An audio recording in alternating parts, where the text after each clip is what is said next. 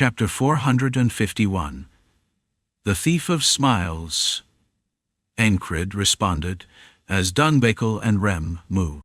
Arrows sliced through the dark night sky in quick succession. A few scaffolds collapsed to the ground. In Encrid's mind, the whole situation unfolded like a picture. In such a dire situation, Encrid's instincts shone coldly. The blade of intuition cut through the darkness. Save half. Yaini. Some of the hostages tied to the scaffolds were on the verge of death. The giant spider showed no intention of saving the hostages it had tied to the poles. Its sole intent was to break the morale of the enemy. For a monster to think like this? It was surprising, but not the time to dwell on it. The key now was how many could be saved. Not all could be saved. The giant spider, shining in bluish-white light under a stone, extended one of its sharp legs. That leg was as long and pointed as a spear. Exactly half. It might be possible to kill by throwing something, but that wouldn't save anyone. The will was activated. The vision provided by the instinctual eye expanded, showing glimpses of the future. This was the future seen through intuition. Even so, nothing could be changed. In the meantime, Rem and Dunbakel killed 2 of the spiders. Axes and sickles split the monsters' heads.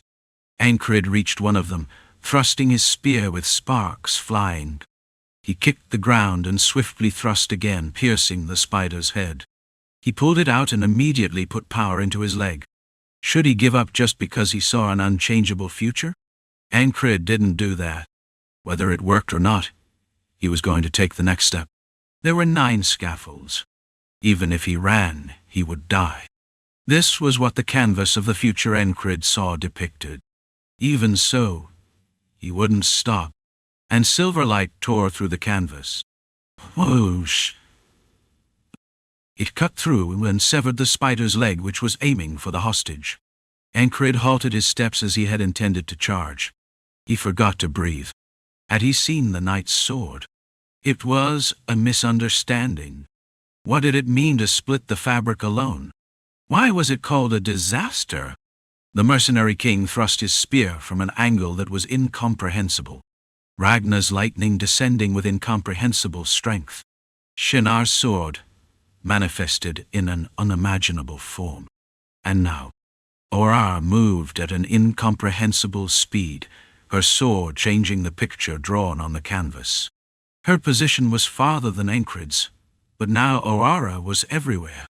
6 scaffolds held the hostages, 6 that Encrid had missed, and 6 that Oara also took care of. The divine speed she had created unfolded before their eyes. A single sword strike sent chills down their spines, but now ecstasy filled their bodies. This was what he wanted. This was what he wanted to see. This was what it meant to be a knight. Oara of the Red Cloak Order wielded her sword and began to dance among the monsters. Her sword became a rain of disaster, pouring down on the spider monsters. Impressive. Rem's admiration was heard. Ah! Dunbakel's exclamation followed. Encrid's gaze was fixed on Ora's sword. Ha ha ha ha ha ha! Oara laughed loudly. With a simple longsword, she killed giant spiders the size of human heads, one after another. It was a series of simple actions, just as she had been taught. Fancy sword work is unnecessary. Her words seemed to echo in his ears. She thrust, slashed, sliced, and struck. That was enough. With each laugh, Oara's sword grew fiercer, and her kicks became like a war hammer, speeding up even further. One spider monster opened its mouth and spat out a mass of webbing. The massive web was bigger than its head. Oara's sword cut through it too. Click, from the torn webbing, a small baby spider exploded outward. It was a little spider no bigger than a fingertip. That wasn't even a problem. Though it couldn't be seen, Encrid guessed that Oara had sneered. In that moment, her sword created flowers. A flower made from dozens of stabs. Esh! A dozen baby spiders died at once, all due to the swordwork. Encrid had watched, but it wasn't a long time. Therefore, it was fair to say the change on the battlefield came in just a few breaths. The hostages appeared, and Oara showed the strength of a knight. All of it happened within the span of only a few breaths. Oara then lowered her sword, puffed her chest, and shouted, "All units, take your positions." Encrid heard those words and began throwing hostages back one by one. Rem caught them and sent them further back. "Shit, Oara," the man shouted, lifting a hostage. It was Rowena. Another soldier also began running, carrying a hostage. "Close the gate." Encrid's gaze shifted back. The dead Milio, and some of the soldiers were visible. Had Milio reacted to the earlier shout, he might have lived, but he threw himself in front of his subordinates to protect them. He probably hadn't planned it. It was just instinct, and his body moved on its own. It was just a shame. He would never dream again. The dream of welcoming Oara as his bride was over. The dead could not be with the living. Instead, Rowena had survived. "Don't die, I'm here." The soldier carrying Rowena kept shouting as he ran. Is there a flower blooming even in a cursed land? Such a phrase existed in the city. Here, people lived, and there were those who loved. "These were the things Oara wanted to protect. Commander, are you just going to watch?" Rem asked. This was different from before. More monsters, far more than before, squirmed out from the darkness. There were terrifyingly many of them. And that wasn't the end. In front of Oara, a dark figure jumped out and slashed with its sword. Encrid's eyes caught it. It wasn't just one sword, but many. The sword strikes were so fast that they appeared as dozens of afterimages. Cheech, cheech, tang. Oara's sword moved, deflecting them all. Each strike was followed by a counterattack, and thrusts were added. But the one who swung the sword retreated and avoided the blows. Encrid's eyes saw the opponent. It was an unusual form. A spider monster with 8 legs, standing on 2, and the others hanging like arms, had an appearance resembling a human face. "Special species," Luagarn spoke, drawing out a whip.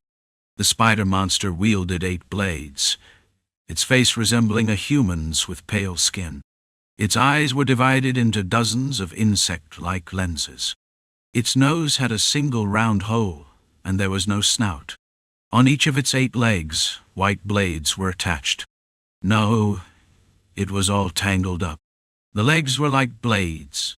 "Let's see it, you bastard." Oara laughed as she spoke. Even if everything wasn't to her liking, she still smiled. That was Oara, the laughing knight. "Master!" It was the shout of Roman as he appeared behind Oana. "Those damn monster bastards!"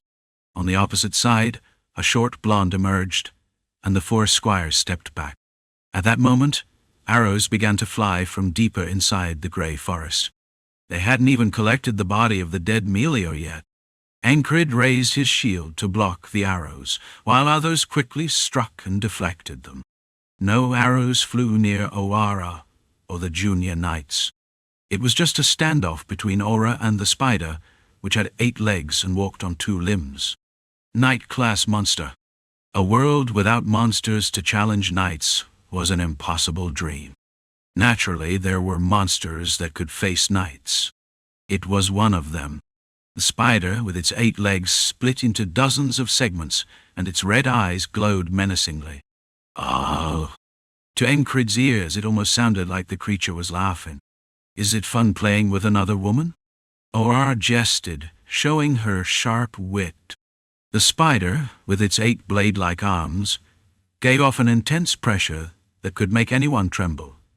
But Oara paid it no mind. She held her sword, and the spider stepped aside. From behind, an owl bear appeared. With the head of an owl and the body of a bear, 2 abnormally large hands were visible. When it clenched its fists, rocks seemed to hang from its fists. Its inflated feathers made its body and fists appear even larger. "Well, this one's not so easy either," Rem commented. Encrid felt the same. It was staggering to look at. His heart raced as well. It was clearly a strong monster, not some trivial one. "Did you plan this, you guys?" Oara's mouth opened. Two monsters charged. The knight's sword and the monster's weapons clashed.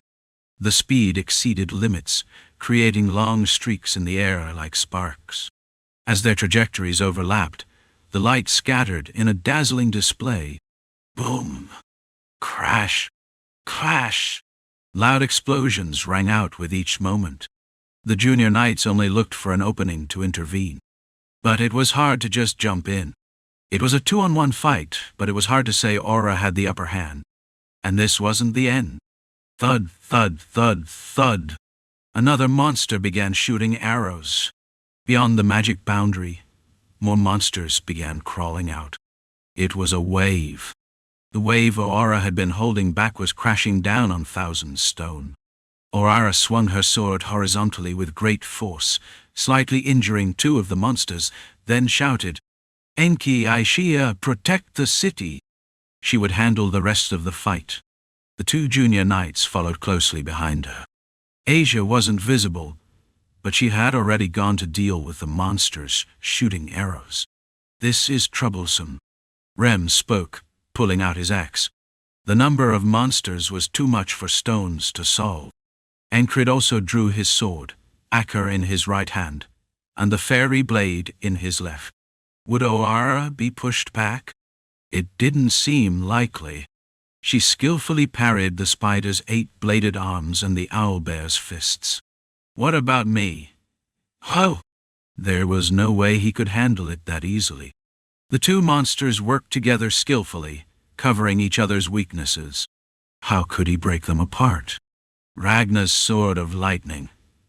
That might work. Could he mimic that with his own white lightning? It was impossible. He knew it the moment he saw it. Encrid shifted his focus away from Oara's fight. While she fought, he too had his own duties to attend to. Kiri Gada. Strange cries, and the sounds of creatures scuttling along the ground followed one after another. The spider horde emerging from the darkness was a horrifying sight to behold. Encrid decided to meet that horror with his sword. Whack, thud. Aker sliced through the head of a spider at neck height. Rem helped from the side, his axe doing similarly gruesome work. Luagarn, observing the situation, spoke. "Just hold out." At those words, Dunbakel seemed visibly relieved. Even though there had been casualties from the flying arrows, the soldiers took it in stride, shouting their war cries. "Oara!" The shout echoed from Roman the previous night. That shout was for Oara. These were the people Oara had sworn to protect. The owner of the city she had devoted her beliefs to. If Oara fought for them, they too would fight for her. And fight for the city. After killing 4 monsters with his sword, Encrid briefly looked forward. He was following his instincts. His intuition told him someone needed to look ahead. It was deep in the forest. There, a spider and another strange monster emerged. Between the grey trees of the magic boundary, the creature walked, stepping on the black soil. "Jerix, you really prepared well." In case of any misunderstandings, she refers to Jerix, her ex-husband, as the monster who sends monsters from the demonic domain and keeps the demonic domain afloat, Oara said, as she blocked and parried the attacks from the Arachnean owlbear with her sword, creating a brief opening. The two peculiar monsters stepped back for a moment, stopping. "Are you aiming for me?" Oara asked. The ghoul didn't respond, and Oara smiled. Encrid couldn't grasp the full situation, but one thing was clear. They were outnumbered. Jerix, her ex-husband, the monster maintaining this magic boundary. The monster Oara most wanted to kill. If she killed him, the magic boundary would lose its power. The magic boundary was essentially a massive colony, they said. And yet, it had emerged. This was a fight for survival. When coincidences pile up, they become inevitable. Oara had torn through the magic boundary countless times. A monster capable of thinking. Double crescent moon. The number of monsters gathered. From the monster's perspective, there was only one way to end this threat. Kill Oara. All these coincidences had led to this moment. Finally, Encrid's gaze fell on the ghoul. Blue skin, torn lips, a noseless face with holes, black eyes with no pupils. Its arms hung limply, with claws growing about 1/2 inch at the tips, and its skin looked unusually hard. It almost seemed like it was holding a sword. The ghoul's posture caught Encrid's attention. Its gait was different, and its arms looked as if they could be used like blades. Even its claws seemed to be coated with poison, enough to contaminate a knight with just a touch. The claws were a dark color, unlike its skin, like soot stained on them. It absorbed the light of the double crescent moon, dark as night. In the end, the ghoul's posture looked like that of a swordsman. The magic boundary makes monsters evolve. Luagarn spoke. Encrid didn't fully understand why, but after witnessing what happened right in front of him, he could guess what had occurred. A single ghoul who had been born from the magic boundary. It had observed humans, fought them, and barely survived. Oara had said she failed to kill Jerix 3 times. Each time, the creature had become stronger. Each time, it had become more cunning. And now, they had reached this point. Evolving monsters. Monsters that trained and hardened. The ghoul's lips twisted upwards. It had even stolen Oara's smile. Goo! It burst into laughter.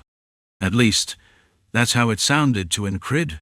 Chapter 452. Laugh and die thud. Encrid drove Acker vertically into the oncoming spider's head. The blade pierced through the monster's skull and sank into the ground by about a palm's length. As he stepped on the spider's back and withdrew the sword, black blood flowed along the blade. A lot. In the distance, many spiders could be seen, continuously crawling out. But there weren't too many nearby at the moment. The battlefield was more advantageous for deflecting than charging forward. His instincts told him so. Therefore, there was no need to be overly cautious. Encrid's gaze turned to where the monsters were gathering. In front of Oara, the spider swung its 8 legs. Whoosh! With the sound of the blade spinning, wind poured forward, and the spinning and movement of the blade formed a circular shield in front of Oara. It resembled a disc made from a sling. Instead of charging, the spider took measured steps, moving at walking speed. In sync with its pace, the shield made of blades advanced toward Oara. Watching this, Encrid thought, what would I have done? This was a different type of combat from before. Should he thrust the sword in? He couldn't do that. No, it would be more accurate to say he shouldn't. No gaps visible. Relying on luck and thrusting blindly would not be an act of victory, but an act of giving up. The spider was far from over. The owlbear started to move. It was a strange movement, silent and fading into the darkness. Even though the dark had settled, the red moon shone brightly enough for visibility. Still, the owlbear's large body seemed to blend into the darkness, becoming indistinct. It felt as though Jackson had disappeared from sight. A blade hiding, waiting for an opening. Like a sneak stab, the ghoul gracefully emerged from behind the spider, walking as though to flank it. Its arms hung low, and the long claws at the end of its fingers could cause fatal damage with just a light swipe. Damn it. That was the honest feeling. Encrid imagined switching places with Oara in his mind. He would die. It would be a wall. But still, what would he do if he were standing there? He could see Oara's back. Her red cloak fluttered in the wind as the sword's tip tilted slightly toward the sky. She held the sword with both hands. This is fun. Then, Encrid heard Oara's whisper. He could only see her back, but he could almost guess the expression on her face. She was smiling. Brighter than the stolen smile of a ghoul, she was smiling like that. Oara was smiling. How does a knight earn a title? By proving oneself. The title is earned through action, through practice.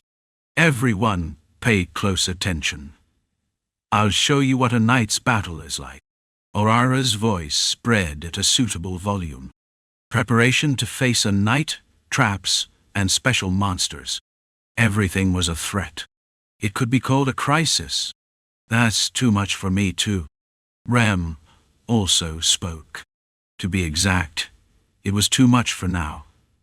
But what was the point of talking about something she didn't even possess at the moment? Her last words were only to herself. Oara spoke again, using her back and sword. Now, she told them to just watch and eat jerky. Encrid did just that. Instead of chewing jerky, he swung his drawn sword. In the meantime, 2 spiders closed in and were decapitated by the sword. As he pulled the sword back with a slicing motion, Oara moved. In that instant, Encrid missed her movement. When one becomes a knight, their reflexes and physical abilities are at a different level.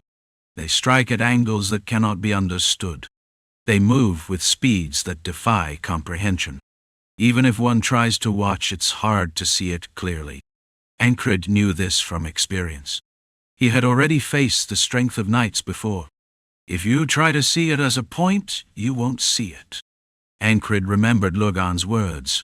He didn't watch her movements but followed the flow.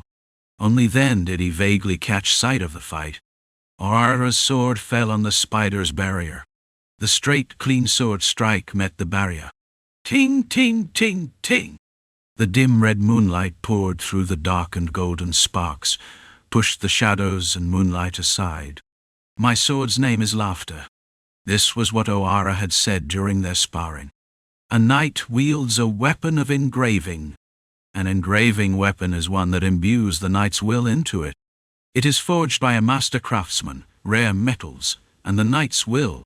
The combination of these 3 makes a weapon that is capable of something extraordinary. A weapon that carries the engraving of will. My sword never breaks when I smile. Encrid heard it just like that. The weapon becomes so imbued with will that it feels like part of the knight's body. Her sword was like that. Among the golden sparks, white powder-like substance flew and mixed in. Her sword tore through the spider's forearm and the barrier of blades it had made. Naturally, the sword, Laughter, was unharmed. Let's see how long you can block it. Oara's shout echoed.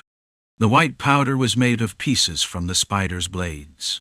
Oara's laughter began to carve away at the spider's arms, which had transformed into blades. Then, the owlbear suddenly emerged behind her. From a distance, Encrid did not miss it. But up close, what would it feel like? It would feel like facing Jackson. A blade suddenly shooting up at him was his specialty. Instead of blades, the owlbear swung a fist. Its feathered fist struck Oara's back. No, at the moment it seemed to strike, Oara's body smoothly bent. Her body fluttered like wind-blown cloth and shifted sideways. It was an astonishing level of reflexes. To Encrid, it seemed like a perfectly coordinated movement. The owlbear's fist struck the air. There was a loud burst as the air was torn apart. The force of the punch could be felt through the deafening sound. It was a punch that split the air. At the same time, Oara's face, feet, and hands came into view. A soft smile, stepping feet, a twisting wrist, and a bending blade. The blade was aimed at the owlbear's neck. The white light struck the monster's neck. The owlbear shrugged and pulled its neck inward. Feathers around its neck stood up and blocked Ora's sword. Clang! The blade seemed ready to split the feathers and rip through its neck. Dark blood splattered. The feathers that had been cut from the blade shattered like metal pieces and bounced away. Then the spider removed its barrier and approached quickly, swinging its 8 legs. 2 of its arms slammed down from above, and 2 others sliced diagonally. 2 more aimed at the thighs, and the remaining 2 aimed at the feet. The 8 blade-like arms did their job. Oara stopped cutting the owlbear's neck and drew her sword, showing 8 afterimages. Her sword deflected each of the spider's strikes. Encrid felt his senses sharpen. His ears caught 8 distinct sounds. Whack, thud, thwack, crack, sizzle, splat, thump. Concentration, sensory skill, everything was needed to watch this fight. Oara had struck and shattered 5 of the spider's legs, cutting and breaking 3 others. It was impossible to see it all, but it was possible to deduce the process from the results. His head spun. She twisted her wrist, slashed, stabbed, and struck. Could all that be done just with the wrist's movement? It was possible because she was a knight. By thrusting, twisting, and pulling her sword, she tore a spider's leg apart, then swung her sword to cleave the second leg with force, and finally struck the last one, folding it in half. The spider's broken legs flopped. How could she move like that? Encrid didn't know. He couldn't understand it. But this was the place he wanted to reach, the path he wished to walk. Ragnar Shinar, the mercenary king, and the Knight of Aspen. What would happen if those 4 gave their all? Oara was showing it now. A mere swordsman discussing omnipotence. That was a knight. A gasp left my mouth as my attention was caught. It couldn't be helped. Are you crazy? Rem tossed the comment from beside me. There are too many monsters. Far too many, Luagarn said, feeling an ominous presence. If even a dull frog like him felt this, then it was a serious situation. Dunbako started trembling beside us. Still, Encrid was staring at Oara, who was smiling. All of his senses, his gaze, were fixed on her. Oara! The soldiers shouted a battle cry. Oara responded to the cry. A ghoul had just stabbed toward her arm during the chaos of the battle. The speed and angle were enough to recognize it. A knight. The monster fought like a knight. Oara, holding a sword in her right hand, struck Owlbear's fist while swinging her left arm to block the ghoul's claws. It was a stunt. She used the vambrace on her left arm to block the claws, twisting the angle. Dot. A scratch appeared on the vambrace. In the meantime, the spider-like arm struck Ora's torso. Oara endured. Thuddish. She cleverly twisted her body to absorb the shock, but she didn't stop there. Owlbear's fist, blocked by the sword, had already pierced the spider's head. I missed it. This attack was completely unseen. The spider died. Owlbear once again hid in the darkness, while the ghoul alternated striking with both hands. Head, chest, abdomen, thighs. The target was clear. One strike, and it was over. Oara alternated using her sword and vambrace to block. Meanwhile, Owlbear swung its arm from behind. Whoosh! Even though she wasn't standing there, it felt as though the wind was hitting her face. It was a horizontal swing, the range too wide. Rather than blocking, Oara jumped straight up and kicked Owlbear's swinging arm with the soles of her feet, then soared high into the air. Twisting her body in midair, Oara swung her sword down from above. The bending blade looked like 3 separate strikes. It was a terrifying combination of power and speed. The ghoul moved both arms. It was a mirrored movement, as if copying Ora's block with the vambrace. The battle continued with almost divine skill from both sides. Whoever won, it was anyone's guess. And then, crack, dot, thud. Oara's sword split the ghoul's head in half.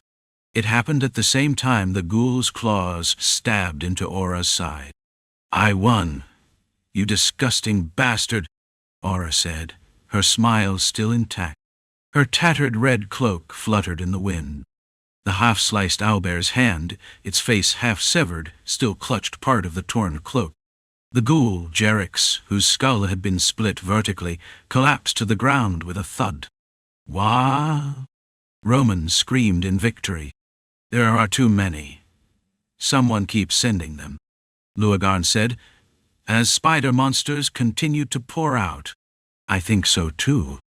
Aishia entered, but it was still not resolved. Was it over now? At least they had bought some time to breathe. That's how Encrid judged it. Dunbakel flinched, feeling her entire body tense up. Why? She didn't know. Fear sometimes pushes past even one's instincts. Dunbakel was feeling it. She sensed it and spoke. "Something's coming." Dunbakel's gaze shifted to one side.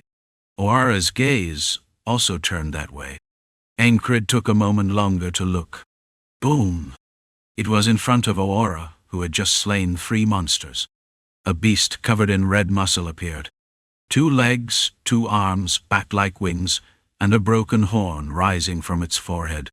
This creature was among the most special of monsters, often called a demon on the continent. It was the sort of creature one might see in the dark realm. Dunbakel smelled sulfur. The monster, appearing as if it had risen from hell, charged toward Oara, immediately overwhelming her with its final strength. Having barely blocked the attack, Oara, with her left hand holding the blade and her right gripping the sword hilt, stopped its claws and spoke. "Everyone run," Oara said. "Damn it, run." Rem also spoke. "Balrog?" "No, just a piece of Balrog." Luagarn recognized the creature. It dominated the surroundings the moment it appeared. The monster's presence overwhelmed the entire battlefield. This was what pressure felt like. Every soldier's feet froze. Snap, but in the meantime, a soldier was killed by the spider's leg. Some soldiers stood silent, mouths agape. Dunbakel was soaked in fear. As a beast woman, her eyes could see the current situation more clearly than anyone else. She saw Oara's arm trembling, and her heart shrank in terror at the overwhelming pressure from the monster. She needed to run without looking back. Fear was breaking her mind. Without realizing it, Dunbakel dashed forward, striking at the new monster with her sickle. The monster, leaving its claws on Oara, struck Dunbakel's head with an uppercut. Boom! Her skull shattered and blood poured out. "Dunbakel!" Encrid shouted. The will of rejection activated. His body moved. "I told you to run." Oara mumbled, pushing the claws that had been holding her away.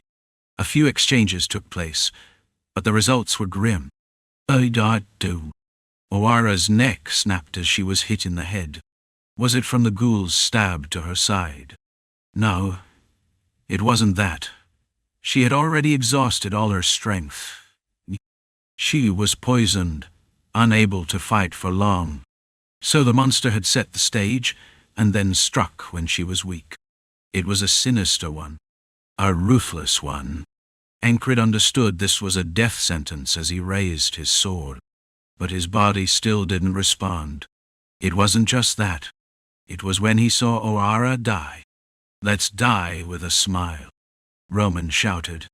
"Let's die with a smile, Oara, Oara." The battle cry with her name.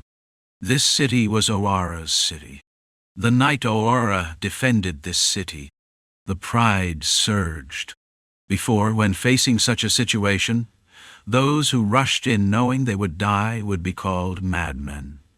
But here, only such madmen existed. The Balrog fragment, or whatever it was on the level of a knight.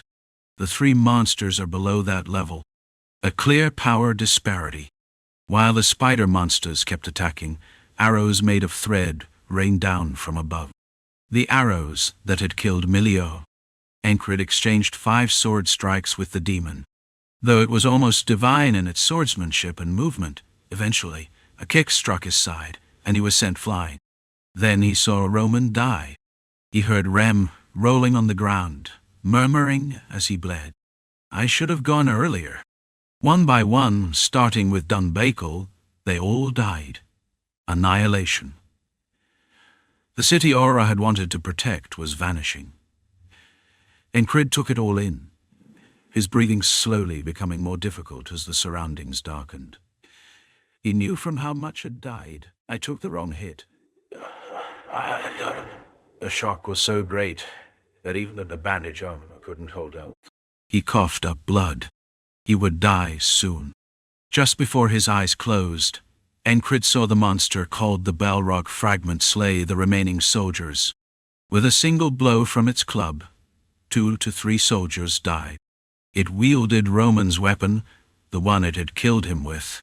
Boom! Thud! Things exploded, shattered, and flew. Ah! Let's die with a smile. A soldier, just before dying, cried out in a shout. He was familiar, though his name escaped him. Everything Oara had wanted to protect was collapsing. Encrid closed his eyes. A short but long tunnel of darkness passed. Surge. The boat swayed with the movement of the waves. When he opened his eyes again, a violet lamp came into view. This wall will be much to your liking, the boatman said cheerfully. Without time to respond, Encrid closed his eyes again and opened them once more. Screech? Now he recognized the scream as the spider monster's repeating cry. He woke up before midnight, but the day hadn't started yet. The day started after waking up. So, this day was very short. Chapter 453. Crazy bastard, does the brevity of today change anything? No. The task was clear. Stop the threat approaching the city. Encrid moved immediately. Repeated actions inevitably lead to mastery, and even if today's repetition was unnecessary, his hands were already adept at preparing his gear. Is waking people with screams a local custom? Rem had woken up. It's a monster. Probably a wave, Encrid replied calmly as he stepped outside. The others would follow on their own. Passing through the soldiers, he made his way back to the city walls. Instead of climbing up to where Oara was stationed, he waited briefly in front of the gate. Let me out! A man from Rowena's group appeared, shouting. Encrid smacked the back of his head. Whack! Huh? What are you doing? Milio looked at him in surprise. If he goes out, he'll die. More precisely, anyone going to support that fool, including Milio, would die. Well, that's true, Milio admitted. A commander must keep a cool head, Encrid said, feigning indifference. But inside, it wasn't so. You can't die like that. The memory of Night Ora's end haunted him. It was devoid of grandeur, without any nobility. Her death wasn't tied to the previous battles. She had died without even mounting a proper resistance. The city was meant to be defended, yet it wasn't. It was a meaningless death. Should he let that happen? No, he didn't want to. He couldn't allow it. Encrid set a goal. The ferryman, observing him, chuckled. Even if one tried to change everything, some things would never change. The ferryman foresaw this tearing Encrid apart. And yet, there was a flicker of expectation. What would he do? What would that madman from repeating today? What would change? The unknown was delightful, and it made the ferryman laugh. Watching someone struggle to change their fate, only to remain trapped in the day, was entertainment in itself. Oh! A battle cry echoed. Encrid surged forward. He braced against incoming arrows and stepped outside the gate, even before the hostage emerged. He didn't stop there, striding boldly into the darkness beyond. Are you planning to go crazy here? Rem followed after him. And what are you doing tagging along? Think of me as a caregiver for a lunatic. Since you're at it, do it properly. Encrid's gaze darted around, scanning for anything unusual. Rem found this leader fascinating at times, as though he foresaw the future. Did he trade talent for instinct? He mused silently, refraining from asking aloud. Any such question would be met with bizarre answers. I die and repeat the day. That sort of nonsense. Who would believe such a claim? Encrid quickly located a spear and a glowing stone pinned beneath a spider monster's abdomen. The monsters were lying in ambush, ready to strike. Encrid needed only to call out for Rem to understand his intent. The two moved instantly, splitting the monster's head. They rescued the hostage. Encrid noted it took less time than yesterday, but the result was unchanged. Where's Knight Oara? Returning to the gate, they found Aishia and asked. She went into the domain after spotting two strange beasts. It was too late. The ripple effect of their actions had altered the situation. Encrid tried to rush into the domain but was again too late. Thwip, thwip, thwip. Arrows rained, and the swarm of spiders began its assault. The spiders, the size of grown men, surged forward. Rem, Dunbakel. We're breaking through. Is that necessary? Luagarn questioned but was ignored. Encrid carved a path toward the labyrinth, specifically where Oara had gone. It would take time, but he had to push through. Without a word of complaint, everyone followed his orders. Glad I sharpened my axe, Rem said, letting his arms dangle loosely before launching into action. In his hands was a Lewis steel axe. With his technique, feathered axe, Rem dashed forward, his weapon cutting indiscriminately through the swarm. Any spider caught in its trajectory became a corpse. As black, viscous blood spattered, Luagarn advanced, wielding a whip in her right hand and a looped sword in her left. Don't block me, she said, lashing and slashing at the enemies. Dunbakel drew two curved blades, and Encrid followed suit with acre and flint, cutting, stabbing, and smashing his way forward. They reached the inner labyrinth. Roman! A faint cry echoed. The dense forest muffled the sound, preventing it from spreading further. Upon entering the labyrinth, an unpleasant sensation hit, but Encrid ignored it. He saw a spider's 3 legs piercing through Roman's abdomen. Blood soaked the stakes extending from the creature's back. But the spider wasn't unharmed. Its head was crushed by Roman's club-like greatsword. Shit. Couldn't do it alone, Roman muttered. Where's Knight Oara? Encrid asked, turning his gaze. The cry had come from a junior knight with short blonde hair, who clutched her stomach, panting heavily. Looking around, he saw the corpses of owl bears. Weren't there supposed to be just one? Instead, there were 3. Though not knight-level threats, they had clearly been a deadly ordeal. The bloody battlefield told the story. They'd fought desperately and won, but there were no ghouls. Nor was there any sign of the fragment of Balrog. How did you know to come? The blonde knight asked. Her pale complexion hinted at her dire state. Blood poured from her grasped stomach, and even immediate first aid wouldn't guarantee survival. It's my fault the master couldn't fight properly, she said flatly, though a shadow of sadness lingered. That's nonsense, you fool, Roman replied with a grin. Her gaze remained fixed on him. After those words, Roman blinked slowly, death hovering over him. Did the monsters lay a trap? Luagarn muttered. She was right. If they entered further, it would lead to this. Encrid absorbed the situation and moved. As he stepped deeper inside, Rem questioned, Are you heading to your death? The intent to dissuade him was clear. Anyone can see this is too much, Dunbakel murmured. Encrid turned to them. Even if this is my end, he said, I'll go forward. There was no intention to persuade, only sincerity. Knight Oara shouldn't die here. She couldn't die like this. Knowing that he couldn't let her go alone. If I must move forward, I will. Encrid finished speaking. Who's stopping you? Rem smirked. Talk about the pot calling the kettle black, Encrid retorted. Rem, at times, seemed oblivious to his own state. It's my place to say. Now, hurry up. As they advanced, Encrid spotted a Bilro fragment, or so it seemed. Bilro? No, a fragment, Luarn echoed. A fragment? Encrid asked, having the time to probe further. In demonic domains, there are monsters treated as war-crazed demon gods. One wields a flaming sword in his right hand and an unbreakable whip in his left, she explained. You sound like you've seen it. My fighting style was inspired by it. That meant she had first-hand experience. I heard it sometimes splits its soul to create things like this. Encrid nodded slightly and turned his attention forward.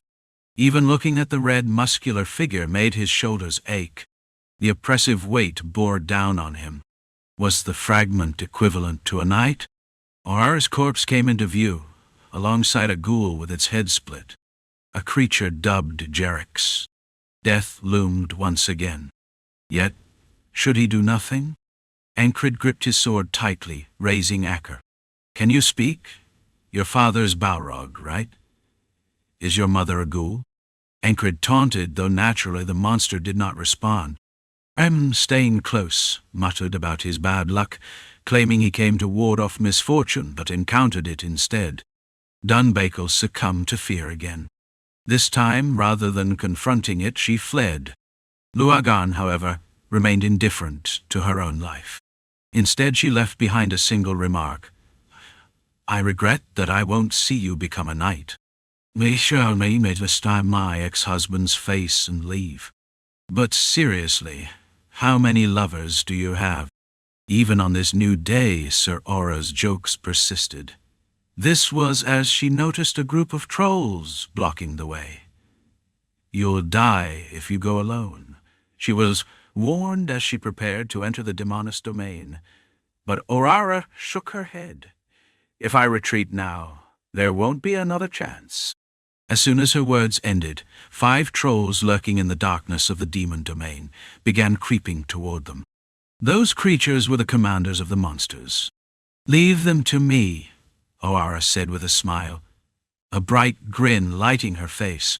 In this fresh new day, she spoke again. So your dream is to become a knight?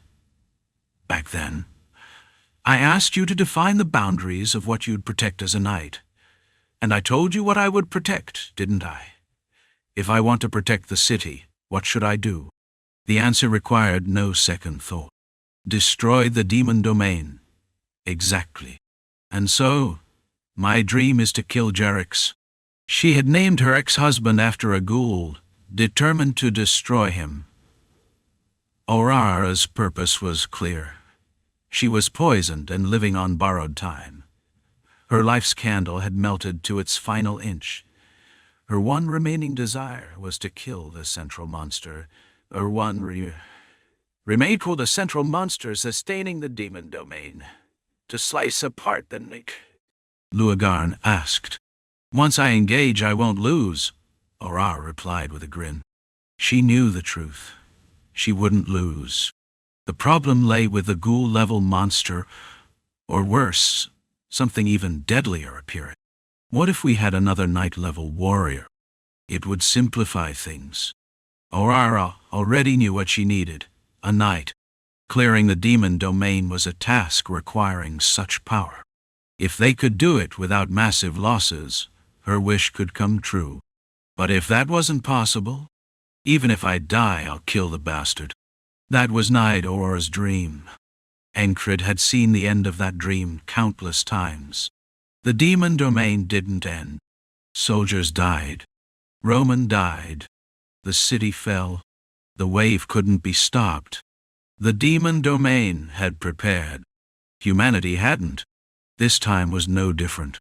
As the fragment of the Bilro approached the exhausted, injured Oara, Jerix lay sprawled lifelessly nearby. Does that bastard even know he was named after her ex? Damn. "That's a monster," Rem muttered as soon as he saw it. Encrid couldn't help but wonder about the Bilrog's main body, what it was like compared to the fragment. But curiosity wouldn't help here. Right now, all that mattered was dealing with the immediate threat, to once again face this new day, to encounter the ghoul again. "Have you been eating properly?" Encrid asked out of nowhere. "My ex-husband," Oara interjected with a laugh. "Would you let me settle my grudge with him?" The monsters had evolved, prepared now to face knights. The ghoul raised a sword, mimicking Ora's stolen smile. Gruel. Da. The sound felt like an oppressive force. Still, the monster would die. Oara's sword would cut, tear, and slice through it. Then she would die again. She could flee. She had that option. If she chose to escape before the Bilrog's shard could strike, it wouldn't pursue her. In fact, Dunbakel had once fled in terror, and the shard hadn't followed. But no one questioned Oara's resolve. Encrid understood her. "Roman, wait for me. That one is mine," Oara declared, slaying the ghoul. She had once managed to fight the Bilrog shard to a standstill, but not while weary and injured. Encrid assessed the situation, reflecting on the day, fighting, and enduring. What was needed now? On some occasions, he had pushed back the monsters, including ghouls, even mobilized Aishia to hold the line. There had been days when Oara survived by a narrow margin, only to faint as dawn broke. It was a recurring pattern. "What's the plan?" Encrid finally asked the ferryman after 121 repeated days. The ferryman, his eyes burning like twin blue flames of madness, replied with a smirk. "You're a crazy bastard." The eyes of someone who still dared to hope amidst despair naturally evoked such words. Chapter 454. Knight's Oath Give Up.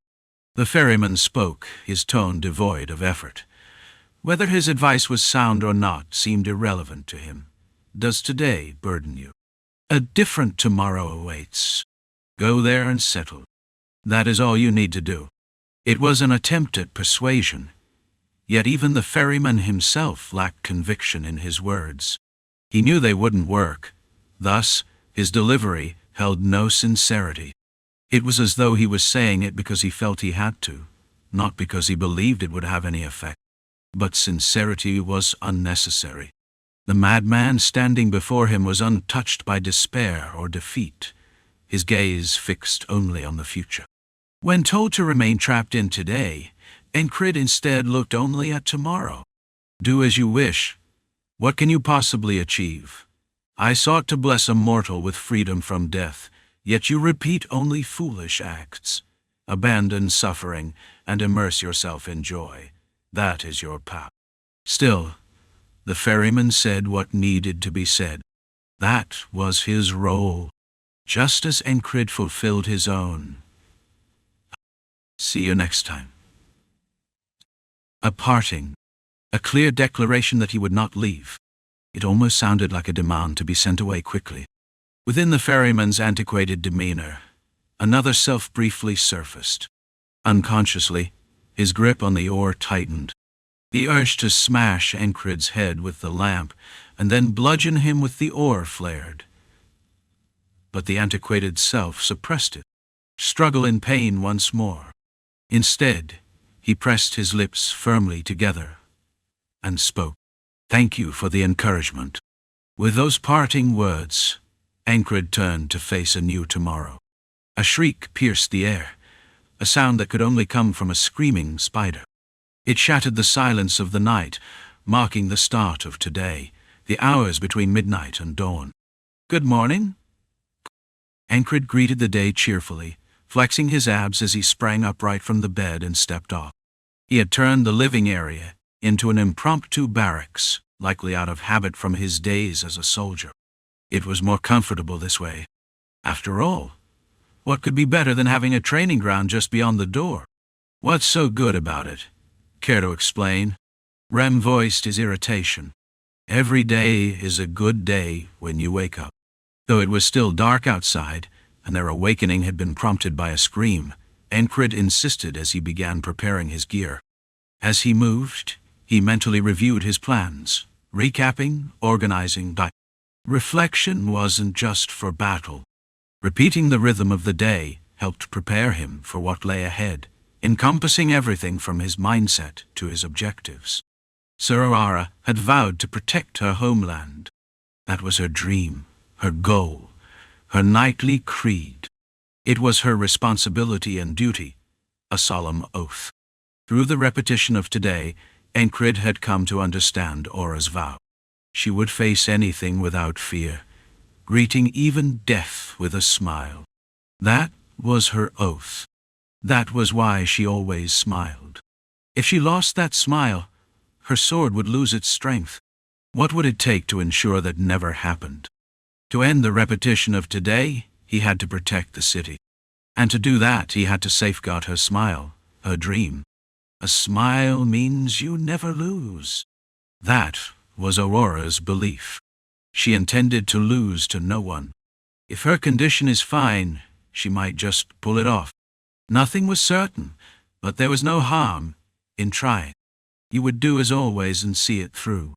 Encrid assessed the situation, categorizing and prioritizing what needed to be done through instinct. He briefly missed Cray, but his absence was not a hindrance. After all, he could manage without. Let's go. Fully armed, Encrid spoke with determination.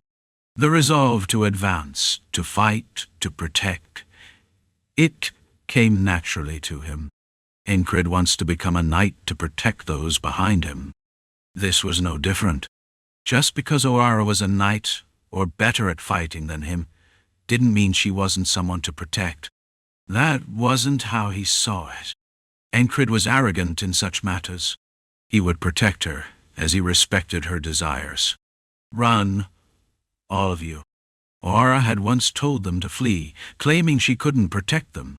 Yet she had held her ground, biting down on the arm of the creature, a fragment of Bilro, and fought back. Even after losing her smile with fists and feet, she had continued battling monsters. At the very least, he would ensure she could fight without holding back. Encrid made this his new goal.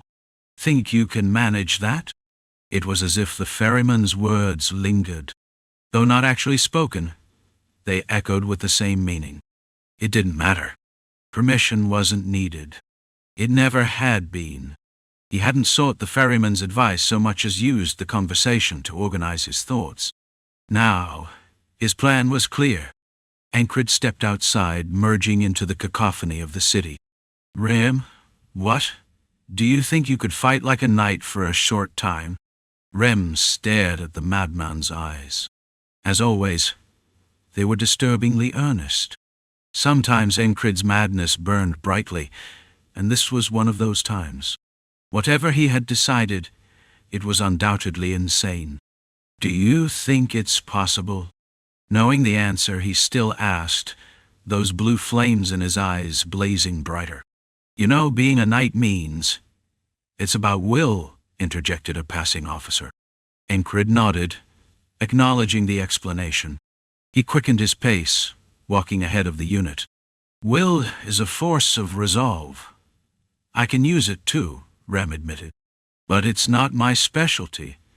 Even if I tried, the truth is some things just can't be done. Encrid shifted his gaze. The next target of his burning determination was the frog. Lua, no, ow. Luagarn's answer was curt.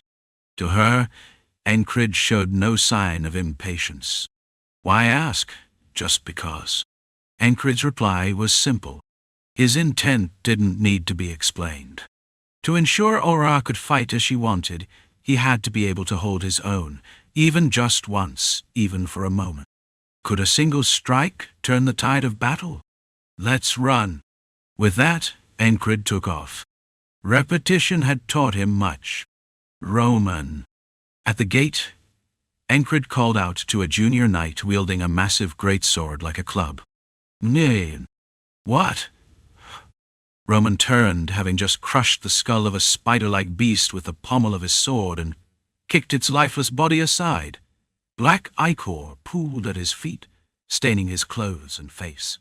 Roman's grim expression matched his battle-worn appearance, but Encrid saw hope in him. "That strike you did? How?" Roman blinked a few times, processing the absurdity of the question. Then, finally understanding, he asked with disbelief, "Is that really what you want to know right now?" Roman questioned with his mouth and his eyes. "Are you seriously out of your mind?" Encrid nodded. "Yes, I want to know. Master, I think this guy's lost it," Roman exclaimed, raising his voice. From atop the wall, Oara burst out laughing. "Just tell him already. Why should I reveal my secrets?" In the meantime, Encrid thrust Spark into the incoming spider beast. Extending his left foot forward, the blade flashed like lightning. In an instant, it pierced the spider's head and withdrew. By now, Encrid had memorized their patterns through repeated battles. These creatures liked to surround the few with many. Before it got to that point, there were a few core ones to eliminate. Encrid punctured one's head and threw his remaining whistle daggers, all three of them. Today's repetitions brought mastery of technique. This was no exception. Encrid wasted no time. He used battles against these beasts as both training and survival. His strikes grew sharper, as one of his knives pierced through another spider beast's head. Following this, he hurled a spear, disrupting the charging monster's rhythm. The creatures, usually bothersome and strategic, began rushing head-on like mindless fools. Ha! A short-haired woman wielded a relatively slender, long spear and began thrusting. The shaft bent like a whip, multiplying its blade into dozens as it pierced through the spiders' torsos and heads indiscriminately. A silent scream echoed as black blood dripped from the grotesque, metallic-jawed mouths of the creatures. The poison-coated spear tips had done their job. Encrid's eyes focused on her spear and technique. A technique effective against multiple foes, he thought. She was a semi-knight, displaying overwhelming strength against weaker enemies. It was nothing new to him, so he observed briefly and moved on. "Seems like we have some breathing room now," Encrid said after clearing a cluster of spiders. "You really want me to spill everything, huh?" Roman grumbled. "Do you hate the idea?" "You're seriously insane," Roman retorted, shaking his head in disbelief. "Come on, just share it." Encrid was relentless. Given time, he would have asked once or twice a day. But this situation was different. His desire to learn and master something wasn't just personal. It was a way to assist Oara in the fight. There was no better solution, so he persisted. "Teach me," he asked as he killed more spiders. "Someone take this guy away," Roman snapped. "He's not the type to leave just because you tell him to," Rem chuckled, splitting a spider's head with his blade. It had been a while since Encrid had acted so recklessly. Jackson once relented after repeating the second day in the infirmary, teaching Encrid a sensory technique. He had done so knowing Encrid wouldn't give up. This man was relentless, obsessive, and utterly mad. "Get lost, will you?" Roman shouted again, this time looking like he might swing his weapon at Encrid instead of the spiders. But Encrid was unmoved, standing firm like an unyielding rock. He was persistence incarnate. Unyielding, immovable, and determined. "Ha ha ha!" Oara clutched her stomach, laughing while Rem joined in, cackling as he cleaved through spider heads. Even Dunbakel felt a strange sense of relief watching Encrid's madness unfold. This lunatic was willing to go to absurd lengths to learn a single technique, whether it was wave or something else. Indeed, he was a madman. After resisting 12 times, Roman finally gave up with a sigh of defeat. "You crazy bastard, do you think you'll even understand it?" Probably not. Why was he agreeing so easily? Roman felt exasperated. Oara, who was still rolling around on the wall, laughing until tears streamed down her face, looked like she might die from amusement. Meanwhile, Rem seemed satisfied. The soldiers, archers on the wall, and everyone else nearby had come to a shared understanding. "So, you want me to—" Roman grumbled. "Just let me hear it," Encrid said. "Do I look like I'm responsible for you? Nope. Stop admitting things so easily." Roman exploded before launching into his explanation. "Listen, a knight's swordsmanship is fundamentally infused with will." Encrid nodded. He already knew that much, Roman continued, explaining why he couldn't block Oara's sword. He had once asked her directly, and her answer had been, "I wove my will." It was an abstract reply. But whether it was luck or hard-earned insight, Roman didn't know. He had found a direction and followed it. From fingertip to toe, every movement in my swing carried will. It wasn't an easy explanation. "Don't we already do that?" Encrid asked, frowning. He also infused will into his strikes, accelerating his thrusts, or unleashing a thunderous blow he once dubbed the giant's strength. Roman smashed an incoming spider's head with his fist, the skull cracking with a loud thud. He wasn't a semi-knight for nothing. This marked the arrival of more prepared monsters from the labyrinth. 5 trolls, a bipedal spider, and 2 owl bears emerged. Though the situation seemed tense, the looming crisis felt much less threatening. Oddly enough, Encrid's relentless efforts to learn had boosted the morale of the group. Even the monster's attacks seemed to falter in timing. Oara descended from the wall, wiping her tear-streaked face with her fingers. I almost died laughing. The Knight of Laughter was the last person who should be saying that. "Got anything else to share?" Encrid persisted. Even amidst the changing atmosphere, Roman clicked his tongue and relented. "Do you use will even when picking up a fork? How about when drawing your sword or positioning yourself?" Roman's point was simple. Master control over every single motion, down to the smallest muscle movement. Why? All for a single perfect strike. Encrid finally understood. For the next 162 iterations of today, Encrid practiced Roman's teaching. It wasn't easy. It felt overwhelming. Even after understanding it in his mind, his body wouldn't respond as he wanted. This was the beginning. In the midst of darkness, when one finds a sliver of light, they call it hope. But Encrid, who had never let go of anything in his life, didn't need hope. He held onto the fire Roman's insight ignited within him. What was he doing now? Encrid. Just as he had once mimicked Ragnar's sword, he was now imitating a knight's technique. But could he perfectly replicate a knight's swordsmanship? The answer was no. Why? Because every knight's path is unique. Each knight's sword was different, shaped by their own journey. This truth, imparted to him by the knights of Aspen, by Ragnar, the mercenary king, and Shinar, guided him forward. Thus began his journey to find his own path. Encrid delved into the study of a knight's strike. It would take him 162 more iterations of today before he truly reached the realm of understanding, not just intellectually, but physically. To embed will into every motion, even a twitch of a finger or a shift in a toe. That's it, isn't it? As he asked this, Roman's eyes widened in today's new iteration. "You're a genius, huh?" Roman misunderstood, but Encrid didn't bother correcting him. It was time to put his newfound understanding into action. Chapter 455. Earning trust through action, a knight's strike. That was all Encrid desired. What must he do to achieve it? Uncertain, he sought answers. Moving will? I mean, isn't it just something you do? That was Rem's response. Encrid came to a fresh realization that the insane bastard who had a penchant for cutting off nobles' heads was, in fact, a genius. Oh, so will can be used that way, huh?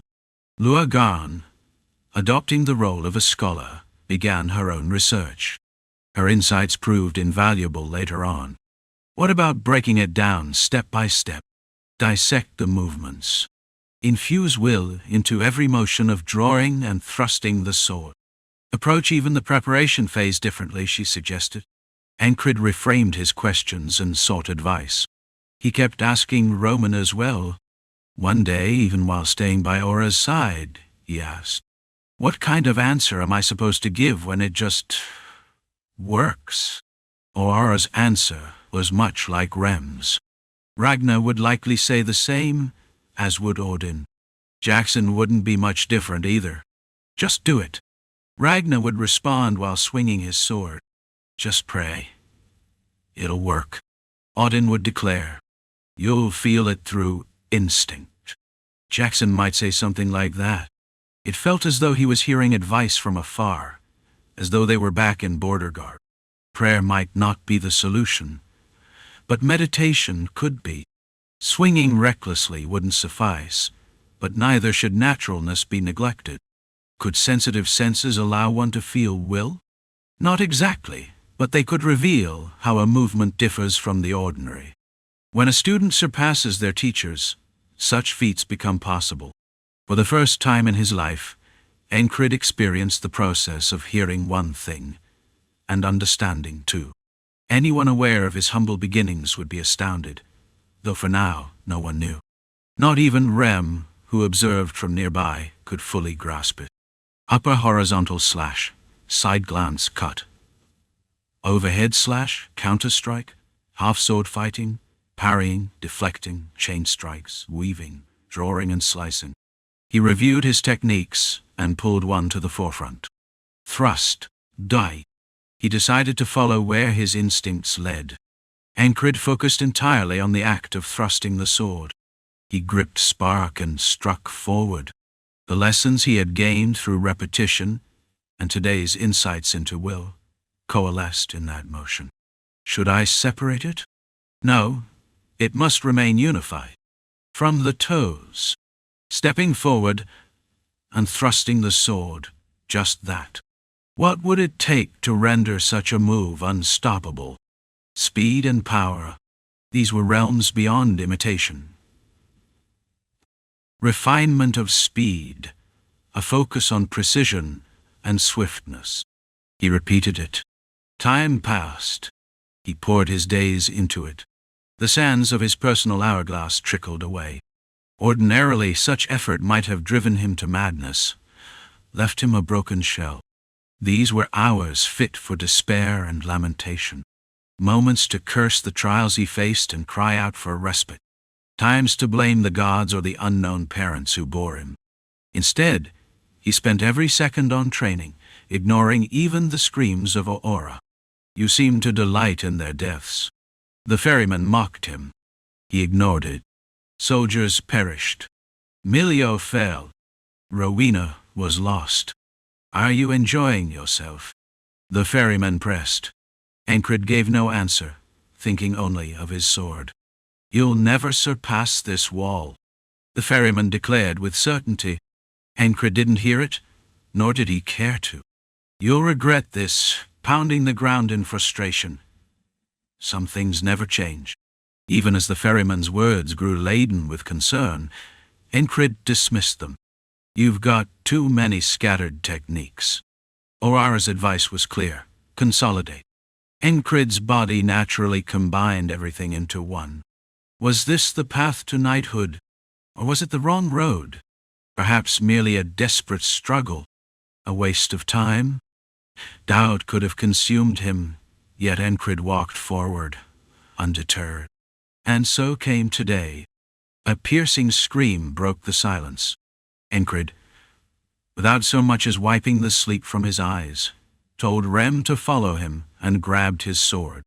Block this. Without warning, he lunged. Rem reflexively moved his axe. He saw the point surpassing speed and barely managed to intercept it. Clang! The sword's tip met the axe's surface and rebounded.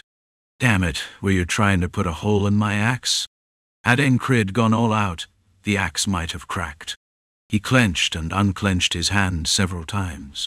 Was this a move he could only perform once? Even with a body hardened through isolation techniques, His ankle, waist, and shoulder all ached from that single thrust. His muscles screamed, but he didn't care. Let's go. Encrid headed for the battlefield. In his mind, the day's practice replayed endlessly. It was just the beginning. Dunbakel. The beast woman approached, looking unusually uneasy. Her face was grimy, unwashed, and reeked of sweat. Encrid whispered, "Did I ever tell you?" "Tell me what?"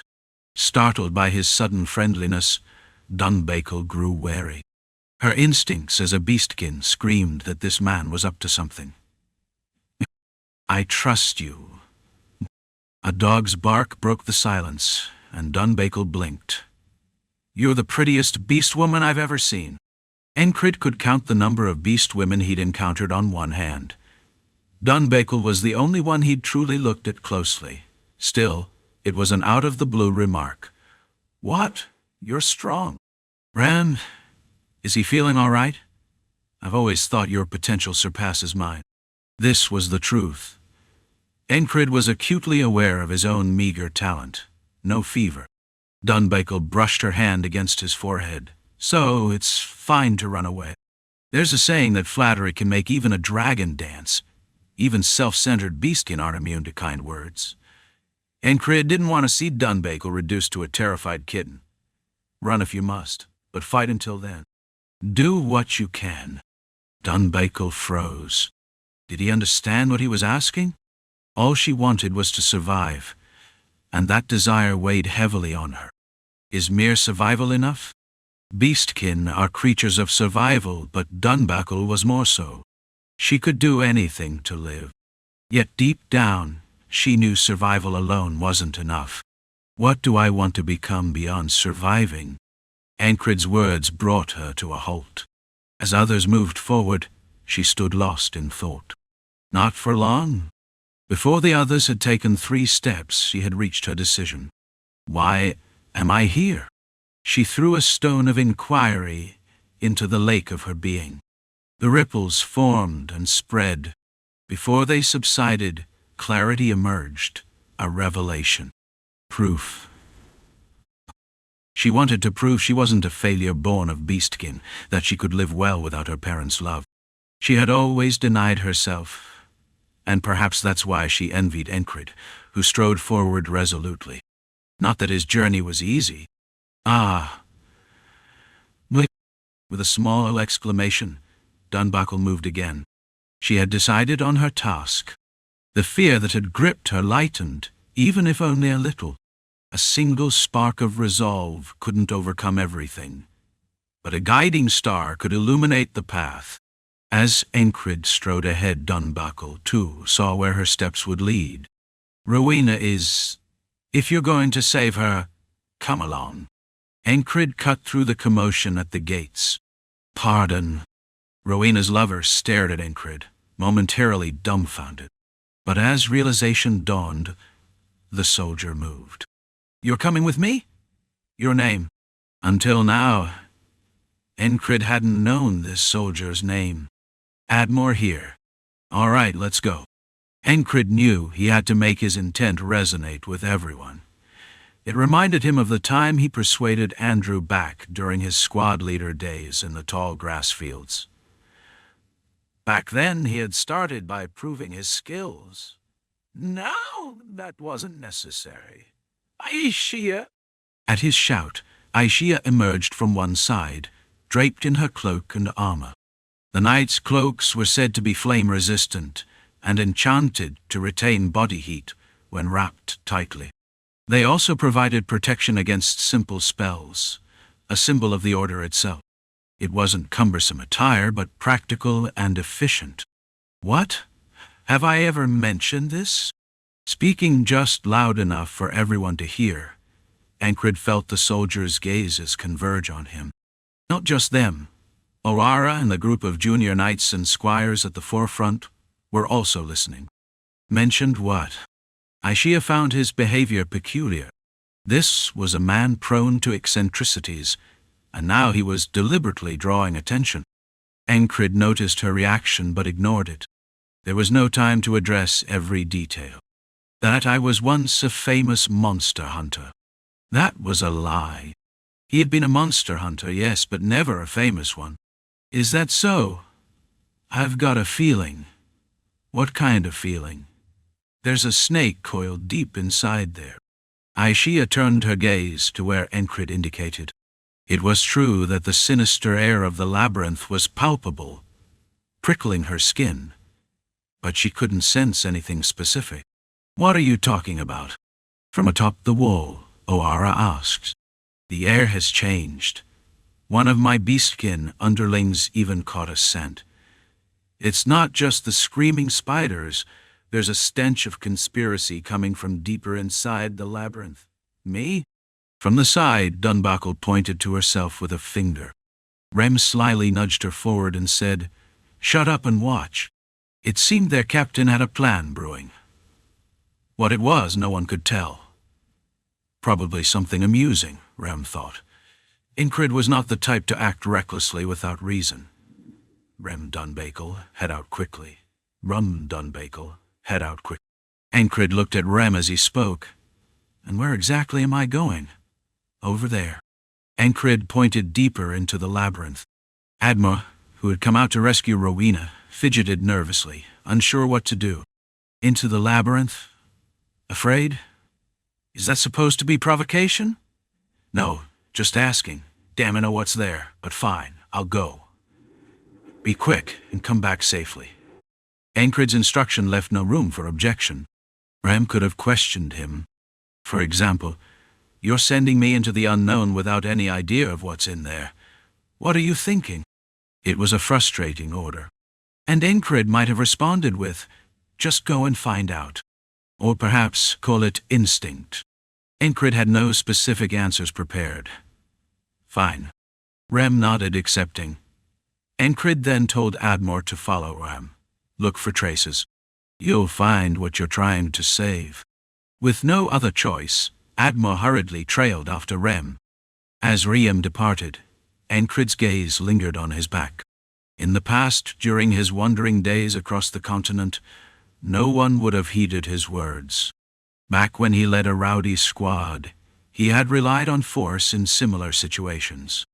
It reminded him of Andrew, times when brute strength was necessary to earn compliance. But now, all he had to do was trade trust for action. Encrid had spent enough time with Rem to know how he would react. "Let's go, Aishia. And where am I going?" Aishia, standing nearby, was utterly perplexed. "Lead the squires into battle." Encrid's tone was firm. "Now? Me? Out there? Aishia of the Red Cloak Knights? Will you stand idly by while the 1,000 stone fall into danger?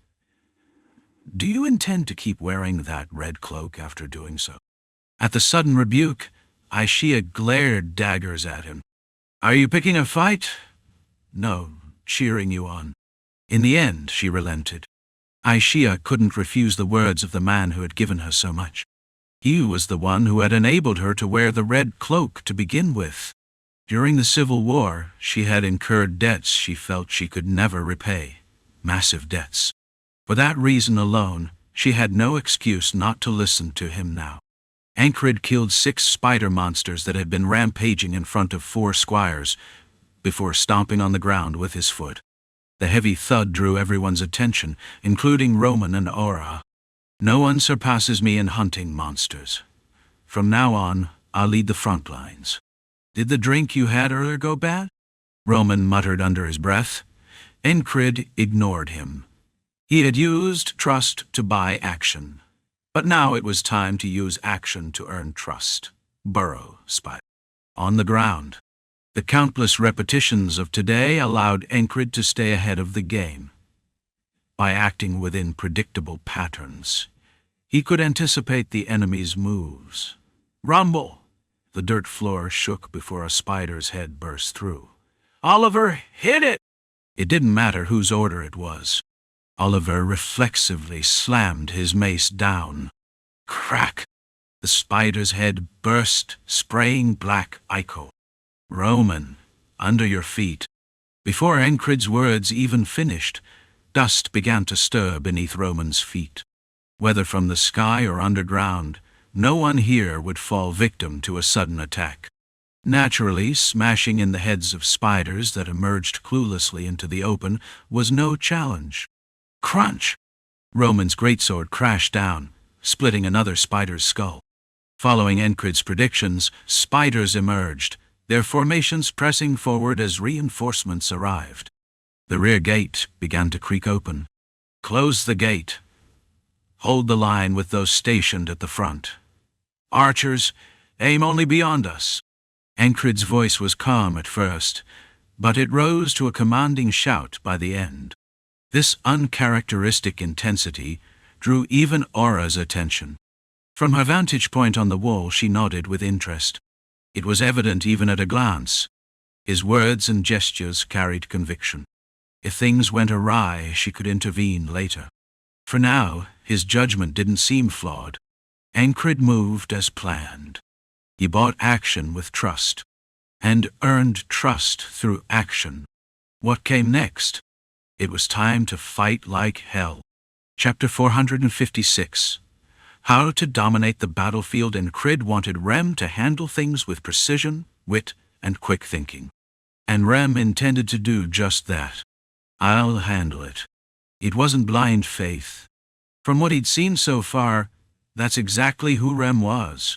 Encrid's goal was to kill the peculiar monster leading the group, which spun thread to launch as arrows. Reducing the number of monsters was a secondary objective. Though he hadn't spelled it out, both Rem and Dunbakel would know what to do. Would there be dangerous monsters there? Of course. But if I were a monster, Encrid thought, he wouldn't waste his forces recklessly near Oara, especially when they could draw even more attention here instead. Encrid had endlessly replayed scenarios in his mind, analyzing and strategizing. By putting himself in the enemy's position, he could observe his own forces with a shifted perspective. What is the greatest threat? No need to ask. It was Oara. And what is their objective? This too was already clear. Knight Oara. The enemy's focus was singular: to kill the knight named Oara. Just as Oara aimed to destroy the core to eliminate the mana field, the enemy sought a similar strategy. Encrid had deciphered their intent, confirmed through repeated mental simulations of the day's events. Born with a talent for reading the battlefield, huh? Roman muttered. But it wasn't an innate talent. It came from experience. And so he spent today as he had countless others. Yet not a single one of those days was wasted merely gathering information. Even the ferryman had been astounded.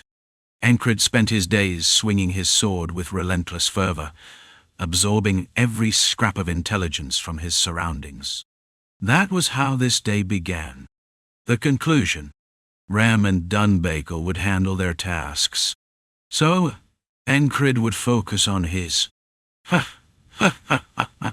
He puffed out his cheeks, exhaled, then pursed his lips to draw on air. With steady steps, Encrid began to move forward.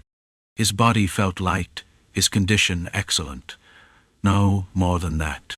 Better than usual. A flame of anticipation surged in his chest, igniting his resolve. Encrid quickened his pace into a light run, with Luagarn following close behind. From atop the wall, Oara observed, while nearby, Roman and the short-haired blonde, Aishia, watched. He would win their trust through action.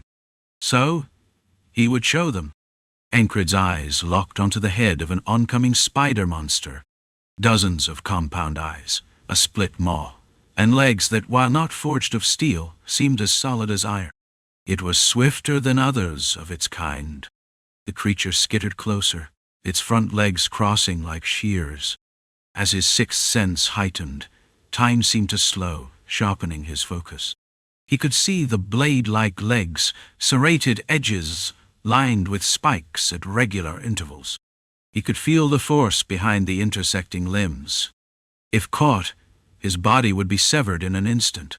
Even a mere graze would shred his flesh. So, he moved before it could reach him. In the split second where time fractured, Encrid accelerated his thoughts and acted. From below he swept Acre upward. The blade carved a graceful arc, severing the spider's legs before cleaving its head in two. No need to stop. Think and act. Encrid cut down the monster and moved forward, swinging Acre one-handed. His feet struck the ground with precision, sliding, twisting, and propelling him onward. His waist turned, his ankles pivoted, and his blade slashed, stabbed, and cleaved. Thud, crack, squelch, snap, crunching. What's needed to face multiple enemies? Boldness and decisiveness. Instinct, rather than thought, guided his actions, and his skill ensured those instincts were always correct. Excelled at this. His axe moved instinctively, tracing unrelenting arcs. Encrid mimicked him. Ting! A flicker of flame ignited in Encrid's left hand. He wasn't copying techniques, but the sheer force of will. I am a barbarian, a crazed savage. A barbarian with a penchant for splitting nobles' heads. One who started fights whenever he didn't like something. Encrid's twin blades whipped and struck like lashes of light. The flaming bolt descended diagonally, seemingly stabbing at empty space. But it wasn't empty. A spider monster lunged into the path of the firebolt, its head impaled. Screech! A massive spider reared back, attempting to spray venom from its abdomen as it died. Thick brown liquid arced through the air, splattering on the ground. It didn't touch Encrid, nor did it hinder him. As the venom-spewing monster collapsed, Acre dashed through the battlefield like a swallow, cutting, smashing, and breaking. Sensing movement behind him, Encrid ducked. Whish! A spider leg swiped overhead, severing a few strands of his hair. Encrid twisted his body, kicking backward. Crunch! Utter! His heel crushed the spider's head. A smaller creature crawled forward, using scythe-like forelegs to strike at his left foot.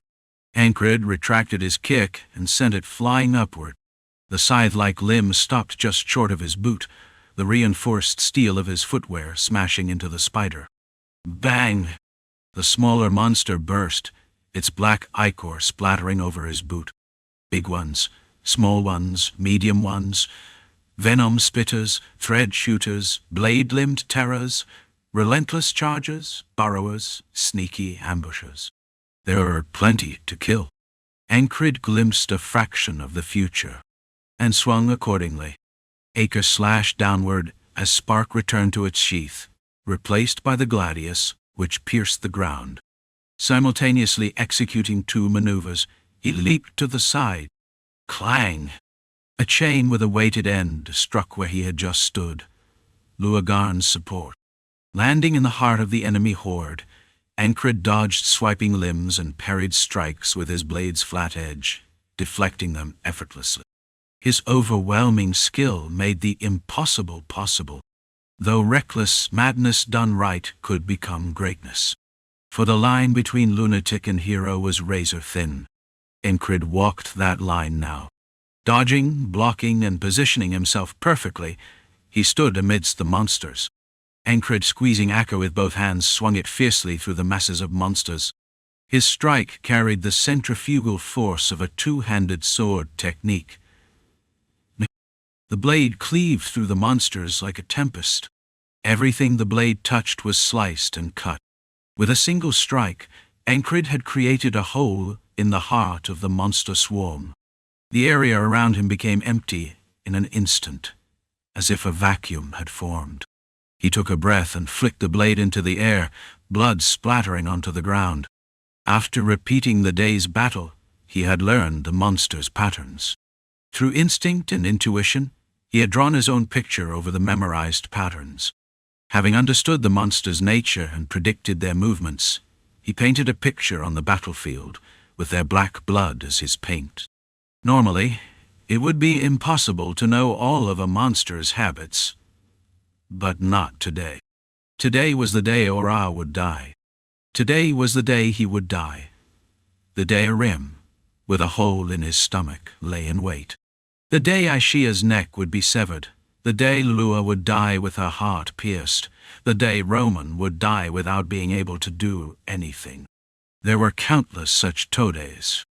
This today had accumulated experience and condensed it into one human being. For this reason, at least on this stage, Encrid was the most experienced hunter. Not bad, he thought. The more he moved, the looser his body felt. He wasn't fatigued, even though he had used moments of will, giant strike, and the will of the severing blade. Encrid didn't stop. For a moment, he forgot about Rem, forgot about Oara, and just kept running. He swung the sword and moved his feet, fighting without pause. This was his moment to prove himself, and there were those watching him. Milio was waiting in front of the castle gate, unaware of what was happening ahead. Just as the gates were about to open, he heard someone shout for them to close, but there was no reason to follow that order. Still, he almost moved to obey the command, only to stop. Close it. At that moment, Oara's voice rang out. Milio, even without the knight's order, thought he might have followed the cry from the front, even if he wasn't sure why. We'll go up to the wall. Everyone, grab your bows. Milio spoke to his unit and started moving. Admira, that bastard, hasn't died yet, has he? Although Encrid had jumped in, it was still his own judgment to send him out. A subtle worry settled in his mind. Of course, it wasn't the time for such thoughts. Didn't they have monsters swarming like never before? It was a large-scale wave. Oara and everyone had stepped into the battlefield, and Milio couldn't let worrying about one comrade ruin the task at hand. Milio took another step. He knew there was no need to rush, but his feet moved faster by themselves. Why aren't they shooting? To reduce the number of monsters, the common sense of 1,000 Brick said to shoot arrows before the monsters closed in. Yet, no arrows had flown. Not yet. Milio quickened his pace and soon stood on the wall. Behind him, he grabbed his bow and prepared to nock an arrow. Now, all he had to do was wait for the signal to shoot. Though Oara was present, the command fell to someone else. In any case, when the knights went into battle, they always had someone to command the archers from behind. That was how 1,000 Stone had survived. Milio saw the one who was supposed to give orders, unable to speak. The soldier supposed to wave the flag and make signals was also in the same state. No, even Oara was the same. Crazy bastard, Oara muttered, twisting her lips upward. Oara always smiled, but the real joy behind her smile was different. It was a subtle difference only Milio knew, gained through long observation. Oara's smile reading was one of Milio's specialties. And right now, Milio saw that Oara was genuinely excited. Naturally, his gaze shifted forward. There was a time he had witnessed a fight between a squire and a semi-knight, a red-caped semi-knight of the order. It was the battlefield between Narilia and Aspen, in the heart of Green Pearl beyond Border Guard. The semi-knight, with all his power in his legs, leaped forward and charged. The following sword strikes were as graceful as butterflies, and his movements were as swift as lightning. A single fighter tore through the battlefield. When a semi-knight entered the fray among ordinary soldiers, such power was possible. It was the kind of strength that could turn the tide of a battle. Milio hadn't seen that fight himself. He could only see what was before his eyes. But something similar was happening now. It was outside the castle gate. The reason Oara was smiling was clear. Amidst the monster swarm, a soul man was cutting through everything in sight. His only ally nearby was a frog trailing behind. The frog's fight didn't even catch the eye. In a place where Milio himself wouldn't last more than a few exchanges, a figure wielded a sword, slicing, thrusting, cutting, and breaking. He rampaged on the right side, and when a loud crash came from the left, he had already changed positions. Where he had struck, black earth rose into the air. Before the dust could settle, 4 monsters had their skulls pierced. What kind of human could do such a thing? Nearby, torches flickered wildly, casting light on his actions. Milio had seen few soldiers who had been so close to the Order's fights. Therefore, he understood. Squires and knights in training were not invincible. They too needed rest and food to function properly. Milio felt the sweat on his palms. His heart raced. A strange exhilaration surged through him. He didn't know what that person was fighting for, but if asked who was at the front of the battlefield now, Milio would confidently answer, "Boom." Oara? The soldier stomped his foot and shouted the battle cry. Oara! Another soldier echoed the cry. Soon, many voices followed suit. The cheer spread. It was a cheer for one person. Everyone in the city, everyone on the wall, watched as one heart, united, gazed at the battlefield. Even Oara herself. Encrid! They shouted the name of one person. It was a strange thing. Hadn't the fighting Encrid showed just now been any different from what the Order had shown before? No, it wasn't. Yet, the way that man fought stirred something in their hearts. The heart raced. The chest warmed. The head felt light. Exhilaration surged through their bodies. Milio believed he could kill anything on this battlefield. Even with the twin moons hanging high, no one looked up. No one spoke of danger. They were only watching the lone figure cut down the monsters before them. Chapter 457. Dance, draw your bows. The command, heard countless times before, rang out. Despite the shared excitement of the moment, the commander carried out his duty. Milio's gaze turned to one side. A mass of monsters broke off from the forest, forming a separate group. The soldiers on the walls were instead filled with relief upon seeing it. Milio felt the same way. Finally, the opponent had appeared, one that would send waves of heat, burning through his entire body like a furnace. Focus! The commander's shout echoed across the walls. Each unit leader repeated the order. Focus! The archers adjusted their arrows, aiming and preparing to fire. The bows made from beast bones and tendons twisted into a string were drawn back. Unidart darty. Twang. Milio held the taut string, waiting for the signal. All the soldiers held their positions. The commander was too focused on determining the scale and numbers of the approaching monsters. It was night, so it was difficult to get a clear view. Despite furrowing his brow and concentrating, it was still hard to see. One of his subordinates shot a fire arrow. The fire arrow flew with a loud whoosh and landed among the enemy's ranks. The monsters ignored the fire arrow entirely. In fact, the fire arrow did no real damage. The black earth swallowed the flames. The fire quickly extinguished. With just one shot, it was clear that visibility wouldn't improve. It's manageable. What we're seeing now is about the middle point, and it's not an overwhelming number. It's not that many. Compared to the double crescent moon.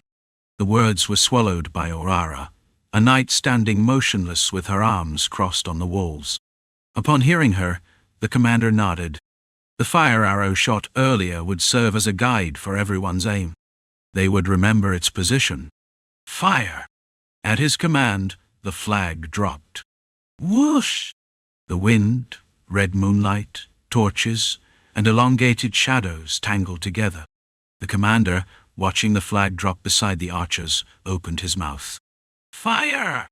A good archer is someone who can hit their target. However, a good archer is a different breed from a great bowman. They were not those who could hit a mark, but those who could shoot precisely to a predetermined spot. And these were well-trained, excellent soldiers. Archers, equipped with bows. Arrows tore through the air, raining down on the monster horde. Arrows with heated, iron-tipped heads pierced the bodies of the spiders, sticking into the ground. The sound of arrows cutting through the air filled Encrid's ears. They were not fired from the enemy's side, but from his own. What did the current situation suggest? It meant that Rem and Dunbakel had done their jobs properly. It wasn't just the soldiers like Milio who had been riled up. Roman, Asia, the short blonde-haired knight, and the 4 squires quickly took action. "I'll hold them here." Roman grit his teeth and spoke. "You 4, gather around me." The short, blonde-haired junior knight stepped between the squires, taking charge. Her weapons were daggers and poison. She was in the right position. Roman and Aishia moved in sync. Roman became the spear, delivering powerful strikes, while Aishia became the shield, cutting down spider legs that attacked. They made a good pair. The monsters were many, and the double crescent moon had risen. "We'll kill them all." Roman didn't hide his rising spirit. Turning his back to a torch, he struck down with his sword. Whoosh! Bang! His greatsword crushed 6 spiders in a single blow. Before that, Aishia had slashed in and out, pushing back the monsters. It was a relentless process of killing and attacking. Encrid sensed something outside his field of awareness. Something sharp rose from below, aiming for his abdomen. He barely caught the movement and reflexively drew his gladius, deflecting it. The technique involved twisting his left wrist and using a flowing parry. Thud! Clang! He deflected it, but the blow was heavy, like that of a giant. It could have cut him open if his armor hadn't held up. The arm of a monster had come at him like a blade, its end tipped with poisoned claws. A ghoul. Its name was Jerix. Oara's shout echoed from the walls.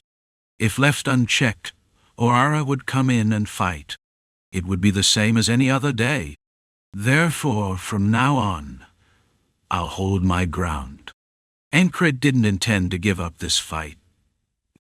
Roman, wait. Encrid's shout rang out just as a similar monster appeared before Roman. It was a giant spider, a monster with 8 sword-like arms. Everyone was surprised. The enemy showed the same overwhelming presence as a knight.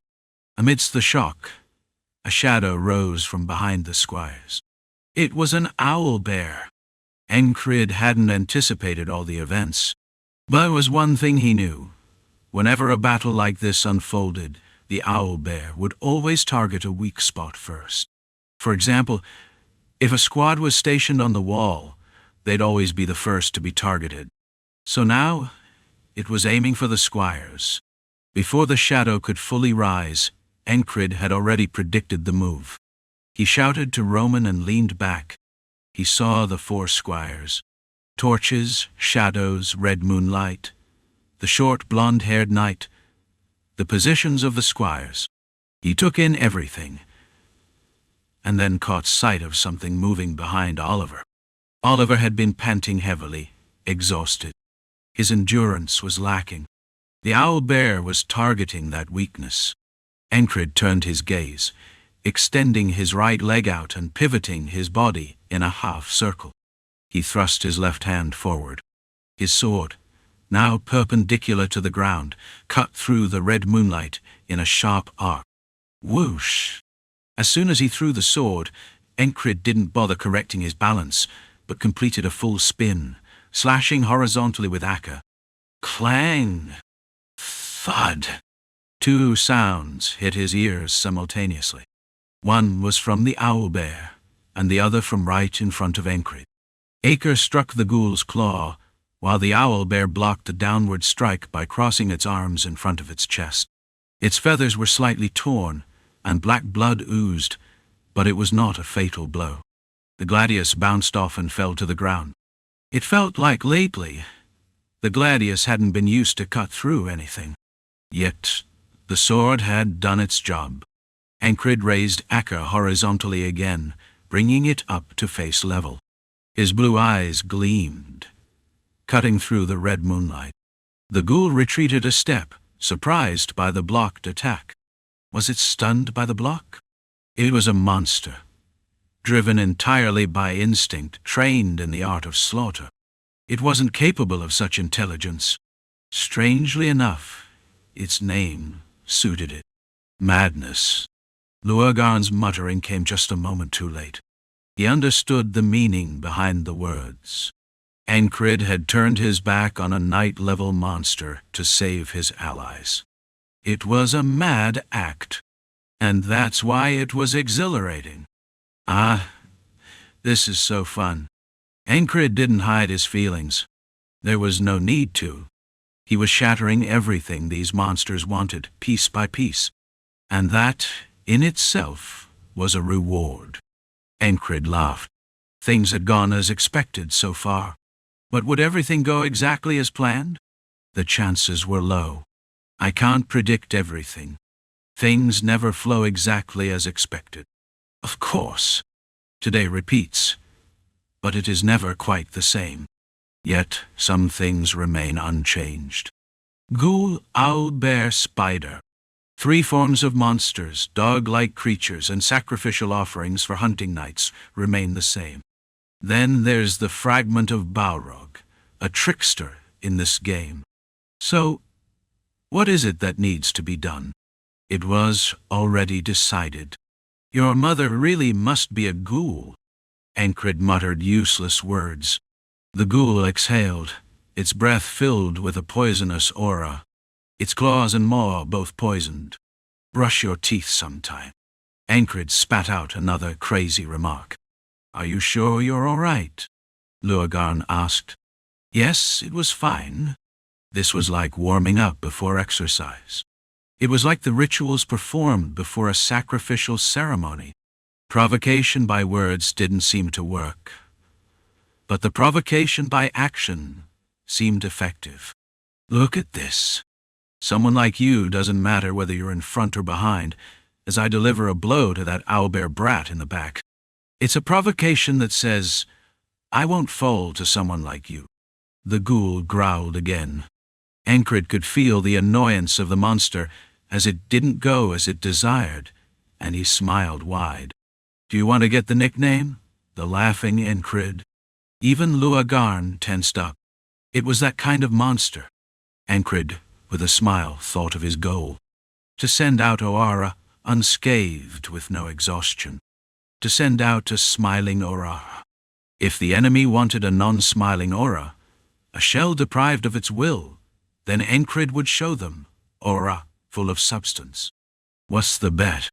Only then did Roman's voice come through. He opened his mouth, cautious of their surroundings. Encrid felt Oara's presence coming from behind.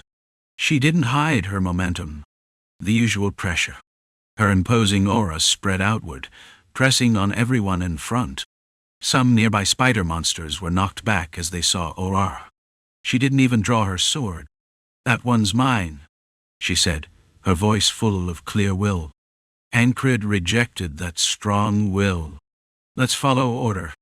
A brief silence pressed on their shoulders. A wordless pressure. Encrid rejected that as well. Oara broke the silence and asked, Do you not need help? Just cheer for me. Encrid replied, without taking a breath. It was a statement of his already set path. This was his fight, his will. He was stubborn, determined, and resolute. You want to hunt Jerax? Now, he was not your prey. It was my prey. A will close to obstinacy grew and became his momentum. There was no red cloak, but the back of one who could be a knight was visible to Oara. A strange bastard, Oara said. It almost sounded like a compliment. Had Oara smiled at her own words? She probably did. There was no time to turn back now. The ghoul's presence was felt. It was like it was saying, one wrong move, and you'll feel the kind of strike the Knights of Aspen use. Encrid opened his chest and spoke with his body. Try if you dare. The dice had been thrown, and it was time to check its outcome. The first repetition of today, that unchanging constant, was like the dice roll. In this battlefield there was something similar. Then, what was the condition to break through the wall? It was simple. Survive, and that was all. As the saying went, the boatman didn't speak, just rowed. Run, he said. It may sound like goodwill, but for Encrid, It was not. If all they wished for was for him to survive. I never dreamed of such things. Encrid muttered again. With those words, his will shone brighter. The stubbornness emanating from his entire body stopped Oara in her tracks. The ghoul couldn't understand human speech, so it stood there, dazed after hearing Encrid's muttering. Encrid calmed his breath and focused. He could imitate a knight's strike, but would his opponent accept it calmly? When tense, your shoulders stiffen. So, it was better to relax a bit. Encrid fixed his gaze on the ghoul, and then finally responded to Roman's earlier question. Roman, if you kill a monster before me, I'll acknowledge your face as better than mine. At a time like this, making jokes was probably insane. But if one couldn't enjoy such a moment, they wouldn't have made it to the rank of a junior knight. A knight was a talent one in 10,000. A junior knight was also a title that couldn't be reached without similar talents. If there had been no repeated today, now in a place very little talents could never reach, they discussed wagers and obstinacy. Encrid felt the hairs on his body stand on end. He had never thought that dying was acceptable. But this was undoubtedly the moment he had been hoping for. A life dedicated to guarding those behind him. The life of a knight, as sung by minstrels. I want to be a knight. That one sentence became his dream, torn and faded but now renewed, shining once more. Accepted. Roman's response was heard. Sometimes a man needed the acknowledgement of his rivals. So should I just cheer for you? Oara spoke from behind. There wasn't the same resolve in her voice as before, but she would intervene whenever. Her momentum was brimming with energy. Encrid knew Oara's weakness. She couldn't fight for long if poisoned. Her endurance wasn't knight-like. So, the one dancing on this battlefield would not be Oara. She wouldn't draw her sword now. I'll do my dance then, Encrid replied, swinging his sword. Chapter 458. Twisting the day facing Aspen's night taught one valuable lesson. Merely defending would lead to inevitable death. This was now a truth Encrid knew by experience. As Encrid swung his sword, his feet moved in unison, boots stained with blood pressing firmly into the ground. Sword and step became one fluid motion. Ah! Observing Oara's strikes had imparted valuable lessons, which he now applied. Merging footwork and swordplay wasn't easy. It demanded over 60 painstaking days of practice to master. Two blue eyes pierced through the darkness. Channeling his immense strength with sheer willpower, he brought his sword down. Crack! The blade, infused with white lightning, struck the ghoul's head and cleaved toward its shoulder. It seemed as though part of the ghoul's body might be severed. Thud! Clang! Yet the ghoul caught the blade with its palm, effortlessly nullifying the knight's forceful blow. Their speeds differed, allowing such a feat. Unfazed, Encrid quickly pulled back. Sparks flew as his sword aimed once more, this time targeting the ghoul's eye in a sharp, calculated stab. Again, the attack missed. The ghoul twisted its head aside, dodging deftly. Encrid immediately adjusted his swing, slicing sideways. The ghoul stepped lightly, completely evading the sword's trajectory. The maneuver placed it at Encrid's flank, and its clawed hand lashed out. Encrid raised his left shoulder, blocking the claws with his pauldron. Crash! The armor shattered, fragments flying and grazing his brow. A slightly worse angle might have cost him an eye. Without a moment's hesitation, Encrid stepped back with his left foot, creating space to swing his sword once more. The ghoul was skilled against knights, but was no knight itself. It could mimic Oara's laughter, but not her swordsmanship. Encrid's next strike emerged unpredictably, a blow imbued with raw strength, aimed at the ghoul's head. Even with its toughened shell, this strike would inflict serious damage. Blood would flow and something would surely be severed.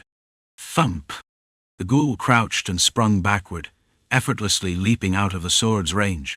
A hollow indentation marked where its feet had pressed into the ground. How could it evade so easily? The earliest strike that shattered Encrid's shoulder guard had been a feint. Their physical capabilities were worlds apart, enabling such evasion. Encrid had lost his pauldron to such a light attack. Ew! Encrid retrieved Spark and gripped his sword, Akka with both hands, angling its tip toward the sky. Steadying his stance, he locked eyes with the ghoul's soulless black orbs.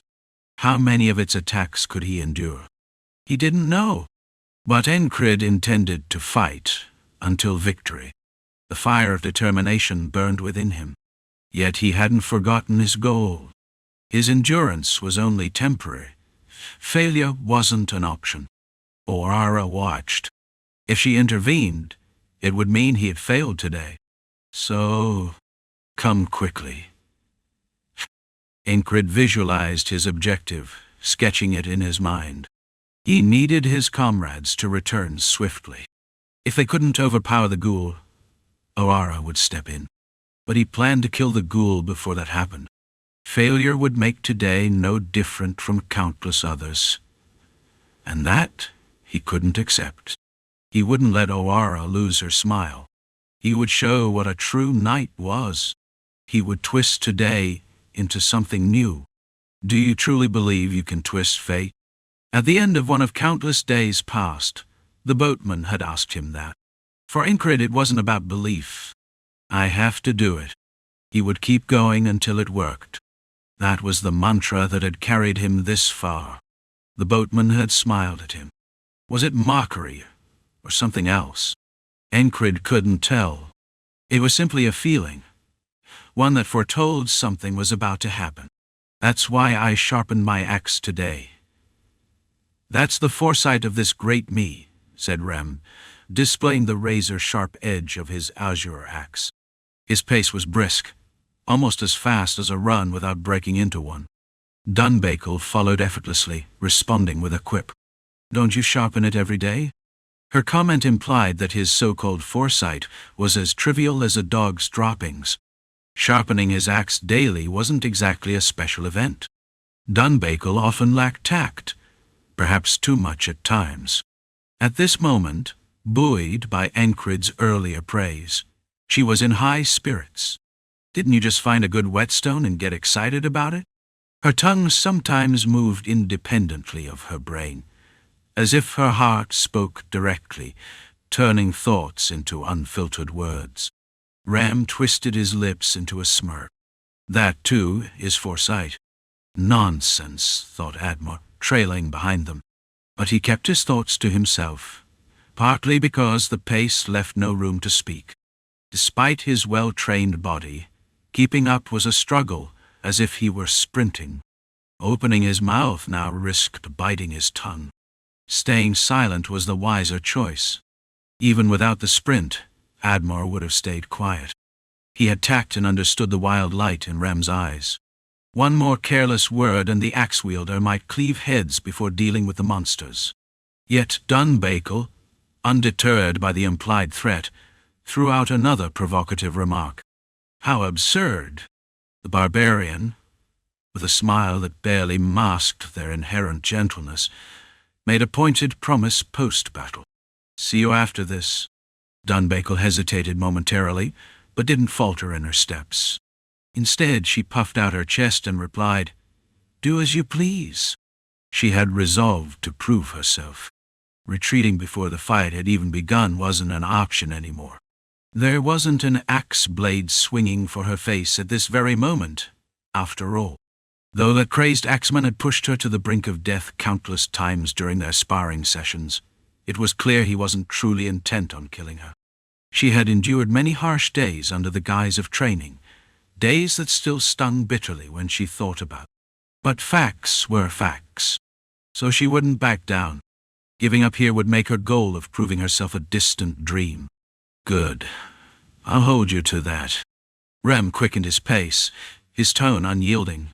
Admor, gasping for breath, trailed behind him, reassessing his earlier preconceptions. Normally, I'll hold you to that was the language of bluffers. Yet coming from Rem, Those words felt genuine. Admor could feel it. This man harbored grudges that stretched for miles. "Wait, I smell something," Dunbakel said suddenly, halting mid-step. Her nose twitched repeatedly. To their left lay a noxious swamp. Ahead, a gray forest stretched ominously. Admor raised his right fist, knuckles facing outward. A signal to stop. The soldiers all halted, their shoulders rising and falling in tense rhythm. A chill swept through the group, draping them in an oppressive silence. And why wouldn't it? This was the demonic realm. Even soldiers stationed near the borders of the Thousand Stone rarely ventured this deep into its interior. Almost never, in fact. Recon squads typically skirted the periphery. Their tasks ranged from eliminating pre-ascension beasts to predicting waves of monsters. Yet this mission was anything but routine. What should have been a standard operation had devolved into a desperate search for their missing scout. Rowena. Admor scanned the area, straining his eyes. But he wasn't a ranger, and clues didn't easily present themselves. All he knew was that Rowena had prepared thoroughly for this mission, expecting danger from within the demon's realm. Surely she couldn't have fallen easily. But then, where was she? And why were there so many monsters here? "Relax," came the voice of Rem, his gray-haired head nodding forward as he spoke. "I told you, this is all part of the plan. My foresight never fails." Admor exhaled sharply, realizing he'd been holding his breath. Ahead he caught sight of Rem loosening the leather strap on his axe sheath. Despite the suffocating tension and the grim thoughts clouding his mind, Admor forced himself to ask, "Why do you follow orders so unquestioningly?" He already anticipated Rem's answer. It wasn't genuine curiosity that made him ask. The question was just a distraction from his nerves. He assumed Rem owed some kind of life debt or had pledged undying loyalty to someone. But Rem's response left him momentarily dumbfounded. Because he asked for help. "Wait, what? Seriously?" Admor stammered. Dunbakel, overhearing, added with a sniff, "Yeah, he did, just earlier." Admor was at a loss. Had he misheard their earlier conversation? Was his worry for Rowena clouding his senses? He glanced back at one of his subordinates seeking confirmation, only to be met with an expression of equal bewilderment. He asked, "So I'm helping? Simple as that, not something he does often," Rem said casually. Admor let the bizarre answer sink in, his earlier tension momentarily dissipating. He realized it was futile to try to make sense of a man like Rem. His attention returned to the terrain as he spotted clear traces on the ground. Boot prints, drag marks, broken trees, and torn vines scattered around. "What happened here?" Admor murmured, but before he could piece it together, "You." The gray forest shuddered. Vibrations rippled through the ground, making Admor's body tremble. Rem turned, flashing a smile. But it wasn't a reassuring one. It was the mischievous grin of a delinquent who'd found the perfect toy. The moon disappeared behind a cloud, casting his face into shadow. For a brief moment it felt like Rem had vanished entirely. Then, in the blink of an eye, he was gone. Admor's eyes struggled to keep up as Rem propelled himself forward, barely making a sound. A resounding thud snapped Admor's attention to the giant spider ahead, now lifeless with its head split cleanly in two. Admor signaled the group to advance cautiously, covering the gaps Rem and Dunbakel were carving open. They moved like a seasoned squad, silent, efficient, and poised. The only way to survive the demon's realm. Chapter 459. Protecting a knight's pride. Rem didn't understand why Encrid had ordered him to Demonic Swamp. Did he sense something? Or was it just speculation? The reason didn't matter. If Encrid felt unease, asking for help was only natural. That was enough justification. Verifying it and finding nothing amiss would simply mean heading back. But there was work to be done, work that now lay unmistakably before him. The reason Encrid had sent him here was practically oozing with the scent of blood. The task was clear: reduce the number of monsters lurking in the swamp. Lowering his stance deliberately, Rem scanned his surroundings broadly. Despite the darkness, he could vaguely make out the area. And what he saw was monsters. Clusters of creatures filled the grey forest, giving the impression of a grand army standing in formation. There were two types: massive spiders and owlbears. What is this? Some kind of parade drill? Shrugging off idle thoughts, Rem relaxed his grip on the axe, lowering his body as though pressing his chest to the ground. As he sprinted forward, arms trailing behind, his movements resembled a swooping eagle, his axe serving as its wings. Wings that wouldn't lift him to the sky, but could carve and tear through anything in their path. Under the faint red glow of the twin moons, known as the red moon phenomenon, which strengthened monsters, Rem remained unbothered. His sole focus was swinging the axe. In a crouch even lower than a seated posture, Rem slashed forward with his axe as he ran. Two crimson lines streaked across the monsters' bodies under the red moonlight. Slash! Crack! Every obstacle caught by the axe's edge was severed without distinction. Heads, limbs, torsos. Black fluid sprayed from the wounds, but not a drop landed on Rem. The grey streak of his movements shone brightly in the darkness, weaving through the monsters as he swung his axe. A few spiders reared up on their legs. Thud! Slash! Crunch!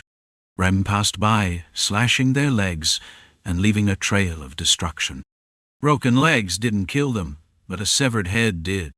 His axe slashed the legs, moving forward, only to halt mid-swing, reverse direction, and cleave the spider's head in one fluid motion.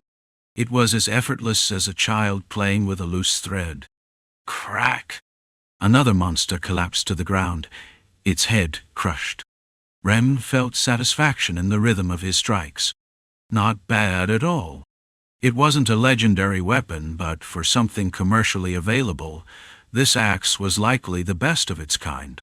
A solid steel axe forged out of Lewis wasn't a common item after all.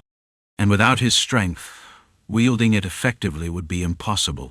Mastering such a weapon required precise control over force, both applying and withholding it. With this axe, he could execute the unique feathered axe swings technique, which relied solely on his physical strength rather than the weapon's weight. It allowed him to change direction without recoil, like the reverse strike he had just performed, making his attacks unpredictable. As Rem continued swinging his axe, the sharp-edged axe tore through everything around him. Screech! A spider, missing half its body, screamed, warning its kin of danger. From that sound, Rem deduced the monsters were being directed by something. His instinct sharpened, fusing his senses into a sixth sense that guided him. His gaze fixed on a specific point. If someone viewed the scene from above, they'd find it peculiar. A cluster of monsters forming a circular pattern around the clearing's center. Though Rem couldn't see it from above, he trusted his instincts. Suddenly, claws struck from behind. Silent but deadly. The feathered arms of an owlbear aimed to rend flesh and reduce him to a bloody mess. Rem twisted his body and thrust his right foot back. Crack! His kick connected with the owlbear's chest, its feathers denting inward under the blow. The creature's chest bone crunched audibly as it was hurled backward, rolling across the ground. Even as it tried to rise with its crushed chest, an axe fell upon its head. It was, of course, Rem's handiwork. Slash! The monster collapsed, black blood pooling in the ground beneath it. Even feral cats are more savage than you, little cub, Rem muttered. The fine steel edge of his Lewis mountain-forged axe dripped with black liquid under the red moon's eerie light. Red or black, it made no difference. Rem lowered his axe again. Though he wouldn't admit it aloud, not even under threat of death, he acknowledged it. Those lunatics, they've helped me. His muscles had grown stronger. The power behind his axe strikes had become fiercer. His senses were sharper. It was all thanks to those madmen he'd been around. Techniques and skills based on physical strength, which he thought had reached their peak, proved capable of further growth. He had learned this from a man who refused to accept limits.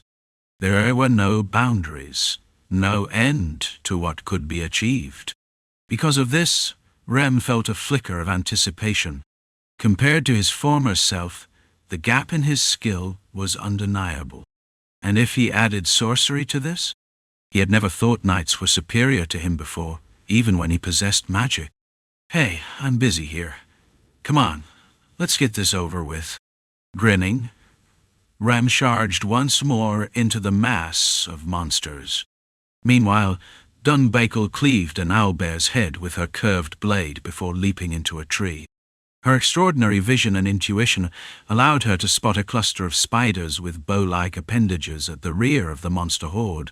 The moment she saw them, she anticipated the devastation they could cause. "Bows, arrows, monsters," she murmured. It was an unexpected and dangerous threat. To neutralize it, decisive action was needed. Her survival instincts kicked in, heightening her senses. Though she didn't understand how, she could detect distinct smells, signaling a leader among the monsters. There was a commanding presence orchestrating them nearby. Her gaze briefly flicked to Rem, the berserker carving through the monsters. Even amidst the chaos, a special scent emanated from several monsters around him. Perhaps 5. These needed to be dealt with. Though Dunbakel felt apprehension at diving into the chaos, she steeled herself. "I need to prove myself." Why was she here? The answer was clear: to slay and kill monsters. Her body shifted as white fur sprouted across her form, a transformation her kin once deemed a curse. With enhanced strength and speed, she dashed forward silently, her movements as smooth as a hunting predator's. Ignoring the toxic fog ahead, she held her breath and plunged into the swamp. Gritting his teeth, he approached her, loosened the ropes, and checked her injuries. "How?" Rowena blinked and asked. While she wasn't severely injured, her thigh was wrapped in torn underwear as a makeshift bandage. "Did you come to rescue me? Is Sir Oara here? Or Sir Roman? A barbarian and beastkin came instead. Let's save the details for later." Admir drew his dagger, cut the ropes, and hoisted her onto his back. Half of her unit was dead, but the other half had survived. "I thought it was all over," Rowena muttered. "Where did you think you were going, leaving me behind? What's supposed to be over?" Admir spoke as he bound himself and Rowena tightly with a rope. "Now what?" Well, he had found and rescued his ally. The area was littered with monsters slain by axes, but his vigilance didn't waver. The place remained dangerous, threatening, and terrifying. Could they just leave now? As he pondered the next step, remaining on high alert, a voice rang out, "Bring it on!" A figure rampaged near the swamp, slicing through foes with twin weapons that trailed sharp arcs through the air. Though clearly axes, they seemed almost weightless, like feathers. Yet those feathers shattered and cleaved through everything they touched. For a brief moment, Admir stared blankly at Rem fighting. Wherever Rem moved, dark fluids sprayed, staining the surroundings. But Admir couldn't afford to remain dazed. "Let's get out of here." He retreated with Rowena on his back, confident no monsters would pursue them. Oara felt a strange sense of déjà vu. Has this happened before? No, it hadn't. She had never left a fight she should take on to someone else.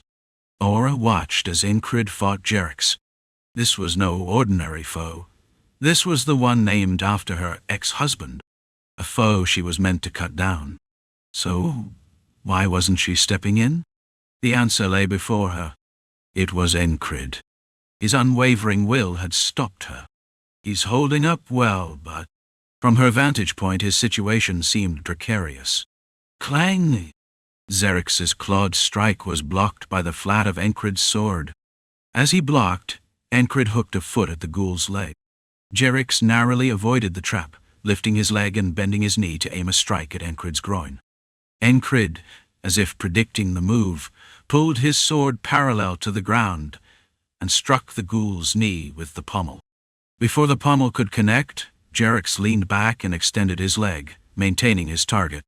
In the nick of time, Encrid dropped his left forearm to block Jerax's shin. Their limbs met in a cross-like collision. Clang! The sound of metal reverberated. The silver vambrace on Encrid's left hand had deflected Jerax's attack. After the rapid exchange, the two fighters took a moment to create some distance. Oara observed intently. Jerax wouldn't stop attacking, nor would he recklessly attempt to end the fight. The ghoul was cautious, keeping an eye on her while battling Encrid. Jerax, you've gotten better. Should she intervene? If she did nothing, Encrid might die. He was a valuable person, both skilled and, well, handsome. She didn't want to lose him. Yet, stepping in wasn't so simple. Despite not being a knight, Encrid exuded a knight-like will that stood firm before her. It might have been an illusion, but it was unmistakable in that fleeting moment. Even though his stance seemed precarious, he was holding his ground. Oara, a knight herself, understood honor and wielded her blade in accordance with her oaths. She couldn't bring herself to undermine the man standing before her, who bore a resolve similar to her own, a resolve rooted in protecting the city. For her, the city was her joy, her laughter. What was driving Encrid? What was he protecting? What is it, really? Oara's curiosity grew. Though she stood by for now, she would act if the situation soured. Yet acting wasn't easy. Nearby, Roman was fending off the spider swordsman, while a powerful owlbear kept a wary eye on the knights. Oara found herself at the center of a precarious balance. If she acted, one of the three monsters could be slain, but the remaining two might target her allies. Could she prevent that? Unlikely. So she chose to maintain the balance for now. If someone could kill just one of the monsters, the rest of the battle would become more manageable. No one needs to die to end this fight. Still, the odds weren't in their favor. Time worked against them. While the monsters showed no fatigue, her allies seemed to be slowly losing ground. Yet the fire in their eyes burned brightly. Their determination fueled the soldiers' spirits. Oara, a soldier on the wall, shouted from behind her. Let's die with a smile. Though she didn't want anyone to die, Oara momentarily held back her decision. How unlucky. Oara, poisoned and unable to fight properly, was frustrated. I'll hold them off to the end.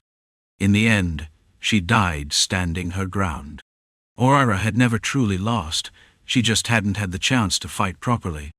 At least, that's how Encrid saw it. The fragment of Bilro had sent monsters ahead to drain her stamina, claiming an easy victory. What if she hadn't been poisoned? She could have fought. Unable to fight because of the poison? Then Encrid would give her one proper fight. What Encrid sought to protect was the pride of the knight Oara. Though his muscles ached from blocking the ghoul's claws and defending Oara behind him, Encrid endured. The ghoul couldn't easily find an opening to kill him. He held on. He endured and kept enduring.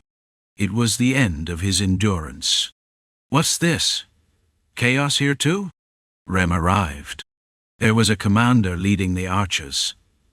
I killed him, said Dunbakel, limping back, eager for praise. You took your time, Rem, Encrid said. Chapter 460.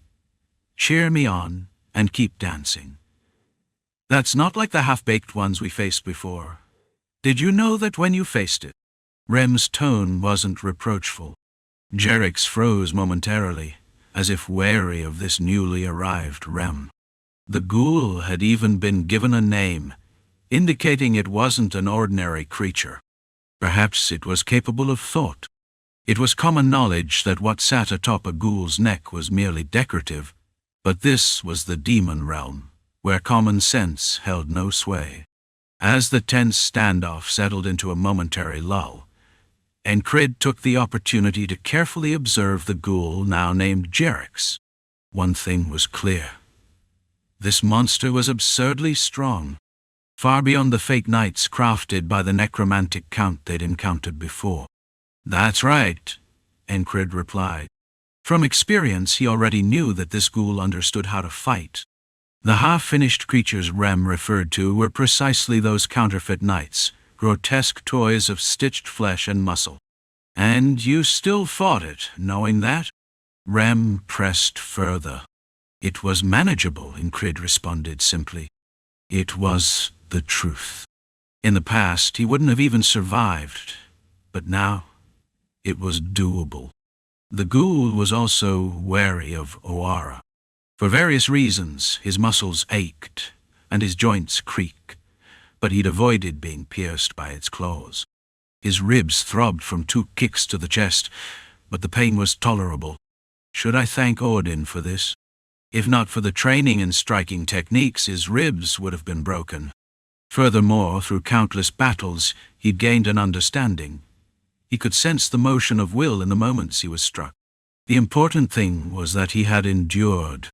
In hindsight, he realized he could probably now withstand the swordplay of those knights from Aspen, whom he'd once feared. "Did you learn that bravado from that directionally challenged guy?" Rem smirked as he spoke, but inwardly he was serious. "Ah, this one's no joke." This ghoul wasn't like the half-finished creatures they'd fought earlier. Those monstrosities had strength but lacked technique. What good is power if the one wielding it is incompetent?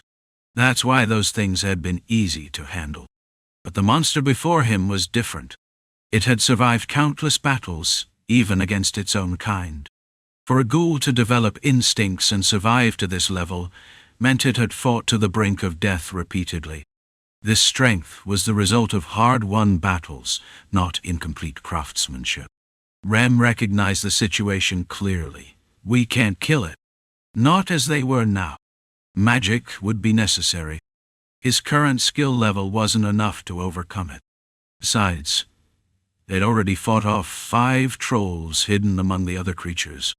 Even those trolls weren't ordinary.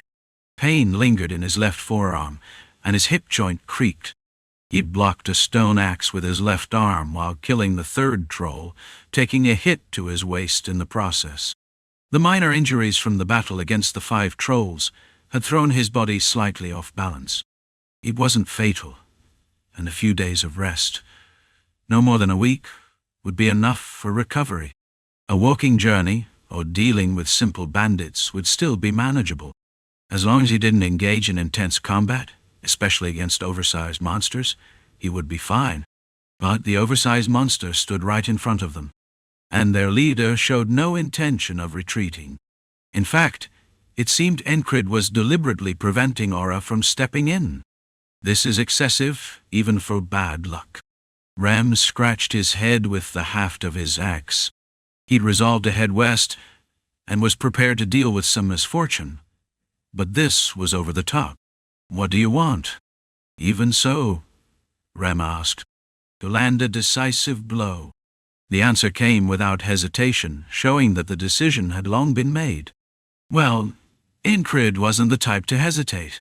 He was the kind of madman who moved first, and then made his chosen path the correct one through sheer determination. Rem found that strangely appealing. That's why he had stayed here in the first place. He'd learned from this man. And that's why he was finally ready to return west. The ghoul flexed its fingers, as though calculating something. A monster that instinctively used the power of a knight in battle. Rem briefly wondered if he might die. "Let's do this," he said. Retreat wasn't an option. There wasn't enough time to formulate a proper strategy, but Encrid had been waiting for Rem from the start. All they needed was a single opening. Rem would create that opening. Encrid believed it completely. Ghouls were not creatures of thought. The head atop their necks was indeed ornamental. But the ghoul named Jerax could think, rudimentarily, but enough. That thinking ability was the main reason Jerax had evolved into its current state. Through this, Jerick's assessed situations and made judgments. Whether one opponent or three stood in its way made no difference. They were weaker and slower than it was. But if it killed the one in front of it, the blade from the one behind would come for it. A blade it had faced multiple times. Jerick's thought. It only needed to endure and buy time. Then the being that had driven it here would intervene. That was the conclusion it reached through thought. A troublesome blade approached again. Jerick casually kicked away the axe blade aimed at its ankle and meticulously blocked the sword. The blade carried a disturbing aura, something that was immediately apparent. It wasn't just an ordinary weapon. It contained traces of argentium, known as true silver. Jerick instinctively knew to avoid being deeply cut or pierced. This fight was about learning, as it always had been for Jerick. It had learned from fleeing those wielding, terrifying swords.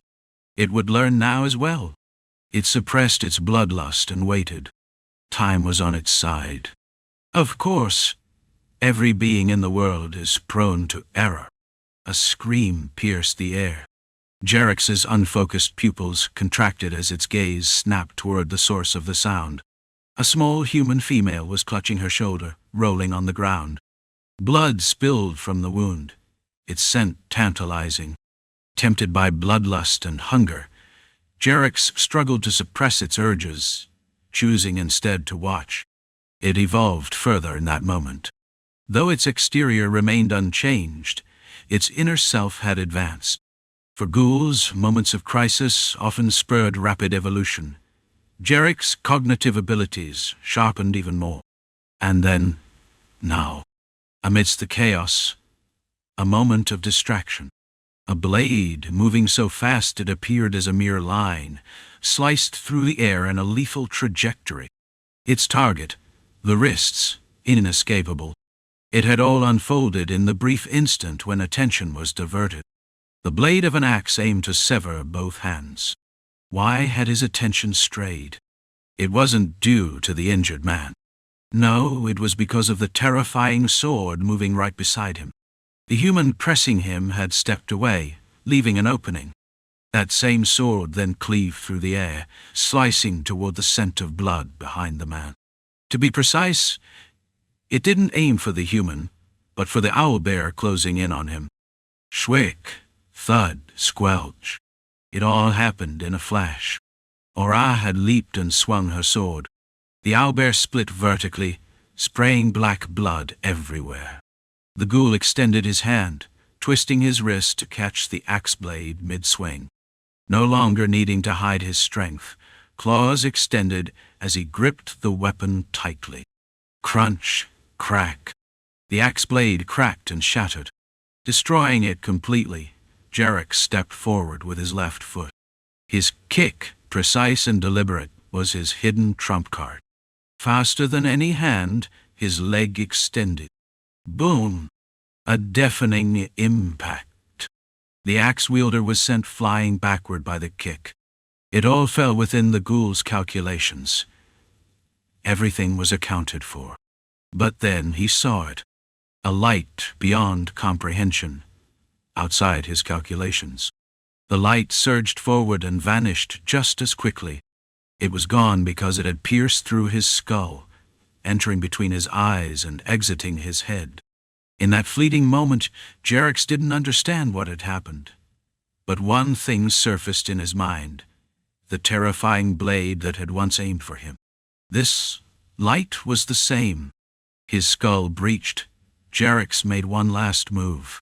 He raised his claws and thrust them forward. It wasn't an act born of emotion, but a primal instinct. His claw tips dug into flesh with a faint thunk. If Roman's strikes had once been about squeezing every ounce of strength from his muscles, his current attack was different. Infuse will into every action. From the first step he took to each breath he drew, everything carried intention. Unable to become a knight yet, Roman sought to emulate a knight's strike by embedding will into everything he did. Encrid observed this method, learning and internalizing it. Will, often called a force of sheer determination, could be felt but not wielded at will. So how had he executed swift strikes or the giant's blow? It all resides within me. By committing fully to each movement, it could be achieved. Step as though your life depended on it. Grip your sword with the same conviction. Understanding came in a moment, but progressing from that point required an endless repetition. Encrid trained until his body absorbed the revelation. Just as he had infused will into swift strikes or the giant's blow, he now embedded it into every gesture. By breaking each action into smaller components and infusing will into each, his movements became simpler and more direct. Thrust. Cut. After countless failures, he finally succeeded in embedding it into a single motion. His footing felt awkward, and the hand gripping his sword seemed strange. But from the ankle planted on the ground to the tip of his fingers will coursed through him. The world blurred, his senses narrowing. He moved only as initially intended, focused solely on infusing will into his actions. Encrid thrust his sword, not in a single motion, but by dissecting the act into countless deliberate steps. Each was precise, intentional, and executed with focus honed to a fine point. Did it feel different from usual? Perhaps. He couldn't say for certain, but for a fleeting moment, the will coursing through his entire body granted him a taste of omnipotence. Thrust. The enemy couldn't evade. It was inevitable. And indeed, the outcome aligned with that certainty. The tip of Acker pierced through Jarek's forehead. Roman had warned that such an act would leave him hollow and utterly drained of strength. Yet Encrid felt no emptiness. Having experienced it several times before, he understood it well. The absence of will brought no void, only the agonizing pain of overstrained muscles. As Jarek's fell, claws extended in a final strike. And then a white shadow interposed itself before Encrid. It was Dunbakel. The sight of the monster made her tremble uncontrollably. She wanted to run, but she didn't. Run, flee, escape. Those words only arise when one faces their fears head-on. And so Dunbakel hurled herself forward, her body moving before her mind could process it. Why? The question followed her actions. A faint thunk punctuated her confusion. Urgh! She braced for excruciating pain, expecting her abdomen to be pierced. Yet all she felt was the taut ache of her tightened muscles. No pain, no wound. Tremble. Her trembling eyes fell upon her arm. Its muscles quivered, and her damaged arm guard caught her attention. In her grasp was a piece of the monster's body. "What are you doing?" Encrid's voice broke the moment. He had already lifted another piece of the monster's corpse. "Are you stepping in?" Encrid was overwhelmed with exhaustion, not just from the thrust, but also from using will to lift the monster's body as a shield. His muscles screamed in protest, though his eyes remained sharp. The dullard who glimpsed omnipotence paid no mind to the enormity of his feat. Now wasn't the time for self-reflection. Jarek's was dead. Roman had dispatched the spider swordsman with a night's strike. Oara had slain the owlbear. A short-haired blonde woman, wounded during the chaotic struggle, lay collapsed. Oara stood next to her. "What are you?" Her startled voice directed the question toward him. Encrid replied simply, "It's your turn now." Oara, despite the suddenness of his words, said nothing, turning her focus ahead. There stood the true master of this labyrinth, a fragment of Bilro. Oara knew she couldn't endure a prolonged battle due to the poison. Even now, stepping away from the city for too long was impossible. Only in moments of utmost necessity did she intervene. Had she fought before this, facing Jarek's and the others, if she had to confront Bilrog's fragment as well, she might as well lay down her life now. Yet Encrid understood. He knew what today would bring. Let's see it, what it is that Night Oara protects. The visitor who had come to the city spoke from behind her. He was strikingly handsome, a man of unique presence. It was as if he had foreseen everything. And was there a problem with that? None. Oara, knowing her role, smiled. Raising her sword, she returned Encrid's earlier words. "Cheer me on and keep dancing." As she swung her blade downward, her steps flowed in a gentle curve. The sword's destination, Bilro's head. Clang! The fragment, now wielding a blood-stained steel weapon, blocked her attack. A knight and a monster locked weapons, their clash reverberating. Encrid hoped for this moment, to see Oara fight with all her might, and for that he had repeated this day. His cheer was already delivered by slaying the ghoul Jerix. This battlefield was his tribute and support. All he wanted was to see it, what a knight does and what they are capable of. Through today's repetition, Encrid had conveyed his desire, and Oara, fulfilling his hope, showed him what he yearned to see. Chapter 461. I'll become a knight, and then I'll kill Bilro from the start. Encrid never dreamed of becoming a knight. Not even once. In all the countless days he'd endured, not a single one allowed Oara to emerge unscathed. The conditions for that outcome were simply too demanding. Kill the ghouls before Oara steps forward. During that time, Roman would slay the spider monster, using its 8 legs as swords, while simultaneously blocking the ghoul's final strikes. There was no way to relive a day where Dunbakel or Rem ended up dead. Oara slaying the owlbear might not have been part of the plan, but it was a fortunate development. Not bad. That was his conclusion. At that moment, he suddenly recalled the ferryman's words. Do you know what they call someone who willingly walks a harsh path? A saint? A fool? The ferryman had ruthlessly criticized Encrid. It didn't bother him. Such criticism was nothing new. He'd grown used to it. When he declared he would become a knight, the number of tongues that mocked him were too many to count. It no longer mattered. What did matter was the emptiness that came from failing to protect what he held dear due to his own inadequacies. He had seen a man fighting monsters to protect his family. He had also witnessed that man's death, and the family he fought to protect. When Encrid saw a mercenary smirking at the lone surviving daughter, he lost all reason. Stop that man! Hey, you bastard! Ah, my ear! Encrid bit off the mercenary's ear and drove a dagger into the back of his neck. You! Ha! Forget it. Cool your head. The mercenary captain let him off. By letting him off, they meant imprisonment, because otherwise he'd be killed by the dead man's comrades. He spent half a year in a cell, with nothing to do but train his body. Most of the guards ignored him. But grizzled warden in his 50s spoke to him. Why did you do it? I didn't like his smile. Are you insane? The warden eventually released Encrid, and before doing so, he said something that lingered in Encrid's mind for a long time. Without strength, you can never achieve what you truly want. As Encrid left the prison, he rubbed his unkempt beard and replied, I know that well.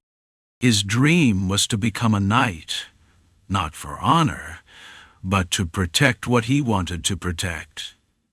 Ha ha ha! Oara's laughter rang out. The fragment of Bilro growled like a beast. It was impossible to count how many attacks had passed between them. Oara's laughter sliced through the Bilrog's arm and carved a hole in its belly, but it didn't die from that. In fact, the wound only made it move more ferociously. Black smoke rose from its body, sealing its injuries without any visible effort. Even as the creature swung its crimson rod, which resembled a sword, dozens of times, Oara didn't retreat. Instead, she met the attack with a rising strike of her laughter, shredding the net-like lines into fragments. A flash of white light burst forth, and the surrounding air trembled under its pressure. Boom! Dot. The ground shook violently as the Bilrog stomped down like a hammer. Oara swung her sword. Something intangible rippled along its blade, multiplying into countless shimmering images. Encrid could see it clearly, a projection of Oara's will manifesting through her weapon, turning invisible power into a tangible force that swept the battlefield. The Bilro responded in kind, its red rod mimicking the same phenomenon. Sometimes, the weapons turned into whips. Other times, they became beams of light. They bent and straightened unpredictably, forming walls of steel or slicing through the air like spears. To Encrid, it looked as though they were merely swinging their swords, but the clash was far more profound. Boom! The Bilro fragment and Oara collided again. No one could interfere in such a battle. It would only hinder them. This was a knight's fight. "Master!" Roman shouted. Encrid silently observed. The battle didn't last long.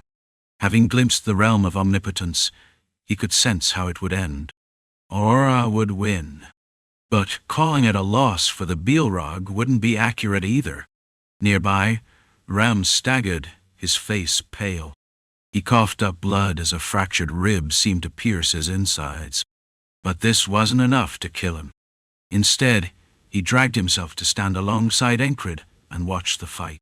"She's won," Dunbakel said, slumping to the ground after narrowly escaping death. A long, dark line had been carved across the Bilro's neck. Its head separated from its body, not in a bloody farewell, but a blackened one. No one could tell if the separation was agonizing or satisfying. But what did the emotions of a monster matter? Oara turned, her face still wearing a smile. "People die, regardless," she said with that smile. Encrid knew. Oara wouldn't live long. No matter what, some things couldn't be undone. Repeating today wouldn't change the inevitable. Well, that was satisfying, Oara remarked. A red rod, the Bilro's weapon, was lodged in her chest. It was a crimson skewer, like a burning sword. Luagan had warned them. Bilro's wield flaming swords and whips. This fragment, being incomplete, only wielded a sword that didn't burn. "Roman, take care of the city," said the knight with the rod piercing her chest. "Sorry I'll miss Rowena's wedding," said the ruler of the city built from 1,000 stones. "The labyrinth ends here. Just kill what's left. No more monsters will emerge." Oara smiled at Encrid. "Thank you." Her final words carried gratitude. That was fun. And with that, her story ended. Life begins and ends. To live is to walk toward death. What one chooses to do along that path is what matters. Regrets over roads not taken are meaningless. In life, only effort to make the chosen path worthwhile brings beauty and fulfillment. Encrid sheathed Acre and straightened his stance. He placed his hand. He spoke her name as a final salute. And with a smile he watched the last moments of the knight who had laughed as she died.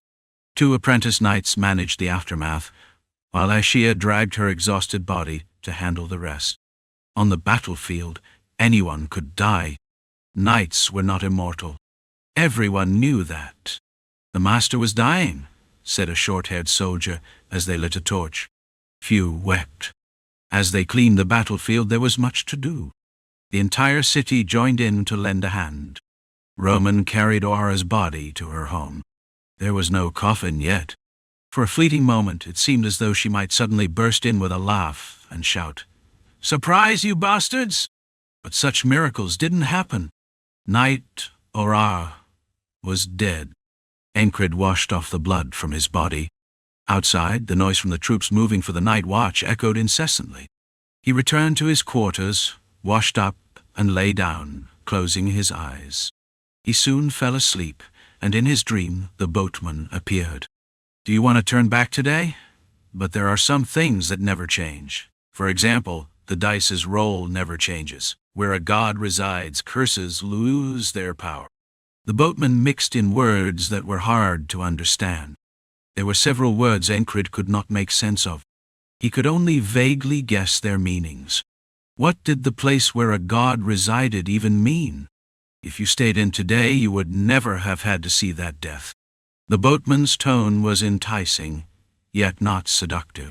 From the start, Encrid had one thing in mind: to protect Oara's content smile, her joyful smile. Watching the hero fight properly was secondary. Encrid had seen Oara smile like that, and because he saw the hero die with a smile, he didn't feel troubled. What he had aimed to protect was her smile. It wasn't a life he would cling to just to survive while abandoning what he needed to protect.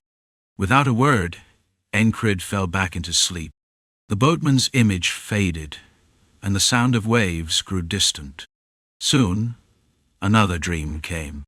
This time it was a real dream, one without the boatman. It was a mix of random thoughts based on the memories still lingering in his mind, blending fragments of memories and information. "Hey, how's my city?" Oara, draped in a red cloak, stood atop the city wall and asked. Encrid, now standing beside her, noticed he was without a cloak. If it was a dream, she could have at least given him one. His back felt empty. "How is it? It's nice. It's good to look at and good to live in. Then will you stay?" Without hesitation, Encrid shook his head. "You're still set on becoming a knight?" Perhaps because it was a dream, the flow of conversation was strange. No, Oara was always like this, impulsively asking questions, though they were sharp as blades, hitting at the core of things. "Yes, yeah? I think you'll make it. Anyway, thanks a lot. That was really close in the end." "Really? You didn't see it properly, right? Come here. Let me show you how it was done." In the dream, Oara enacted her fight against Bilro. Encrid stood in Bilro's position, and at times in Oara's, remembering each move. "If you raise your sword like this guy's going to try to trip you in a sly way. Is that a prediction? No, it's intent." In the brief exchange, countless calculations of intention were mixed in, as if Oara was using all her power to read her opponent's move. "You're using intent now, right? But once you get used to it, you'll be able to use will freely." Oara generously shared all her insights. They talked for what felt like ages. In this dream, it was unclear whether it had been a day or a month. "Goodbye." With a bright farewell, Oara kissed Encrid on the cheek. When Encrid gave her a questioning look, the dream hero answered. "It's a thank you." There seemed to be no other meaning behind it, just friendship or gratitude, as she said. Oara still Oara, even in the dream. She faded away, leaving behind the afterimage of Bilro. Encrid saw the demon placing a chain around Oara's neck. Why? Toy? Was it because it was a dream? It didn't feel quite right, though. It was an unsettling end. Encrid woke up. It was dawn. When he stepped outside, Roman was there. "Awake now?" Roman asked. His face was pale, exhaustion evident. "You don't look like you slept," Encrid said, noticing Roman's tired face. "I did," Roman replied, his voice flat. But despite having slept, there was something about his expression that was off. Roman, who had fought the spider inspector, had a deep wound on his arm, wrapped in bandages, just for a bit. "But in my dream, the master came and told me not to do anything foolish." Roman, now relaxing his tense expression, began talking about his dream. It was quite different from the one Encrid had. "Was it a subconscious manifestation of your will?" The words came from Luagan, who had appeared in the doorway as Encrid stepped outside. It was only natural that she would follow him. "Bilro collects the souls of those he kills. He turns them into sculptures, storing them in the flames of hell," she continued. "What exactly were souls?" "They were something every being with intellect had." "So, I ask you," Encrid interjected, signaling for her to finish what she had to say. Luagan continued. "The reason Bilro scatters fragments is that he's a soul collector. He's also called a night hunter in the grand magic realm. He's a monster who enjoys collecting beings that fight beyond their species limits. He disregards worthless souls, but watches over those with potential. He waits for them to grow, sometimes even nurturing them. When he sees a being with a stronger body and mastery over their skills, he rushes at them like a famished dog. On the surface, he appears cultured, but he lives intoxicated by his desires.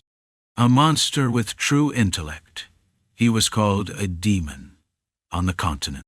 Does that mean the master's soul is with Balrog now? Roman asked, fire flickering in his eyes. Probably. Before Luargan could finish, Encrid spoke. Ah, I see. A simple phrase that usually would have no significance felt heavy, resonating in the air. That one phrase carried more weight than any other response, like an unspoken promise. For now, there was nothing they could do. Even if they went to the grand magic realm, it would be hard to find such a monster.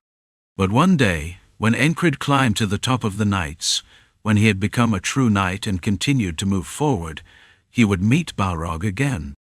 I'll go first, Roman said, understanding Encrid's words. I'll become a knight, and then I'll kill Bilro. Encrid adorned his dream with a new piece. The requiem for the hero would be played then.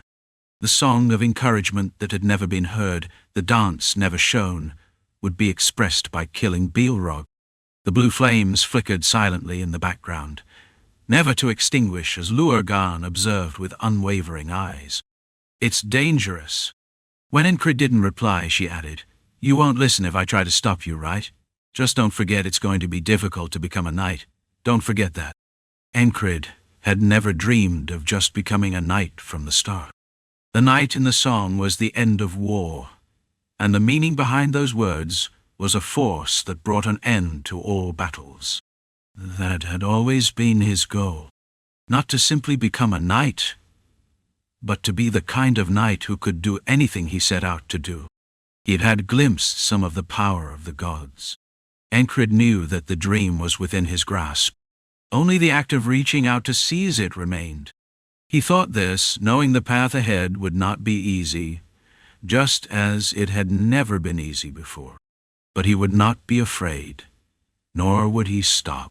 He had never stopped before. Chapter 462. To honor Knight. Oara Roman glanced at his fist upon hearing that someone from the royal palace was coming. It was a large, solid hand covered in scars. Wouldn't it be bad to hit someone sent by the royal family? It was an obvious thought, but it still troubled him. Do you swear loyalty to Norelia? If danger comes, will you fight for the royal family? If someone asked Roman that, he would nod without hesitation. But if they ask, would you kill a noble you don't like? Roman would nod even faster, twice as quickly as before. Swearing loyalty comes from the heart, but I'd rather be given the power to execute nobles on the spot. When Roman was in the royal palace, serving in the Knight Order, he had often thought that way. The palace was full of fools who only talked nonsense. Oara died. His master had passed away. Her corpse did not rot quickly despite the damp weather. Sadness, mourning, such things mattered only to the people of this city. But what about the one sent from the royal family? As soon as the news reached the palace, they sent someone. It was a quick response. Was it expected? Yes, it was expected. A knight of the order had died. One of the nation's pillars had fallen. Roman couldn't know everything that happened here, but considering the need to suppress the demonic domain and their political position, it must have been a headache for them. They must have a mountain of things to worry about. That's why someone from the royal family arrived before the casket made of cedar. That person would question why a knight had died here. They would scold Roman. Why had there been such a fight here? Roman's grip tightened, and veins bulged on the back of his hand. He would endure it as long as he could. But if he couldn't control himself? Didn't Encrid's subordinate have a nickname as the Noble Hunter? The rumor was that he had killed a noble who had been messing around. Roman thought that he might take that nickname for himself. Today was the funeral of Knight Oara, his master's farewell. Hot. Shitting. Roman exhaled a sigh and went outside. Flames were lit on the watchtowers, even though it was day. The fog in the city was thick. Usually on days like this, monsters would run rampant. When the twin moons rose, such days were often repeated. The beasts, intoxicated by their instinct to kill, would go on a rampage. But not this time. There are no signs. The scouts had been active since dawn, confirming that the magic zone was quiet, just as his master had said. The demonic realm was calm. The monster at the core of it had been killed. The demonic realm had expended all of its energy. It was now just a collection of colonies. The demonic realm of the forest, Oara had wanted to end it. Knights were walking disasters. That's why they were called that. They had enough power to warrant the name. Even with that power, closing the demonic realm was difficult. But Oara had done it, hasn't she? What about all the things my master did for this city? How much did the people of this city love my master? If the person sent from the royal family belittled Ora's accomplishments, Roman would no longer be a semi-knight but a thug. Respect my master, please. His turbulent feelings made him grip his fist harder. He decided it was better to leave the weapon behind. Roman had done so. He left his weapon behind. The knight who had been called a disaster by some. But to Roman, she was a lucky person, and traces of her remained all over the city. Hey, do you want to live like a fool, scraping a few coins from the whores? What are you saying? Do you want to die? It was when he had just joined as a soldier in 1,000 Stone. He had rushed in blindly, and after getting beaten until stars appeared in the daylight, he learned. You need some education. Follow me. At some point, Roman had fallen for Oara. It wasn't a rational feeling. It was admiration. If it hadn't been for her, he might have ended his life as a lowlife in the back alleys, or as the leader of a criminal guild. That was who he was. No one was leading the funeral, yet all the citizens of the city had gathered. The city was almost devoid of children, women, and the elderly. It was a city like a large military camp. Oara loved the city, but she was also saddened by it. If there were no demonic realm, wouldn't people laugh and talk more freely? I want to hear children's laughter in this city. That was Oara's dream. She had made that dream a reality. Even as she died, she did not give up, and she had laid the foundation. The remaining demonic realm would be erased and wiped away by herself. Then the city would hear the laughter of children. Roman had shared these words with his friend Encrid. He had quietly listened and nodded. No, just listening and nodding had been a comfort. He was an interesting fellow. Having blended into the city and witnessed the end of his master, it seemed so natural. Roman's eyes were drawn to the central podium. Someone was standing there. It was someone from the royal palace. The face was unfamiliar. He didn't recognize him. Of course, why would I know a nobleman? The man stood on the platform without a cloak. No armor either. His clothes had an aristocratic, luxurious air about them, but his hair was dusty, and his sweat-soaked clothes had dried, leaving white salt marks. The man stood on the platform and looked at everyone. Roman saw everything about his actions, and felt the atmosphere around him change. The man hadn't said anything yet, but his gaze alone seemed to draw the attention of the entire crowd. The air, the flow, the atmosphere, all seemed to be absorbed into the platform. I apologize. The man spoke. He didn't introduce himself first. Instead, he spoke of apologies. I am grateful for the efforts of Knight Oara, but I cannot deny that her death is, in part, my responsibility. He wasn't crying, but he looked like he was. What was he sad about? Was it the loss of a knight? No, it wasn't that. He genuinely seemed to feel sorrow. Roman thought so. The man's expression did not change. He stood quietly, and his eyes and breath spoke volumes. He was sorry. He was sorry for not being able to do anything for the person who had protected this land. Who was this man to speak so arrogantly? Roman's anger flared, and he struggled to control his emotions. Just as he was about to shout something, the man on the platform spoke again. "My name is Cryanot Angius Norilius. I am the one you will resent and curse." "What?" Roman widened his eyes and glared at the man on the platform. Was this bastard saying what he thought he was?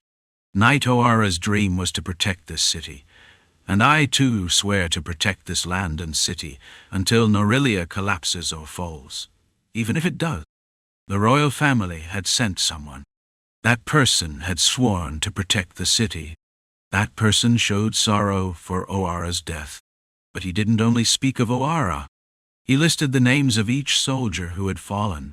Roman had heard that the new king, after the civil war, had done such things. The king had done it again this time. As soon as he heard the news, he had rushed over day and night. And now, with a body on the verge of collapsing, he stood on the platform and spoke of his sorrow and vow. "You are free to throw stones." There had been a knight who loved the city. That knight had protected the city in the end. And now the king, who should have protected that knight, said the resentment should fall upon him. Even if this was a lie, Roman thought with tears in his eyes. Protecting the city was ultimately about protecting the kingdom. Oara had protected the city, showing loyalty to the royal family. Roman himself would do the same. If such a king were to appear, he would protect the city in place of Oara. Roman lifted his head. The fog cleared. The twin moons, the red moon, and the rising sun shattered everything. The grey mist from the grey forest of the demonic realm dissipated, and sunlight poured in like waves. The sunlight, pouring in like waves, stopped in place and brightly illuminated the world. It shone on the king, on the people, and on the dead Oara. In the sunlight, the blonde king looked at everyone. "Honor to Knight Oara." The king paid his respects. Krang, who had descended from the platform, opened his mouth. Behind him, in the corner of the platform, Encrid quietly listened to his words. "Did I arrive right on time? Or was I late? Or should I blame my ignorance for not being able to do anything for the knight who protected this land?" Political position, power, the royal family's influence. He hadn't come after calculating such things. He had come to comfort those who mourned the death of someone. If cynical advice had been needed, Krang could have offered it. But he didn't. Instead, he stood on the platform, giving a speech that wasn't really a speech. They say that sharing sorrow lightens the burden. Krang shared his sorrow with the entire city. Oara was dead, but no one would forget her name. From today, the name of this city will be Oara. The king spoke and descended from the platform. "It's exhausting." Only then did Krang, with a whining tone, speak. He was looking directly at Encrid. Encrid, who had been watching, scolded the king. "You should have brought a coffin made of sandalwood, indeed. If they had thought about it, they probably wouldn't have come at all. Even the guards accompanying them didn't seem to be at ease." Ah! Damned monsters, damned demonic domain," Krang muttered while looking at the sky. Even under the falling sunlight, he didn't furrow his brows or squint, but closed his eyes. And with his eyes still shut, he continued speaking. "I'll erase the demonic domain. I'll dedicate my life to it. This land is my responsibility, my country. And in this land, a knight has fallen. Therefore, I will erase the demonic domain entirely." There was will. The will that lay within his resolve and beliefs. Krang's words were filled with determination. It was the same as when Encrid had first met him at the duty barracks. His speech, his gaze, his gestures, everything flowed as if it had been decided. Like the sun rises and the moon sets. Krang spoke with all his heart. Encrid truly heard him. He understood. He read the determination behind his words. It was still just one phrase, neither fast nor slow, but he would do it. He would erase the demonic domains. The king would burn his flame for that purpose. An illusion once again appeared. The knights, the squire, the squires, the soldiers, all of them raised their swords for one king. They would wield their swords and stab their spears. Against the monsters, against the king's enemies. The king would bear the responsibility and set the direction. The knight would remove the obstacles along that path. That was the role of each person. My sword will be with them, Encrid replied. That's good to hear. Let's walk for a bit. Krang quickly returned to his usual self, an attitude not unlike when Encrid first saw him at the duty barracks. You look like you're about to collapse. Are you sure you'll be okay? If I collapse, you can at least help me up. You've got your guards. Why would I need to? True enough. With that light-hearted exchange, Krang smiled faintly. Encrid smiled as well, and began walking. The day that passed would never return. The dead would never return. It was the same thing. Was this the best choice? Was there no better way? It might have crossed Encrid's mind, but he shrugged it off. To regret the day that passed and wonder if the path not taken would have been better, imagining that there was a better choice, was as foolish as anything could be. It was more dangerous than any curse to dwell on such thoughts and regrets. If he had lived with such a burden in his heart, he wouldn't have made it this far. So he let it go and walked on, not forgetting the day that passed or the people who died. Perhaps until the moment of his own death he would never forget them. Then was Oara dead? Her body had died, but her spirit would live on in the city of Oara, at the forefront. Although he didn't understand why Roman, his bandit-looking friend, was crying, he figured it would be him. It wasn't just Roman crying, however. The grief that Krang had shared was felt throughout the city. Some, so deeply sad, couldn't even shed tears. If their tears could carry on the spirit of Oara, I will inherit some of the techniques, Oara. The spirit, the techniques, the will, those things would remain and be passed on. Though dead, they would protect this land. With this, the Knight of Oara had upheld their own will and belief. With such thoughts, Encrid walked, his steps loud and steady. Krang walked alongside him, followed by the guards. Then, Luagarn came up on the opposite side of Krang, walking with Encrid at the center. So after your contract with the former queen ended, are you willing to help me now, Luagarn? Krang spoke, sticking his head forward.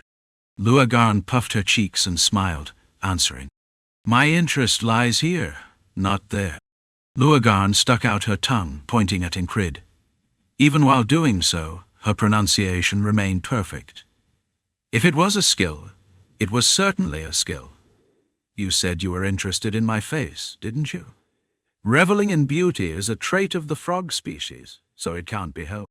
It doesn't necessarily mean I'll make a contract with you. I know. I'm just disappointed. She laughed, rolling her cheeks. It seemed like Krang was also part of her tastes, as she seemed to enjoy just looking at faces. Encrid and Krang walked between the broken sunbeams. No special words were exchanged. The future, politics, the problems caused by the absence of knights, neither of them cared for any of those. So, you killed a ghoul who fights like a knight? Your skills have improved. I've just been doing it. Don't just say I've just been doing it. Of course not. It's an incomprehensible talent. Luagarn chimed in from the side. Even she found it mysterious how he could reproduce a knight's strike in an instant. How is that possible? She asked. But Encrid wouldn't have an answer for her. Various small talk passed by. Encrid listened to Krang's stories and shared his own, mostly trivial things. Although many of them were important in secret. To them, it was just idle chat. For the king, having descendants was also a matter of business. Krang spoke calmly about his affairs. Encrid congratulated him. Is it really something to congratulate? Krang joked. They both laughed. The internal problems of the city of Oara were many, but others would be able to solve them. They just passed the problems on to others and continued their conversation. What kind of person was Oara? Krang asked about the hero who had protected the city, someone he had never seen. She was someone who shone like sunlight. Encrid answered, recalling the memories. Chapter 463, Reflection Stories about Oara, as radiant as sunlight, filled the conversations. The funeral was over. Among the townspeople there were no loud cries of grief. They shed tears but mourned in a calm, composed manner. Oara. Now, only the shouts in her honor remained. For Knight Oara. The voices of those left behind echoed. Knight Oara's will had been eternally etched into the city. Just as every knight possesses a weapon engraved with their mark, Oara now had a city bearing her name. The city of Oara, the new name of Thousand Stone. Take your time to talk. I'll head back first. As Encrid and Krang delved into conversation, Lugarn excused herself. After their talk and upon reaching the city gate, Encrid clenched and unclenched his hand a few times. His forearm muscles were still sore, making it difficult to wield his sword freely. While assessing his own condition, Encrid abruptly asked, "Are you leaving right away?" A day's rest might have been reasonable, but Krang hadn't even unpacked. His escorts' faces had grown darker and more anxious as time went on. The implication was clear. They weren't staying. They intended to leave immediately. Krang had come to mourn the fallen knight and comfort the townspeople, but his life was evidently too busy to linger. "Check the carriage," Krang called back to his escort. "There's nothing more annoying than a wheel breaking during the journey." Turning to Encrid, he added, "I dropped everything to come here. If I don't leave soon, someone might literally work themselves to death on my behalf." It was half a joke, but half serious as well. "Understood," Encrid replied. Krang came and left like the wind, showing no need for a grand farewell. As he was about to leave, Krang turned his head and asked, "Next time, will you come as a knight?" His eyes sparkled, their brilliance undimmed even in the sunlight. They asked a silent question. Would they meet again in their respective positions? Would Encrid reach that point? Looking directly into Krang's gaze, Encrid responded, "Do you really think I can ascend without a red mantle?" Krang laughed and replied, "Do I need an answer?" "No," Encrid said with a slight smile. Krang burst out laughing and turned away. As one of his escorts approached Encrid, he spoke. "I'm Squire Lug. How's Roper doing?" "Probably well," Encrid replied.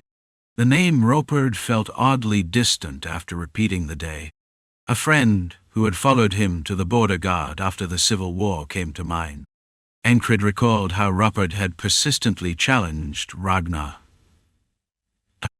If he hadn't died to Ragnar's sword, he should be alive and well. That guy, always wandering aimlessly, suddenly turned over a new leaf. He says it's all thanks to the Demon Slayer Lord. The title sounded strange. Lord had been appended, and the nickname Demon Slayer seemed to have solidified. Though not part of the Knights, Roper's skills had earned him such recognition. To Encrid, however, it was a rather grim moniker. "Could I receive some instruction from you in the future?" Squire Lug asked again, his eyes gleaming with competitive spirit. He clearly wanted to cross swords with someone renowned. "Lug, if you want to leave your escort duties and become Encrid's squire, just say so. You're free to go any time," Krang teased. "No, my lord. I have no such intentions," Lug replied, flustered. "I'd bet a year's budget that's a lie." Krang laughed, then nodded to Lug as he walked away. "Visit the border guard any time," Encrid called after him. Lug briefly turned his head to give a thankful nod. "Now, I'm really leaving. I'm so tired I might drop dead. That saying about bearing the weight of a crown? It's nonsense. It should be about enduring work, not a crown. With that, Krang departed for good. Encrid, too, began to walk, savoring the sunlight and peaceful air. He had seen Krang's exhaustion from rushing to this place, but even after a few days of rest, Encrid's own body felt just as creaky. The result of facing off against Jerich's, no doubt. As he walked back, soldiers bustled around repairing the aftermath of the battle. They were energetic, moving materials to repair the broken gate. Others worked at forges, casting molds, and crafting arrows. Some disassembled the carcasses of spider-like monsters, using their tough exoskeletons to fashion sturdy shields. The unpleasant stench forced many to work with cloths covering their noses. Work carried on, regardless of the funeral. Life here brimmed with such vitality. Oara. The shouts continued as soldiers hauled logs on their shoulders. The name of the city, Oara, carried forward the legacy of the night. On his way back, Encrid felt drowsiness creeping in. His muscles ached from his thighs to his back and shoulders. It was a satisfying soreness, yet moving carelessly could spell trouble. Rest when you need to, Luagarn advised, waiting at the lodging. Encrid nodded in agreement. Now was the time to recover, to close his eyes and sleep. Yet he had something to say first. Dunbakel, if you don't bathe right now, I'll make sure your bath is going to be a long one. After being sent to scout and help with the cleanup, Dunbakel had slain a few monsters, but had yet to clean herself. The stench from the spider corpses still lingered on her. Do I smell? Dunbakel asked, feigning innocence. How can you not smell yourself? Rem quipped from where he lay, recovering. Dunbakel, however, stood her ground. Not really your concern, is it? Something had changed in her. She seemed far bolder now. During their last battle, she had even thrown herself in harm's way to protect Encrid. Though he had stopped her, she might have died otherwise. It was a stark reminder that anyone could die in war. Grinding his teeth, Rem gave a sharp smile. Think I can't kill you in my condition? Even outside the battlefield, having an angry barbarian ally could be dangerous. Fine, I'll go wash. Right now, Dunbakel muttered, quickly learning fear anew as she darted out. Rem, holding a damaged axe handle, chuckled. Seems like she's struck with a disease where people only listen when you beat them senseless. You're the one who seems to be infected with the need to beat first and think later. As Encrid thought this to himself, Rem seemed to catch on and spoke up. Are you bad-mouthing me? I wanted to ask what's out west. Might as well hear it now. Both of them were bodies in need of recovery. Weren't their bodies creaking from the battles with monsters? Rem, in particular, was close to being seriously injured. Though he lay there feigning normalcy with his chatter, anyone else would have been groaning in pain. Low skies, curious clouds, or the other way around, high skies, and the river of no return made of sand. Do you want to hear old tales or something? If it's an interesting story, sure. I've got a few I heard as a kid. Encrid skillfully steered the conversation, and Rem went on to share a few old legends from the West. They were myths and folk tales, some involving ancient origins of the dusky skies, and even fragments of archaic language. Encrid briefly wondered if the West spoke a different language. That wasn't the case. Ever since the language war, the entire continent has used the same tongue. The language war had been a conflict initiated by the Empire, back when it was still divided into 3 kingdoms. Surprisingly, Rem was a compelling storyteller, and Encrid listened attentively. For instance, Rem explained that in the West, the term pocket sneak was a significant insult because they despised acts of stealthy thievery, viewing them as dishonorable compared to openly taking something through a cunt. So boldly taking something through a fight is fine, but that's just robbery, isn't it? Luagarn interjected with a question, to which Rem shook his head. It's a bit different. Robbery's just brute force. This is more like a wager. Encrid listened quietly. Before long, Dunbakel returned, freshly washed, and joined the conversation, bringing even more vibrancy to the stories. The tales from the West were fascinating in many ways. Out there, they don't ride horses. Instead, they have something else. In the desert, it's as enduring as a camel. On flat terrain, it's not as fast as a horse, but it handles most terrains well. They call it a velocipter. Encrid had heard of such creatures but never seen one himself. The ferryman watched the group sharing stories. "You seem to be enjoying yourselves," he remarked, genuinely observing their lively camaraderie. Life often threw up walls, some of which left lasting scars even when surmounted. Those scars gnawed away at people over time. Moments like facing the unchangeable, the unsalvageable, marked the day for those called mad. The ferryman thought this was another one of those days. Yet, once again, he was wrong. When does a person truly die? The ferryman muttered. When life ends. Then, when does a knight die? When the sword of conviction shatters. When they fail to protect what they swore to uphold. Knight Oara fulfilled her duties, kept her oaths, and died with a smile. This mad soul moved past what could not be undone, ensuring that each choice made became the best it could be. This attitude stirred memories in the ferryman, ones he didn't wish to revisit. He scattered the rising memories into the river, letting them drift away. There was no need to dwell on what had long since been forgotten. Regret leads only to remorse when contemplating roads not taken. He murmured the words like a verse. The rhythm of his voice spread through the air. The ferryman continued to watch the one afflicted by the curse. Before long, the man, having brushed off the weight of yesterday, stood once again. He was a figure that lived for tomorrow, while casting aside the ruins of today. From the stagnation of today, he shone, dazzlingly so. The ferryman could not look away. Darkness always yearns for the light after all. And so, he longed to bring that light into the shadows, to place it within reach. It was only natural to desire such brilliance. The waves rippled. The violet lamp swayed. On his humble boat, the ferryman gazed quietly at the cursed one. This person defied everything the ferryman had seen before. The sense of awe lingered. With a sigh, he murmured, What a lunatic! Barely healed and already moving like that?" The cursed man swung his sword, sweat pouring from him, but it didn't seem normal. A madman. A true madman. The ferryman repeated the words. Yet seeing this, it became clear. This madman never ignored anything left behind by the dead. He carried their burdens, drawing strength from what was given to him.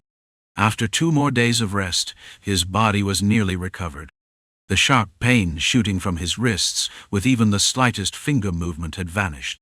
Regenerative body, was it? Encrid silently thanked Odin. His body was almost completely healed. He got up, gathered his equipment, and stepped outside his quarters. "You've held back for a long time." Luagan was already outside. She basked in the sunlight, her pale cheeks glowing. Today was one of those humid days frogs seemed to love. "Yeah," Encrid replied, his thoughts wandering to everything that had been swirling in his mind.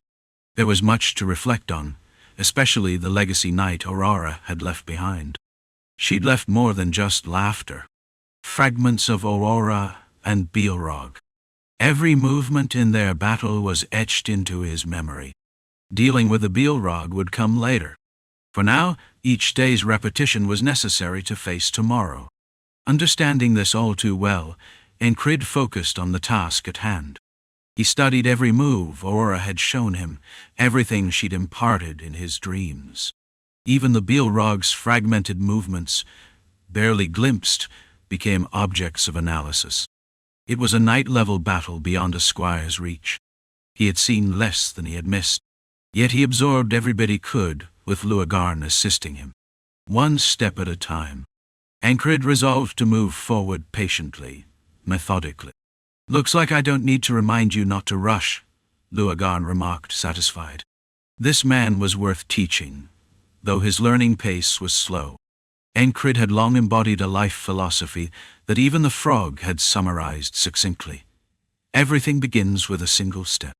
He studied the incomprehensible, repeated what he could grasp, and slowly transformed it into something uniquely his. Gain experience, then refine it through training until it becomes yours, Luagarn said. That was already his way. He riveted every detail, every nuance. It was part of the legacy Oara had left behind. The clash between Oara and the Bilro was unforgettable. At times, they seemed to float in mid-air, and their swords emitted real light, not just metaphors.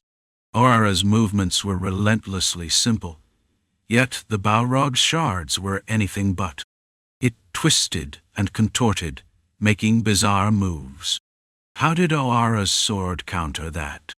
Encrid began to ponder every detail anew. Chapter 464. Blocking the gate, the short-haired blonde junior knight subtly let her sleeve drop as she sensed a presence near the gate. A thin blade hidden within her wrist slid into her grip. It wasn't out of fear, but rather a habit born from caution. With a hint of wariness she spoke. "Do you have something to say?"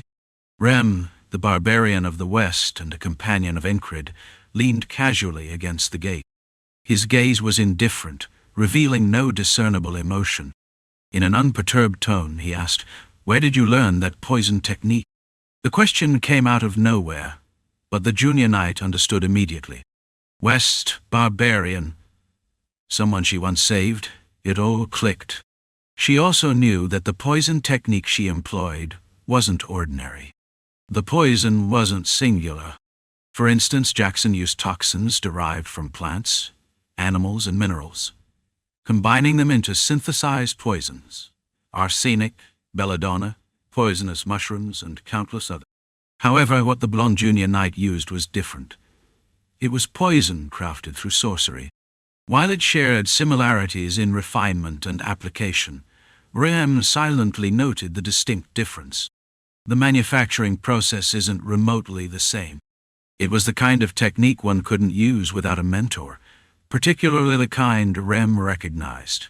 The junior knight, recalling Rem's prowess on the battlefield and perceiving no malice in his inquiry, answered without hesitation. Her poison sorcery wasn't a primary skill, and the question didn't feel like an intrusion. "I saved someone who was injured by chance, and I learned it then," she replied plainly. "They said something about owing you their life, perhaps?" Rem asked. "Probably. They were unusual. I'd say their proud demeanor left an impression, despite barely clinging to life." The blonde junior knight shared the memory, her voice tinged with faint amusement. Reem, meanwhile, pictured a certain someone from his past, someone who would likely spout strange nonsense even after being rescued. "I see. That's all I needed to know." Rem simply wanted to confirm that the technique hadn't spread through improper means. Deep down he doubted that it had, but asking provided clarity. Having asked, he felt it marked a sign. The remnants of his old world appearing even here felt like a prelude to his eventual return. This battle, he realized, had been like a cleansing ritual before a significant endeavor, a trial to ward off misfortune. Truthfully, it was more than half my life on the line. His ribs still ached, and the bruising along his side made walking uncomfortable. With no further reason to stay, Rem turned to leave. As he did, the blonde knight spoke. "Thank you." The sincerity in her voice prompted a wry response from Rem. "That person," they left with a beaming smile, too. The blonde knight chuckled softly at his remark. There would be tears one day, but until then, she would live with laughter, as Oara would have wanted. Rem stepped out of the house and looked at the sky. The sunlight poured down, not warmly but oppressively, like a heavy weight pressing down. Despite the rain the day before, the air remained damp and stifling. Yet, everyone bustled about without complaint, moving with determination.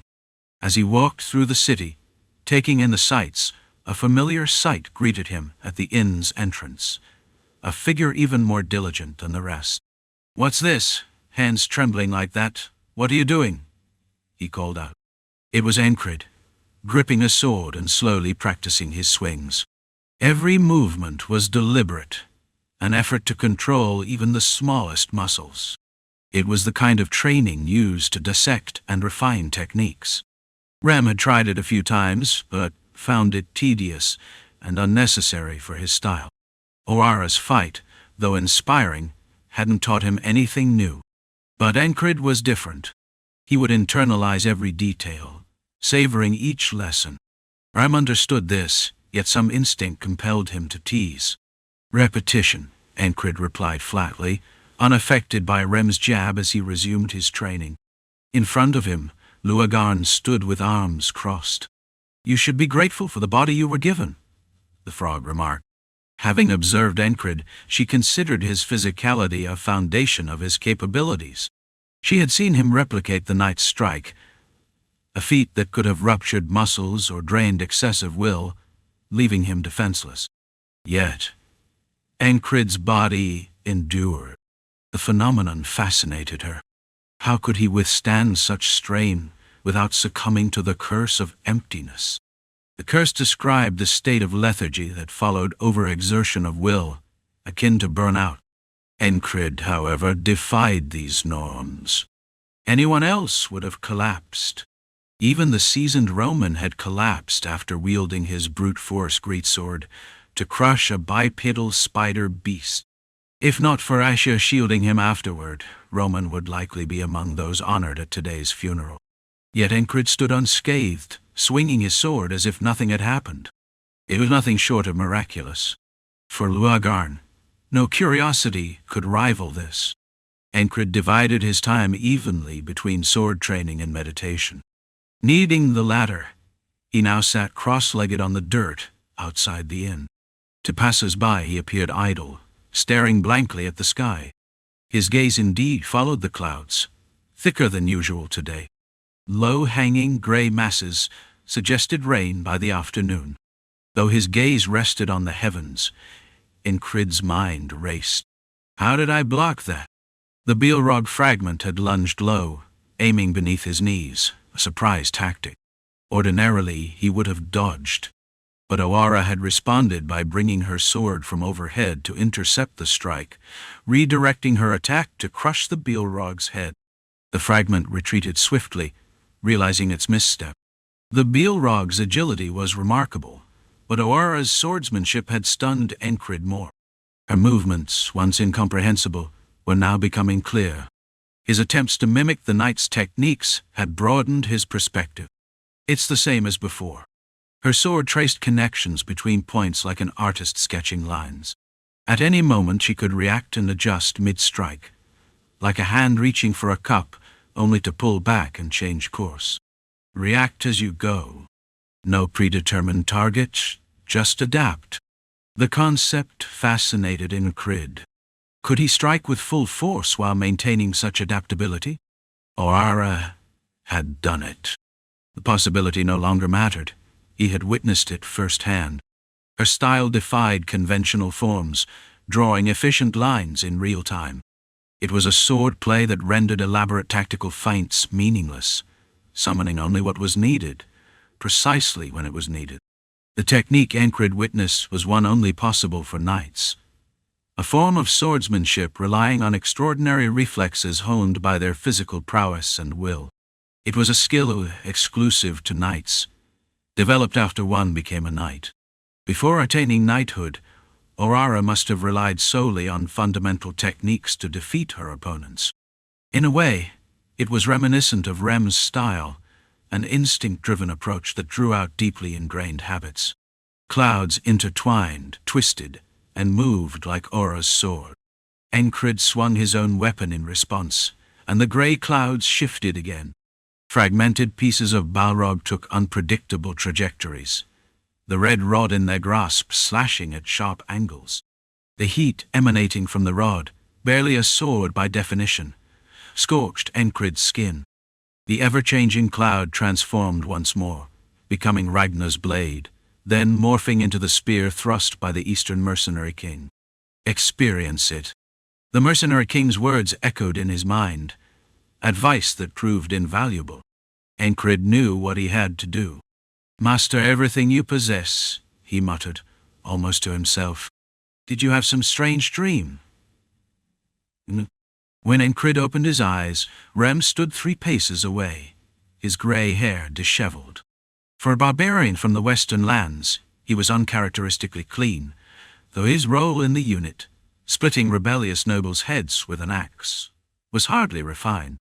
Rem was known for sharing tales of the Belopter, the Dusky, the Black Meteor's landing site, man-eating tribes worshipping strength, and the river of no return. Yet he never spoke of himself. He avoided mentioning his personal history, as if by design. You're heading west, aren't you? When do you leave? Encrid asked. I could die if I go as I am now. No, I'll likely die regardless. Did you behead someone there too? Not quite. Let's just say I have my reasons. Encrid looked up at Rem. Normally he wouldn't be curious, but something about the axe-wielding madman's tone suggested a hint of fear. It piqued Encrid's interest, so much so that even Logarn, who had been nibbling on insects nearby, raised her head. Kark, she murmured, the sound akin to a human saying, Oh, mind if I tag along? Dunbakel asked, her voice cutting through the moment. Even she, usually consumed with her training, showed interest in Rem's hesitance. The sight of Eremei, a man unshaken by anything faltering, had created an irresistible spectacle. You're all crazy, Rem said with a scowl. Why would you want to come? Just for the experience. I've never been west, Encrid replied casually. You're not busy? Encrid wasn't. The border guard would remain secure unless Aspen acted, and there were no signs of immediate trouble. Even Cray, who might have sent a warning through Krang, had been silent. Ragnar, now equipped with a knight's power, could handle himself even if he wandered across the border. I'm not busy, Encrid finally said. But Rem's response was unsettling. Did I ever say I'd come back after going west? His tone was almost a threat, a warning to let him go quietly if they wanted him to return. The challenge stoked Encrid's competitive spirit. I'll just stop by for a bit, he replied, concealing his true intentions. You're really coming along? Rem grumbled before shaking his head in resignation. Do as you wish. And so Dunbakel, Luagaran, and Encrid prepared for the journey west. They rested for 3 more days to recover fully. Despite 2 bouts of rain, the skies cleared noticeably, perhaps due to Oara's defeat of the domain's core. It was a bright, cloudless day when they departed, the sunlight as harsh as ever. Are you leaving? Aishia asked, falling in step with them. Yes, Encrid replied. Did you say your farewells? Roughly, last night. He had informed Roman of his departure 2 nights earlier, but Roman had urged him to wait another day. Stay 1 more day, Roman had insisted. Encrid had no reason to refuse. It wasn't an urgent departure, and the rain that had begun to fall made leaving less appealing. Fine, he had agreed. Now, after a morning spent stretching and inspecting his equipment, he found himself short of whistle daggers. Every single one had been thrown in battle and rendered unusable. Though he had considered acquiring more, the blacksmiths in the area had unanimously refused.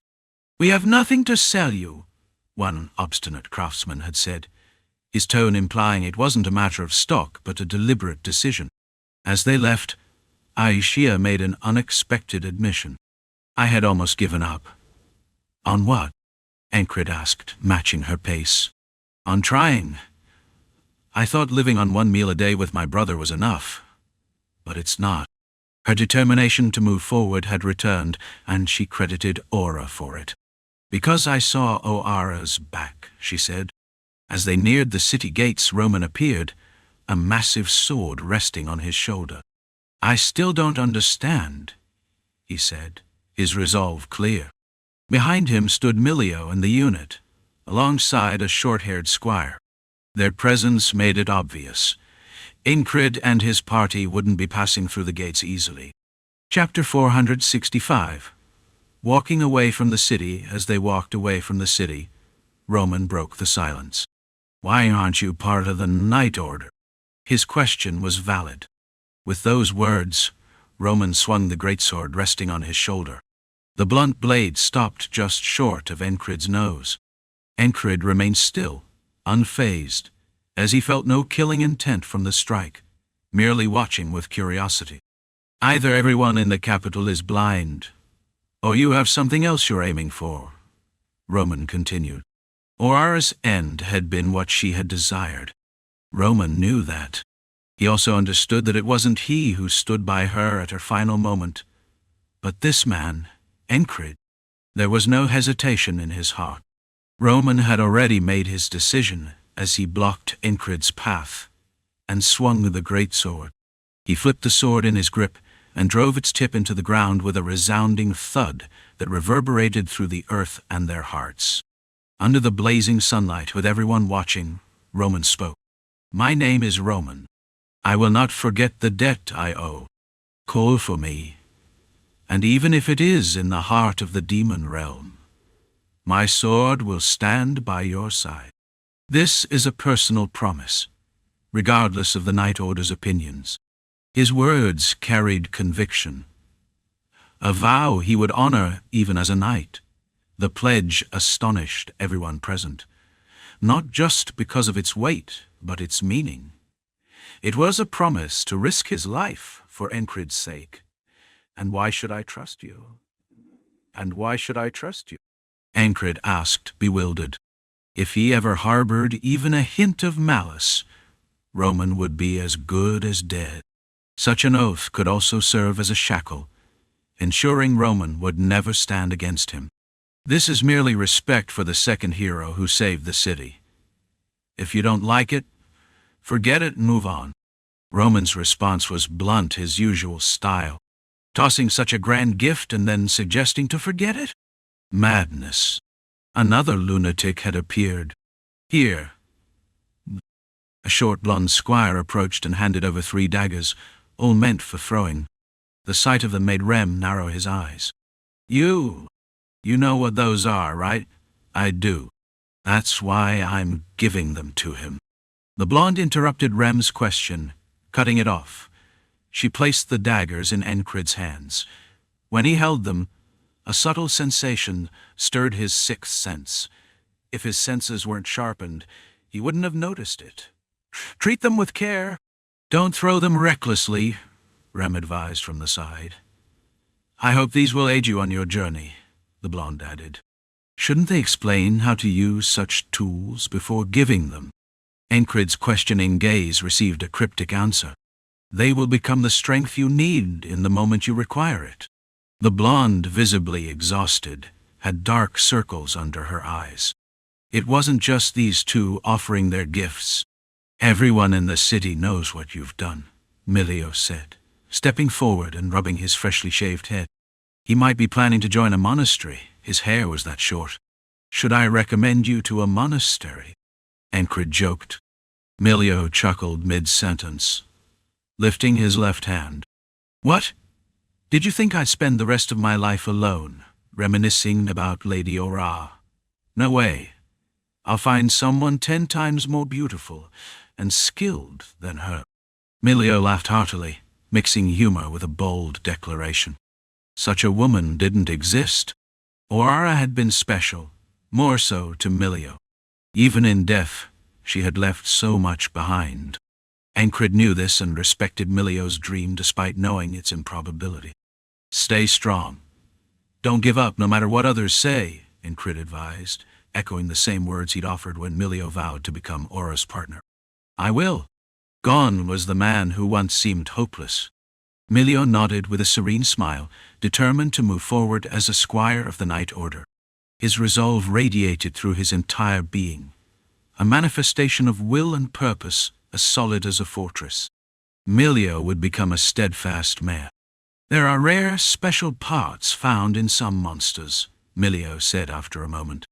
Like humans, dwarves, and fairies, no two were identical. Giants were no exception, nor were dragonfolk, had he ever met one. Frogs, as a species, showed clear individual differences. Monsters were the same. After slaying a ghoul, a multi-armed spider, and an owlbear, their remains had been used to create extraordinary items. Milio handed Encrid a bow as long as his arm. Made from ghoul hide, spider silk, and owlbear bones, he explained. The composite bow was a masterpiece, crafted by Oara's finest artisans who had worked tirelessly day and night. Please accept this, Milio said, offering it with both hands. Encrid took the unstrung bow and inspected it. It seemed easy to carry when strapped to his back or waist. This breastplate is made from spider shells, Milio continued. Despite being overwhelmed with orders, the blacksmiths had poured their skills into creating this armor.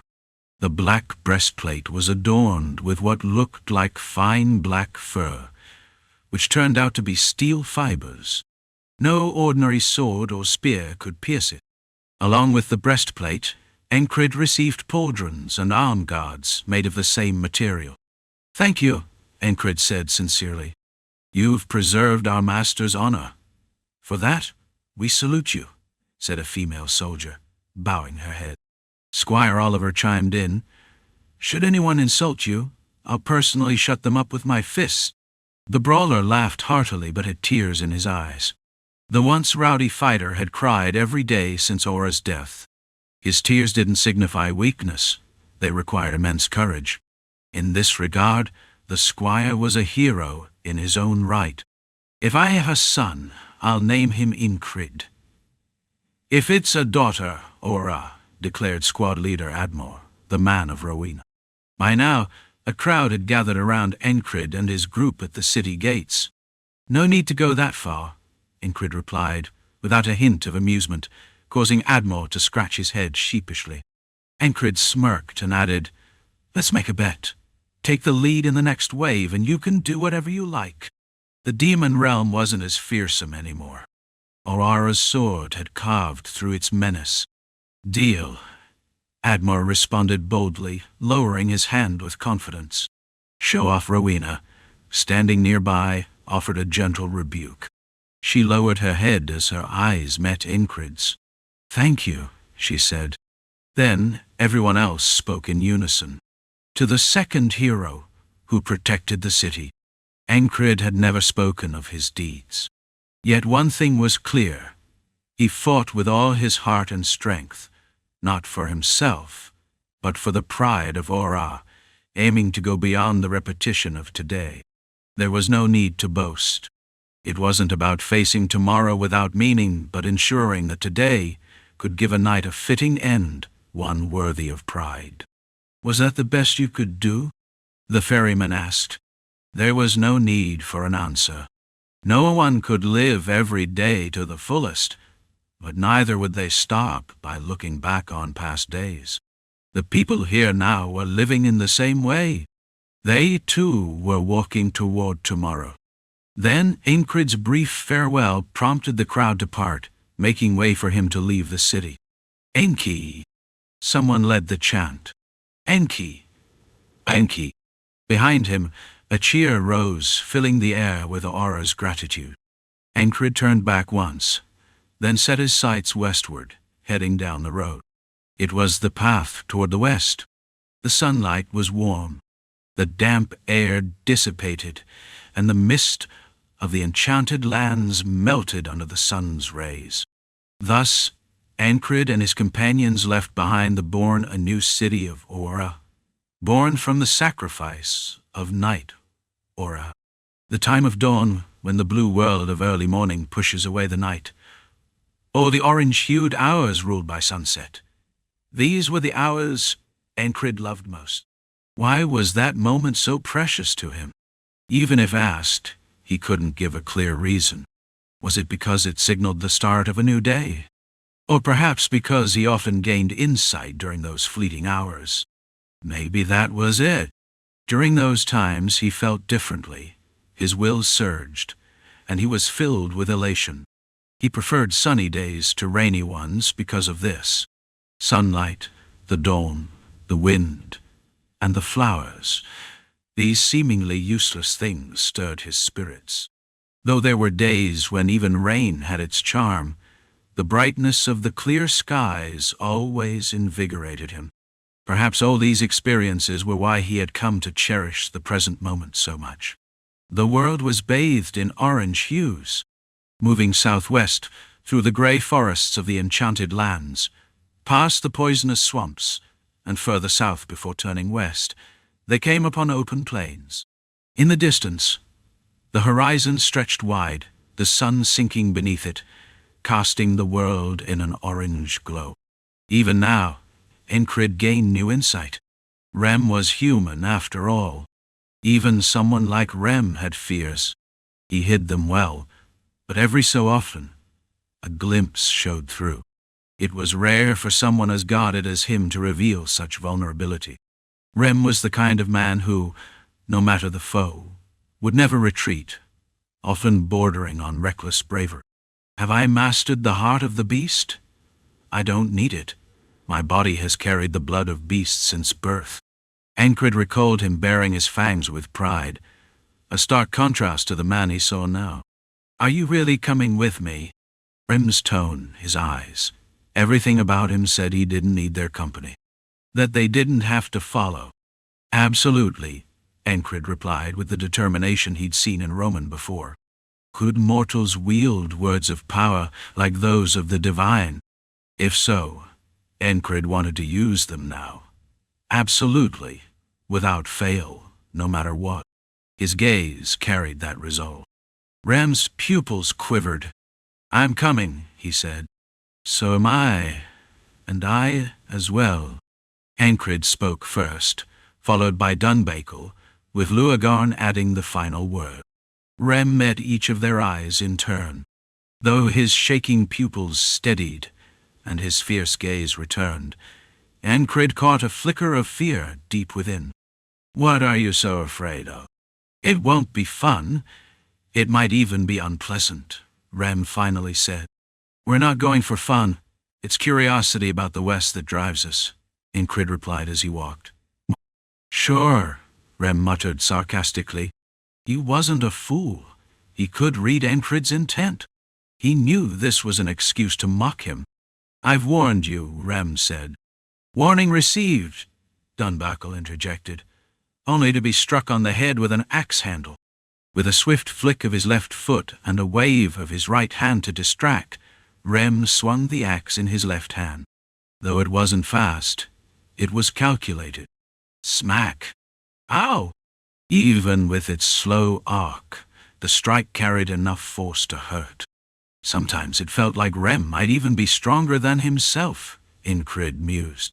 Still, if Dunbakel could understand and counter such movements, it might lead to growth. For now, though, it was out of reach. The strike resembled Jackson's pinpoint thrusts or a blow, aimed to strike a vital point. It was excessive for dealing with a bothersome beastkin.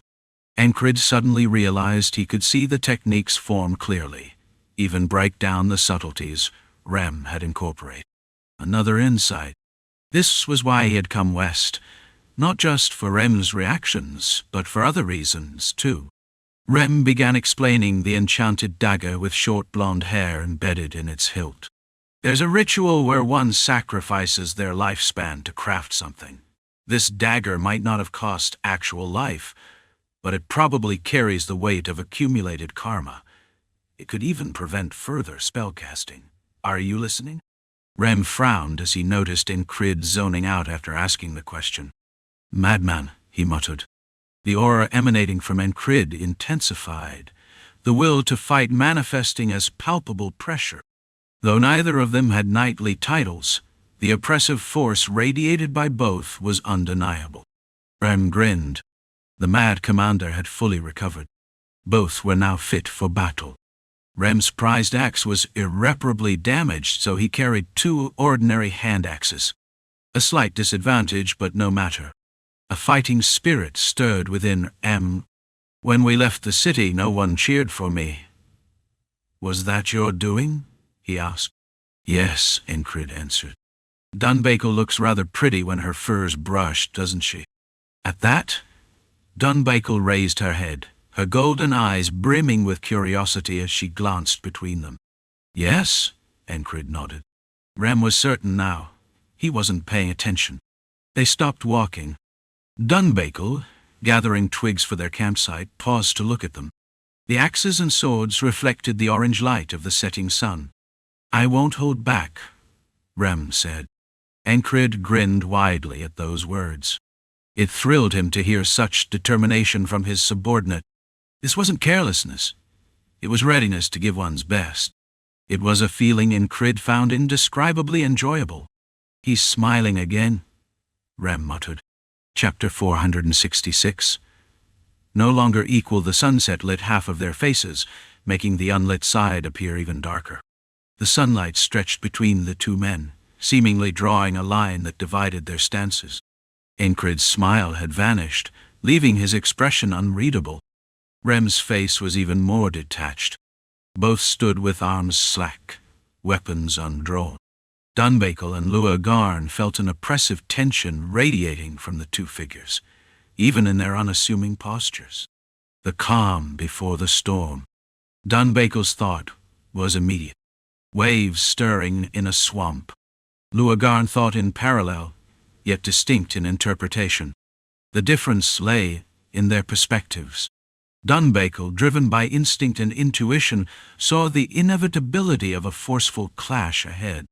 Victory, to her, would hinge on a single decisive moment. In contrast, Luagarn, a strategist by nature, valued the ebb and flow of momentum beneath the surface. To her, victory would favor the one who first seized the unseen advantage in this battle of wills. Both were correct. This was a silent yet turbulent duel, a stark contrast to their usual confrontations. Normally, Encrid would charge in recklessly, while Rem would abruptly swing his axes to start the fight. Above them, clouds spread evenly across the sky, painted in shades of orange that deepened into violet as the sun dipped below the western horizon. The faint glow of two moons began to appear, casting an ethereal light over the scene. A strong gust of wind blew between them, carrying the weight of the coming storm. Whoosh! The Westerners called such days low sky, and this particular wind, urging wind or blocking wind. Rem had shared this unique phenomenon earlier, how it could act as a barrier when blowing against you, or propel you forward like a push from behind. Unaffected by the wind, Encrid reached for his sword hilt, gripping it with calm confidence. Meanwhile, Rem drew his axes. Sheeing.e. Encrid unsheathed Acca, holding it with both hands, his gaze locked on Rem. In response, Rem wielded his dual axes, letting his arms hang loosely at his sides once more. Raising Acca to a horizontal position, Encrid tilted the blade slightly, shifting it to an angled stance. Impressive, Luagarn murmured, her large eyes sparkling with admiration. Rem adjusted his posture, shifting his weight onto his right leg and pulling his left foot slightly back. Acre's blade pointed at Rem's left thigh, a position that demanded a response. The exchange of moves resembled ripples in a swamp, silent yet charged with undercurrents. Every shift in stance or slight adjustment hinted at a coming clash. Think this'll settle it? Rem provoked, his tone teasing. Encrid silently agreed. This was merely a test, a trial of techniques he'd learned and refined. He knew brute intimidation would never faze someone as stubborn as Rem. But what about a strategy that disrupted his rhythm? The tactic was something Encrid had learned from Luagarn, preparing to dominate from the very first move. Every adjustment of stance, every calculated tilt of the blade, was a step toward claiming an advantage. Their weapons finally moved. Bang! Acre's blade arced downward, only to be intercepted by the crossing of Rem's dual axes. The axes caught the blade, attempting to disarm Encrid, but Acre withdrew immediately, its wielder anticipating Rem's intent. The rapid disengagement chipped one of the axe blades, sending fragments flying, but neither fighter faltered. "Not bad," Rem chuckled. "You're not too shabby yourself," Encrid replied with a grin. What followed was a storm of ferocity, slashes and strikes aimed at necks, torsos, thighs, and arms. Steel clashed against steel, sparks flying as each weapon sought to prove its dominance. Clang! Clang, clang, clang! The violet-hued twilight bore witness to their relentless exchange, as blows rang out like declarations of skill. Finally, a decisive moment arrived. Clang! With a thunderous sound, Encrid closed the distance, slipping into Rem's guard. Rem countered with a rising knee, but Encrid blocked with his left forearm, the impact reverberating through his body. Thunk, clatter. Acker fell to the ground, its blade embedded in the dirt. One of Rem's axes also slipped from his grip, clattering to the floor. Encrid rubbed his forearm, stepping back. "You've improved," Rem muttered, cracking his neck as he stood. "Even I think so," Encrid replied, his tone matter-of-fact. The duel had revealed something profound. Encrid's growth was undeniable, shaped by his encounter with the Knight's Strike, which had served as both a challenge and a catalyst. "Among semi-knights, there's no one left to face you," Rem remarked, retrieving his axes. "One more round? Let's do it." Though Luagarn and Dunbakel were astonished, they could not deny the outcome. The fight had proven one thing. Encrid had reached new heights, solidifying his place among warriors. Is there any reason not to be surprised? Every time he looked at Encrid, it was evident that the man had reached his limit. It was almost incomprehensible how much his skills had grown. He seemed like someone who had risked his life thousands of times in battle, gained profound insights, and honed those lessons over hundreds of days. Even on ordinary days, he poured all his time into swinging his sword and contemplating techniques. Ragnar had helped him and witnessed it firsthand. In terms of experience alone, Encrid surpassed anyone else on the continent by far. A body tempered by all that experience, meticulously trained techniques, and ideas that caught opponents off guard. Those were the things that now allowed him to surpass Rem. During their second spar, neither had been sent flying or knocked down. Yet, Encrid was confident. "I can catch him." If he set his mind to it, he could defeat Rem. An equal match. Not anymore. The advantage was his. "Just now, you thought you could beat me if you wanted, didn't you? Knock it off. You know things would be different if we fought for real. You know it too. I haven't been sparring as if my life depended on it either. You've got a way of talking that really gets under people's skin." By now, they were on their third sparring match. Rem's eyes had changed. So had Encrid's aura. "One of you is going to get killed at this rate." Dunbakel, sensitive to their intensifying auras, voiced her concern. They had reached their second campsite after walking all day. With the firewood they had gathered, a fire crackled behind them as their sword and axe clashed once more. This match didn't last long, but every exchange was deadly. Clang! The sound of metal striking metal was rare. Rem's weapon wasn't like Acker's. The more it clashed, the more it wore down. By now, the axe blade had turned serrated, almost like a saw. It could even be called an axe saw. They were fighting as though it were half a real battle. In the midst of this, Encrid found himself surprised again. Rem showed him something new yet again, as if to prove that sparring wasn't everything. Lethal intent flashed between them. Then, before anyone realized, both had stopped. Their shoulders heaved, their breath escaping in ragged gasps. Despite neither yielding in terms of stamina, the match had drained them. Their sword and axe were poised, each pointed at the other's heart. "Mess around, Huff, and there'll be a whole Huff right here," said Rem. "Huff, you're already dead," Encrid replied with a smirk. At that, they both broke into laughter. "All right, fine. We've got over 10 more days of this trip, so I figure you'll want to keep sparring. Might as well let you win a few. Rem backed off. It's not letting me win. You lost. Encrid couldn't resist pointing it out. Yeah, fine. Let's say I lost. Even as he spoke, Rem found it curious. This feels strange. Losing wasn't something he was used to. It wasn't just for nothing that he was called a genius. There was a time when he was hailed as the strongest in the West, the greatest talent of the Western tribes.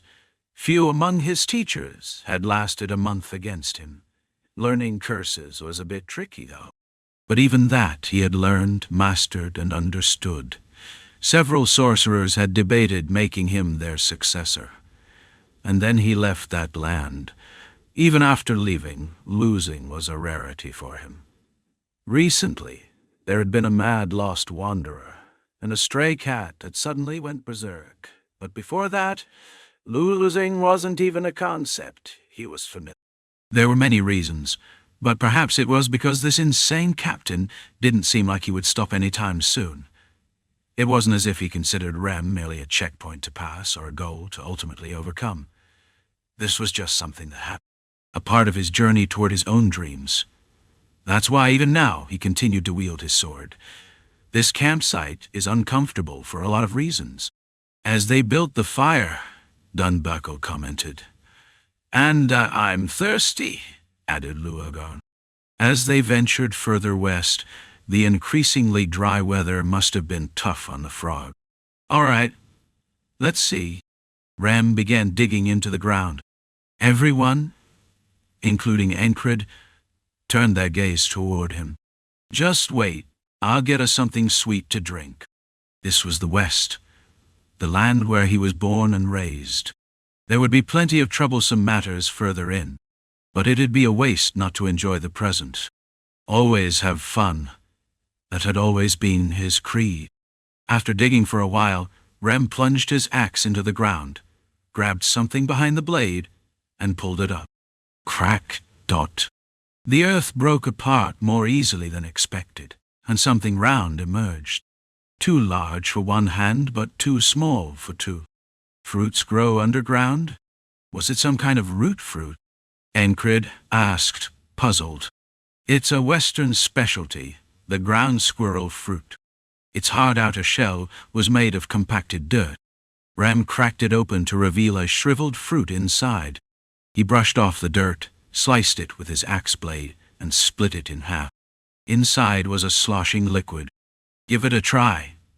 Once you taste it, you'll never forget it. Merchants used to call it paradise water. Encrid was the first to take a sip. As the liquid went down, the sweetness spread from his mouth to his entire body. It was very sweet, but not unpleasantly so. Instead, it was the kind of sweetness that left you wanting more. If you drink too much, it'll make your mouth even drier. So 1 per person per day is just right. You're officially our guide to the West now. Encrid praised, genuinely impressed. Rem responded with a curse. Just hearing the word guide made him reflexively curse. Of course, he was the guide. Who else had been leading them all this time? Sometimes, the captain managed to turn people inside out with a single word. This was different from admitting defeat. It was a comparison to that mad wanderer, and it made him thoroughly annoyed. Chapter 467. Calculating eyes. Since that day, the journey westward had been peaceful. The vast plains were so wide that it felt almost exhausting to look at, but it was truly a good road to travel. Today, the sky is high. On days like this, it's nice to walk while looking at the sky, Rem said. He was an excellent guide. Although it had been quite some time since he left the West, he was still very skilled. Hasn't anything changed? I asked. Of course not. This land is the way it is, he replied. That was the kind of answer I got. We walked, watching the clouds float by. The clouds scattered and gathered, then scattered again, repeating the cycle. A high sky was one that appeared to be especially far away, with almost no clouds visible. Today was such a day. After drinking a ground squirrel fruit, Encrid sensed something strange. It was dawn. He was on watch when he felt a strange gaze. It was low and thin, but it was unmistakable, a presence that would have gone unnoticed without intuition, yet still had a subtle and secretive quality. Encrid found the source of the gaze. A small shadow quickly passed over the uneven ground and disappeared. After that, no other presence was felt. When he spoke of it in the morning, Rem nodded and smiled. "It's about time for the pocket snoopers to show up." "Pocket snoopers? Isn't that a thief?" He spoke while sharpening Ekka's blade and gathering the weapons and bow he had received as gifts. His breakfast consisted of dry rations. Well, on a long journey, cooking properly was difficult, so he had filled his stomach with jerky, salted meat, and dried fruit for several days. Rem said it could last for a few days, but during that time, Encrid had felt that strange presence in the quiet journey. "If we steal the fruit, how angry do you think the owner, who has been ripening it, would get? Does the fruit have an owner?" "Of course. I thought it came from the ground. It's called a word. Look there."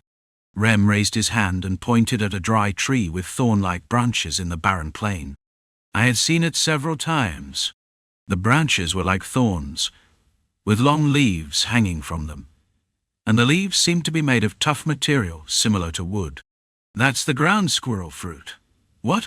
"I couldn't see any fruit." "That one." Rem pointed at the long leaves. As my gaze followed his finger, I could see it. "That? Is that it?" Dunbakel, too, seemed curious, and came closer to ask. After her sparring with Encrid, she had been called for another round, and her eyes were marked with bruises. Even though she had taken quite a beating, she had no complaints, and there were no wrinkles in her demeanor. That's it. That was true even for Erm, who had struck her.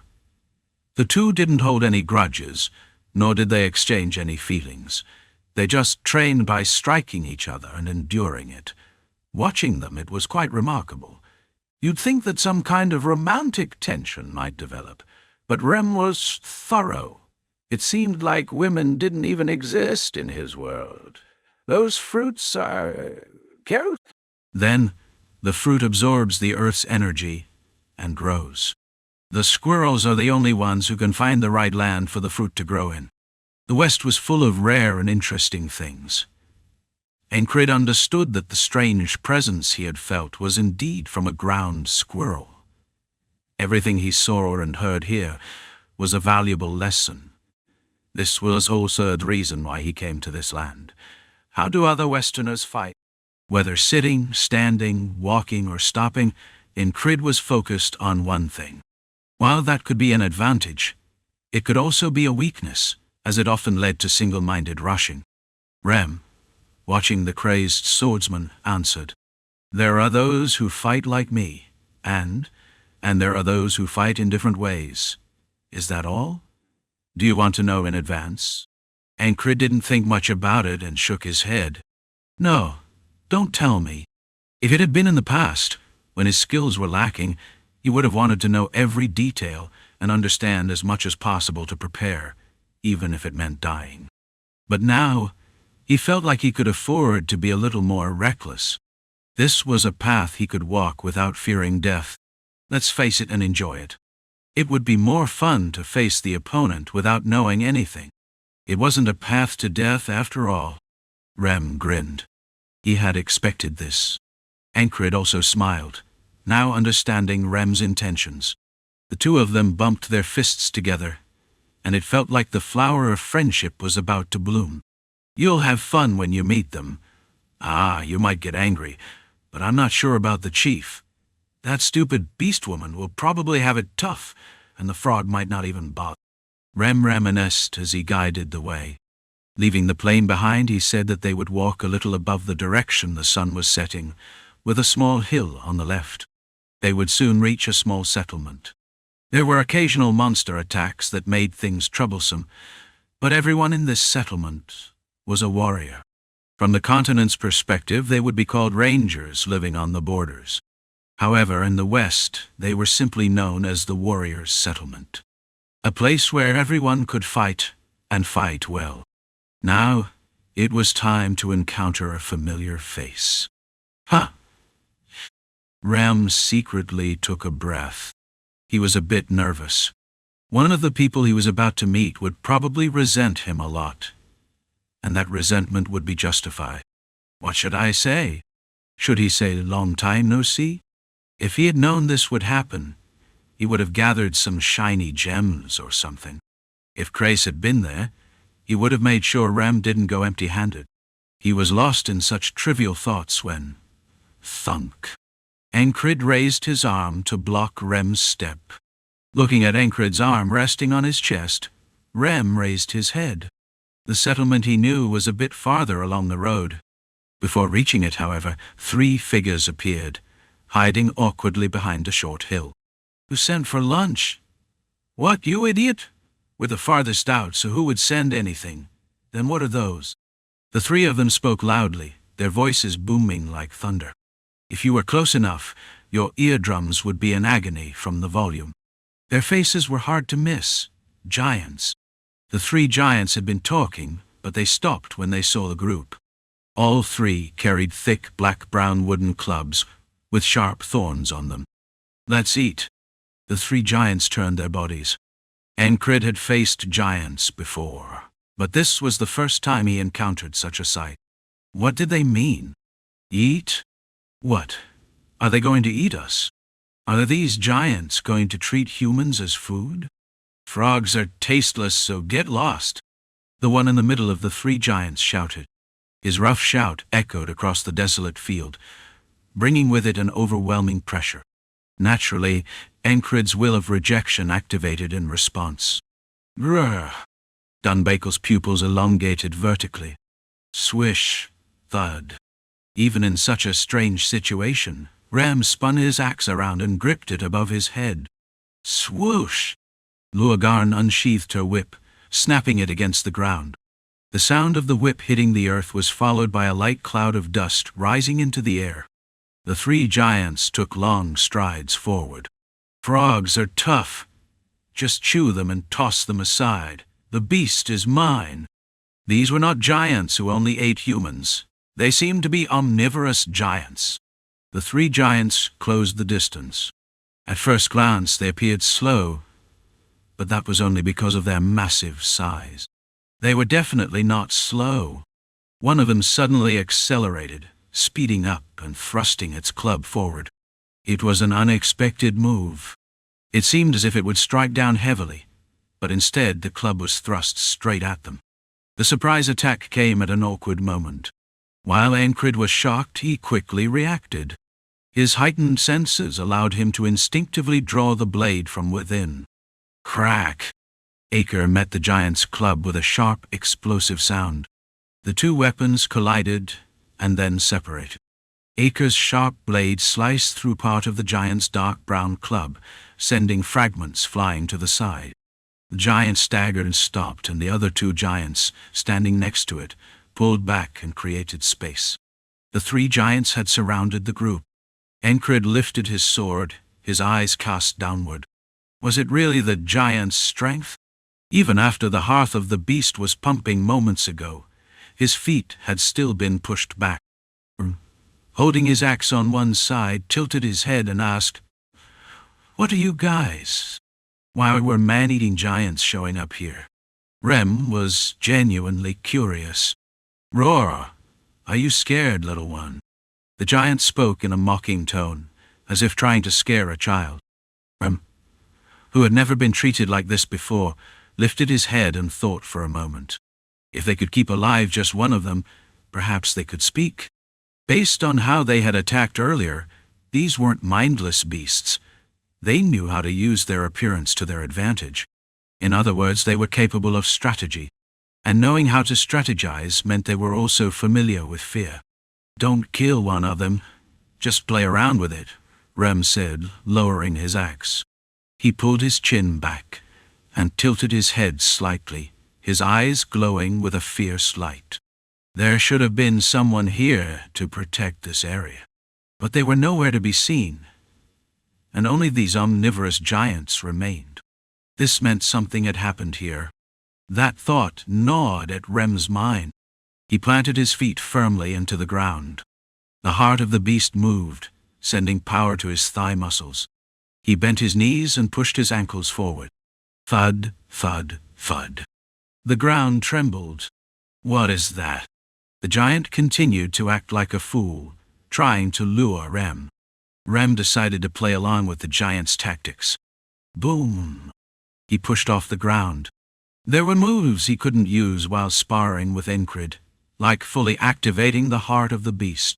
But that didn't mean he could defeat Encrid, as his captain was just as skilled and had his own secrets. Whoosh! At the precise moment Rem moved, the giant's club dropped right above his head. Rem pushed off with his left foot, sending his body forward as though he were launching himself. Then, with a second push from his right foot, he propelled himself again. It wasn't as explosive as the first, but the speed was enough to make a difference. Bang-dot-ee. His second step wasn't as explosive as the first, but it was more than enough to gain speed. His axe sliced through the giant's body. Slash! Ah! The giant let out a beast-like roar. Their blood splattered everywhere. Normally, giants were known for their red blood, but this particular one had dark purple blood, almost violet. As the blood spread across the ground, the giant howled and swept his leg across the space where Rem had been standing. Rather than just kicking, the giant swung his leg widely, indicating he knew how to fight. Rem struck the giant's leg with his axe, using the rebound to launch himself sideways. It was a move he had intentionally planned. As he moved, one of the other giants swung its club at him but missed, reaching out instead. Rem kicked the giant's outstretched hand and dodged sideways. Encrid was watching, and before long, one of the giants had closed the distance behind him. You! The giant swung his club, aiming to block Encrid's movement, while attempting to grab his shoulder with his left hand. As the giant shouted, the volume of his voice was so loud that it made Encrid's ears ring. The sound had the power to briefly freeze a person's body, but it didn't work on Encrid. He had already sensed the movement, and as he turned, spark flew while his other blade, Acker, met and deflected the club. The result was that Acre's blade met the club while spark struck the giant's palm, leaving a small wound. The giant quickly pulled his left hand back, minimizing the damage. Drip, bite. The giant's hand now dripped with dark purple blood. It was definitely not the usual red blood. Where did you come from, you freak? I won't forgive you. The giant roared in fury. Encrid stared coldly at the giant's eyes. The eyes of the angry giant were as cold as those of Krace when he counted Krona. They were calculating eyes. Chapter 468. When he spoke, and Rem followed. Encrid spoke, and Rem followed. The journey, which had been more of a leisurely stroll while watching drifting clouds, had come to an end. The arrival of the giant altered the atmosphere. Encrid adjusted the direction of his blade, observing the giant's reactions. His opponent seemed indifferent, blinking his eyes like an innocent ox. What are you doing? Playing with your sword? Feigning ignorance, the giant tilted his head in confusion. His speech was awkward, but Encrid wasn't fooled by the clumsy act. This guy. Even as he spoke, the giant subtly moved his hand toward his waist, clearly preparing to guard against Encrid's blade. Then, he began swinging the massive club in his right hand, whipping it through the air. The gusts from the swings stung Encrid's face. The sheer force of the wind caused his eyes to water, but he narrowed them to shield his vision. Two thoughts crossed his mind. Getting hit won't just leave a bruise, it'll shatter something. Could this be useful for training my strikes? He adjusted his grip on the sword, pointing its tip toward the giant's abdomen, and shifted his footing. Need help? Dunbakel offered, though her intention seemed less about aiding him and more about venting her frustration from Rem's earlier beatings. No need, Encrid replied curtly. The giant's aura was exceptional, unique even. Encrid didn't want to let such an opponent slip away. As his skills grew, so did his thirst for battle. Enjoying the fight itself was natural, yet succumbing to that pleasure would transform him into nothing more than a killing machine. Of course, that would never happen to Encrid. He had a dream. But should he be forced to live without any joy at all? Of course not. That was why he neither conceded nor abandoned his adversary. The fragments of exhilaration he'd felt when fighting ghouls grew in his chest, offering him a strange joy. Was his opponent dangerous? Regardless of skill, the sheer power of that club would break bones or worse on impact, regardless of rank. If I can't deflect it, I might die. There was always danger in a duel to the death, and that element heightened the thrill. The whip-like motions of the giant's swings betrayed nothing, but Encrid knew his opponent was watching everything. His instincts warned him. This wasn't a fool. It was all a tactic. What are you looking at? Encrid's question met the giant's gaze head-on. Their eyes locked. Encrid's blue eyes were steadfast, glowing like stars. The giant's were dull, resembling clumps of coarse sand, a murky brown hue. Though outwardly vacant and feigning innocence, the intelligence within those eyes couldn't be entirely hidden. Deceptive eyes. The giant's pupils shifted slightly. Encrid tried to read his opponent's thoughts but failed. He wasn't a mind reader after all. But one thing was certain. He's not retreating. At that moment, the giant halted his club mid-swing. Aren't you scared? The giant's voice grew unexpectedly soft, almost coaxing, as if trying to lure him into complacency. It was an impressive act, designed to catch him off guard. Leave one behind and I'll spare the rest, the giant said, without so much as wetting his lips with a lie. Throughout, Encrid watched only the giant's eyes. A pang of guilt flickered, for thinking briefly of Craze. Similar but different. What was the biggest distinction? Truth and falsehood. The giant's eyes reveled in deceit, taking pleasure in manipulating and fooling his opponents. The stench of treachery and savagery wafted from him. Will you do it? Encrid's narrowed eyes met the giant's question with a calm reply.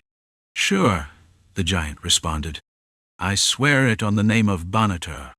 Both stood rigid as statues, neither moving a muscle. Despite their words, their bodies remained taut with tension. The giant Banatur realized his opponent wasn't deceived. Are you mocking me? Suddenly, the giant growled and lunged forward, feigning an attack. His movements reminded Encrid of the mercenaries of Valen. Subtle but deceitful strategies aimed at overpowering their targets. The giant leapt forward, halting mid-stride, and brought his club down in a calculated strike. A deafening crash echoed. Even a restrained swing tore through the air, showcasing the giant's raw power. Banatur wasn't a giant in name only. Encrid remained calm. The ferocity of his opponent's strength, the taunts, the promises of mercy, all of it left him unshaken. The heart of the beast. This discipline instilled an unshakable serenity, ensuring he never lost focus. Encrid's blade, Acquaintances, rose diagonally just as the club came down. The blade grazed the club, shaving off chunks of its spiked exterior with a sharp crack. The giant shifted his weight to his right foot and kicked out with his left, sending debris flying. The splinters from his shattered club became projectiles. Encrid twisted his body gracefully to avoid the barrage and switched Acquaintances to his left hand. In a fluid motion, he struck at the giant's shin. Crack! The blade collided with a protective sleeve around the giant's leg, cutting through but not quite breaking flesh. Still, the resistance was palpable. Ah! The giant let out a pained cry, but his eyes betrayed no panic. Even as he feigned agony, he thrust his hand forward, ready to crush anything it grabbed. But Encrid saw through the ploy. This was no act of desperation. Every motion, from the scream to the attack, was deliberate.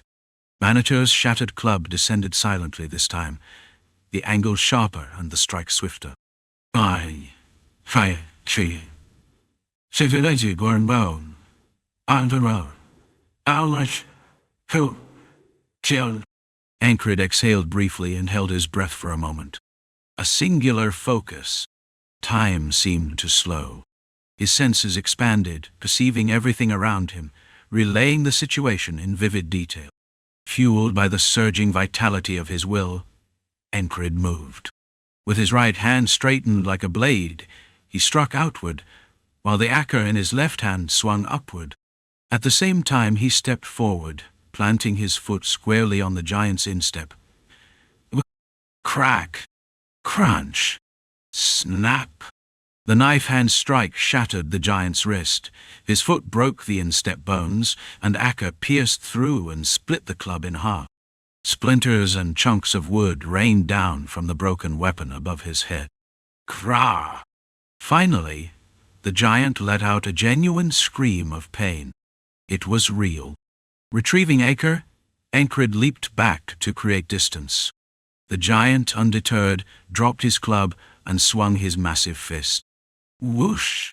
The punch whistled through empty air. One hit could have been fatal, but Encrid had evaded it. Damn! The giant growled in frustration. That, too, was real.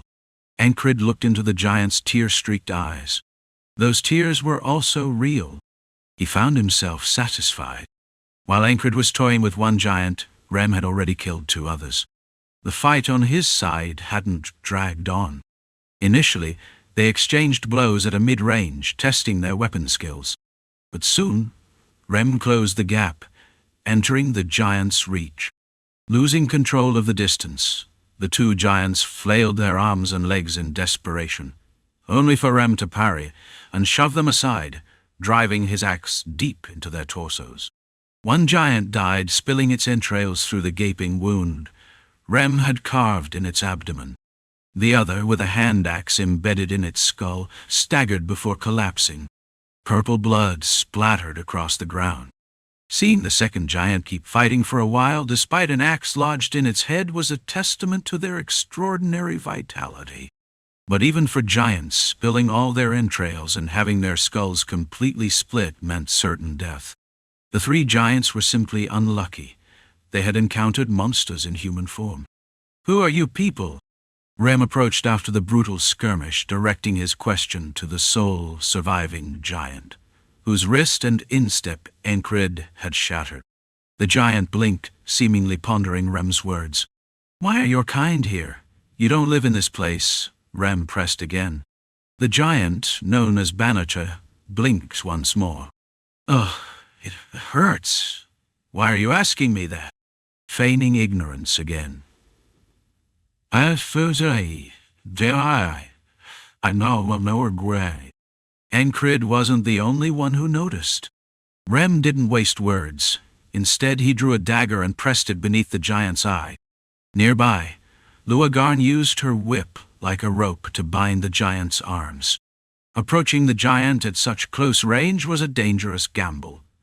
But for Rem, it was manageable. After all, no one expected him to fall victim to such antics. Even kneeling, Rem remained slightly shorter than the seated giant, but still held his gaze. One foot planted firmly on the giant's thigh, ready to crush its femur at a moment's notice. "I could start with your eyes," Rem said coldly. "Unless you have another preference. I've even been known to start with what's dangling in the middle. Either way, I'll keep you alive for 2 days at least." If Jackson was a master of torture, Rem was willing to match him if necessary. He might not be an expert, but his extensive experience cutting people apart had undoubtedly given him a thorough understanding of the human body. And giants, after all, weren't magical creatures with 4 hearts. Their physiology was still human-like. "Wait. If I talk, will you spare me?" To Encrid, the situation felt surreal. He hadn't encountered many giants, but their reputation as the red-blood beasts was well-earned. A species born for battle, known for their unrelenting combat instincts and refusal to retreat even in the face of certain death. Yet, this giant had submitted after losing a hand and a foot. He could still resist. Luagarn's whip bindings were tight but not unbreakable. But instead, he cowered. Rem drove the dagger deeper beneath the giant's eye. Purple blood oozed out. "I'll kill you quickly," Rem promised. And Rem never lied. "You're vile humans," the giant muttered. Perhaps they were smarter than they appeared, though their language seemed rudimentary. The deep, resonant voice carried a coarse, almost primal tone, making it harder to understand. Still, their words slowly became clearer. Damn it. No promises, just greed. What's so great about this land, anyway? The giant rambled, his sentences disjointed, but the message was decipherable. "All is as the prophet foretold," the giant declared suddenly, attempting to bash his head into Rem's dagger. Of course, it didn't work. Rem swiftly withdrew the blade and punched the giant in the cheekbone. Thwack! The giant's head snapped back. Luagarn tightened the whip bindings, veins bulging beneath his smooth frog skin. "It hurts!" the giant roared. "Did you think I'd hit you for pleasure?" Rem quipped before twirling the dagger and driving it into the giant's eye. Squish! Growl! Another scream. This, too, was real. The giant had been broken. "This land is ours now," the giant confessed. "We were told to take it." "Who told you?" "The great prophet." Even with further questioning, little more was revealed. At last, Rem slit the giant's throat with his dagger. Purple blood sprayed forth in a high arc. "We're still in the dark, but we'll learn more if we go deeper," Rem said calmly. "Better if you don't follow," he added, echoing his earlier advice. Encrid remembered the moment he suggested diving into the demonic domain. He had warned Rem it might be dangerous, yet he followed anyway. Chapter 469. Acquaintances' clothes stained with deep purple blood, a dagger in hand, and the still refreshing breeze under a sky filled with billowing clouds. Amid it all, 3 incongruous corpses of giants. It would be dangerous. Instinct warned of this. Yet turning back was not an option. "All right, let's go," Encrid said. It sounded sudden, almost out of place, but his intent was clear. He would go with him. "If you're going, I'm going too," said Luagarn. "Fine. I'll tag along as well," Dunbakel added, almost as if doing them a favor. Rem looked at Encrid. Would a man like him go just because he was told to? Definitely not. His stubbornness was unmatched on the continent. Could that stubbornness be broken? Not a chance. Rem reached a swift conclusion and responded, "All right, let's go." They set off again. After discovering the 3 giants, Rem began searching for signs of a village. "Damn it! What even is this?" Rem muttered. Torn tents, a pot with holes rolling on the ground, and scattered slabs of stone-like objects came into view. There were barely any bloodstains, and the smell of blood was almost non-existent. The site, once a village, was on slightly elevated terrain, like a low hill. At its center, the remnants of a large bonfire could be seen, a burned-down homestead. Nearby lay charred pieces of tents, scraps of leather, and bundles of dried wood. In the middle of it all was a massive cauldron. Beside the cauldron were several bones, unmistakably human in origin. Rem's expression hardened more than ever before. He scooped some dirt with his hand, sniffed it, and surveyed the area.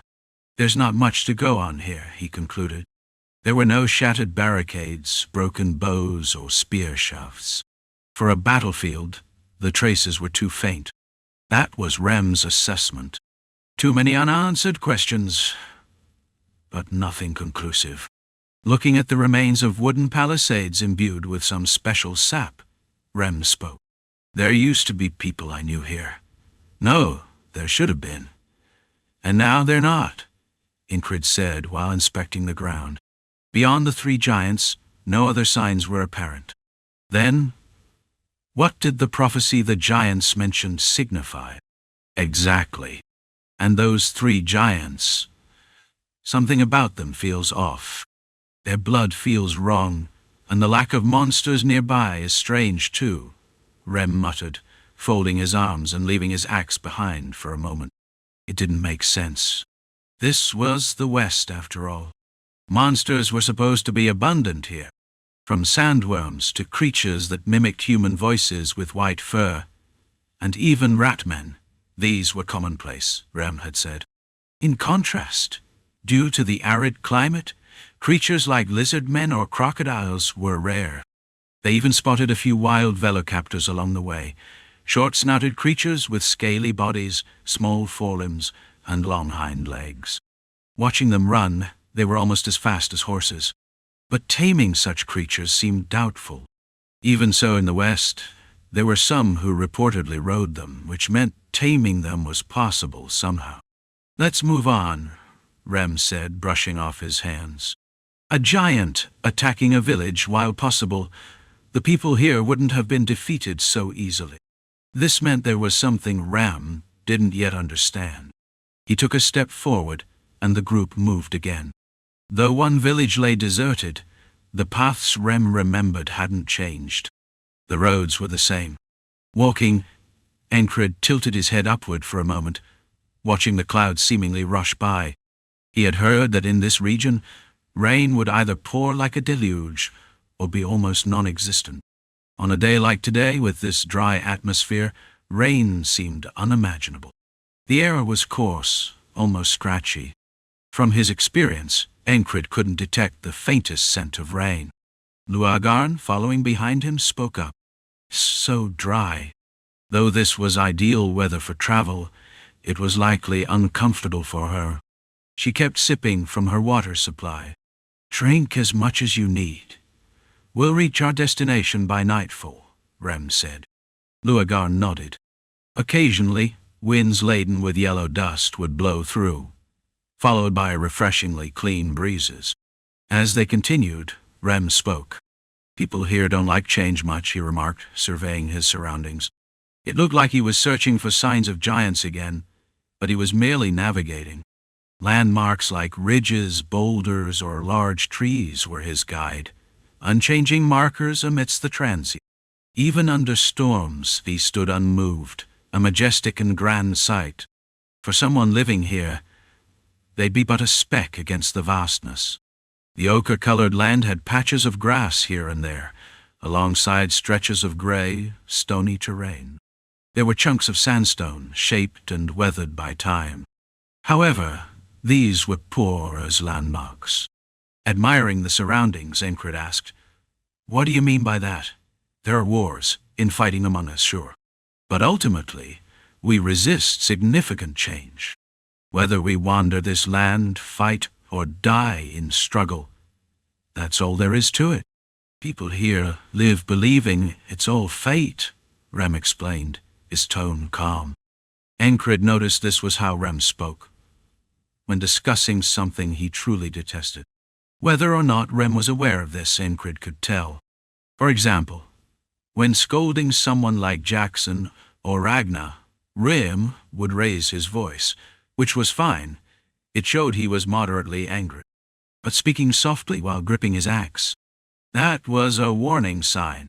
Recently, Ragnar had given Rem a good beating, so this calm tone had been more common. "I don't see what's fun about that," Rem said. Without hesitation, Encrid replied, his words light but meaningful. "Why should you care?" Rem's steps halted. "True enough," he muttered, resuming his stride. Was there a correct way to live? Even if everyone said so, did that make it true? Should life have a definitive answer? No, too. If there's something you desire, shouldn't you strive for it and seize it? That was Encrid. Rem wasn't much different. That's why he had left the West. To claim his life. For enjoyment. To move forward. He didn't want to become a weathered sandstone lump, eroded by the West's winds. He acknowledged his past of evading responsibility and obligation. Acknowledging it allowed him to move forward. It defined his current path. It was all about the heart, the mood, and the will. When learning spells, he had moments of realization. Now, it felt the same. "Let's walk through the night," Anyone tired? Just lower your hands before I break them, you stupid beast, Rem said. I just raised them. My armpits were itchy, Dunbuckle grumbled. She was an indifferent beast woman, bothered only by the sight of vast lands. Perhaps it reminded her of the plains her kind lived on. Try washing up once in a while, Rem quipped at her. There aren't many beastkin as good at washing as I am. Way, Dunbuckle responded confidently. Naturally, Encrid didn't believe her. Neither did Rem nor Luagarn. If you're tired, get on my back, Rem said nonchalantly, striding ahead. They moved through the plains, which resembled a barren wilderness, crossing dirt paths and short grassy patches. To their left loomed a ridge filled with sparsely perforated rocks. It seemed like an ancient volcanic zone, as the faint geothermal heat emanating from the basalt gave the impression of the land being crushed under its weight. From afar, it looks like a lava giant stomped here. With his honed senses and keen observation, a result of rigorous training and sensory techniques, Encrid deduced the shapes of the rocks and the sunken basin. The group walked through the night. Along the way, a few monsters appeared, a pack of ratmen. These rodent-headed monsters with long claws were quickly sliced apart by Dunbuckle's curved blade. My turn, she exclaimed, deftly dodging aside after each swing to avoid being splattered with monster blood. It was a classic hit-and-run tactic, and she managed to slay the creatures without a single drop staining her. Dunbuckle's skills had improved significantly. Encrid could see that.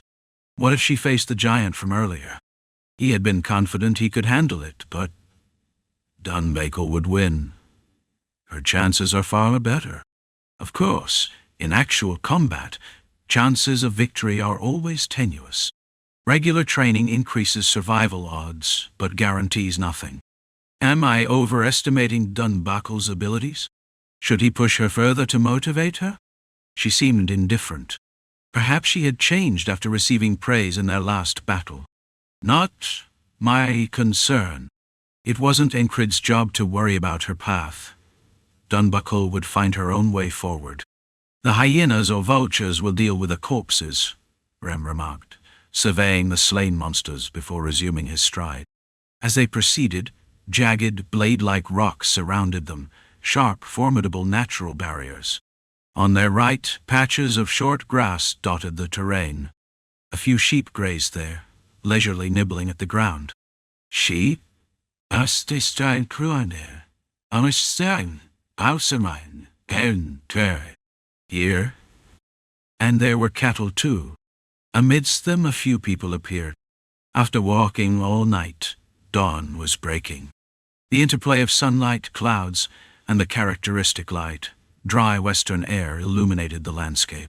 The land, predominantly gray and ochre, glowed warmly under the sunlight. The absence of mist allowed for a clear view, revealing hues of light and dark brown, green grass, and a harmonious blend of gray and ochre with dashes of green. 4 people stood gathered among the livestock, one of whom stepped forward. Instead of showing wariness, the figure glanced at the group and approached without hesitation. When I read the clouds, they didn't say enemies were coming, said a tall, broad-shouldered individual in a surprisingly light voice. The person wore a suit of fur-covered armor, not for warmth, but as if the fur itself was part of the armor's design. Their hair, bright brown, was braided and hung down their back. Their footsteps were nearly silent, as if something padded their boots. Encrid noticed this detail immediately, perhaps a hunter, judging by their attire. The newcomer's gaze swept over the group, lingering briefly on each member, assessing them. It felt like an odd mixture of scrutiny and wariness, coupled with an almost imperceptible intensity. Like flowing lava. Though slow on the surface, one wrong move would ignite it, consuming everything in its path. This was someone whose searing anger had been carefully restrained. The gaze moved from Encrid to Dunbuckle, then Luagarn. It didn't linger longer on Encrid despite his sharp features, which were usually pleasing to the eye, even if dirtied by travel. The person seemed utterly uninterested, and turned their attention elsewhere. "Which side are you on?" The question was abrupt. "What's that supposed to mean?" Rem replied, sounding uncharacteristically hesitant. "Rem? Hesitant?" The sight was surprising, not because they seemed familiar, but because Rem appeared unnerved. Encrid glanced around, wondering if this was a ferryman's dream, a vision shown by some phantom guide. There was no ferryman, no mirage, only reality. His senses confirmed it. "You ran away from home. Why?" the broad-shouldered woman asked again. Rem didn't answer immediately. As Encrid observed the two, instincts kicked in. His mind began piecing together reasons and conclusions. Do we really have to go together? Couldn't he go alone? Why take the longer, more dangerous route? The hesitation in Rem's movements. If we go now, we might die. No, I know we will. Why adamantly refused to leave while injured? Why he seemed unusually reluctant about retrieving what he had left behind? All of it was now clear. "Hey, you bastard, speak up already." The Western warrior fiddled with the axe at her waist. She was Rem's wife. Chapter 470. The woman Rem, the braided hair swayed, unaffected by the wind. It moved because the opponent had stirred. A lone woman shone in rich brown hues within the grey world. A sense of vibrant vitality radiated from her. In other words, her movements as she unsheathed the axe from her waist seemed light and rhythmic, almost like a dance. Then came the vertical chop of her axe. Encrid's gaze followed the trajectory of the axe swing. No hesitation. While it wasn't a deep bloodlust, her intent to cleave something was evident. Past the falling axe, splitting like chopping firewood, her piercing eyes traced a sharp line. The axe sliced through the air with a singular purpose: to split Rem's skull. In the same moment, a few muttered words, perhaps a curse or exclamation, filled the air. There was barely a half-breath to react, but naturally, Rem responded. The axe in his hand rose to meet its counterpart in mid-air. Thud, cock. Luagarn and Dunbakel's eyes darted around. The clash of axe blades had created a startling shift, drawing their gazes to the intense exchange. Encrid watched with relative composure, his sharp vision capturing every detail. The two axes collided and recoiled apart, thanks to the subtle twist of Rem's wrist. Rem's opponent snorted through her nose. She yanked the recoiling axe back with brute strength. Her forearm, tightly wrapped in leather straps, bulged as muscles swelled beneath, making the straps sink into her skin. The axe leveled horizontally, now targeting Rem's jawline. Ayul. Rem twisted his body slightly to evade, speaking as he moved. The woman called Ayul responded with her axe, pushing it forward in a straight thrust. Rem caught it with his bare palm and redirected it to the side. That's Auden's technique. Encrid recognized it instantly. What Rem had just demonstrated was a variant of a body-flowing technique. But he had executed it barehanded.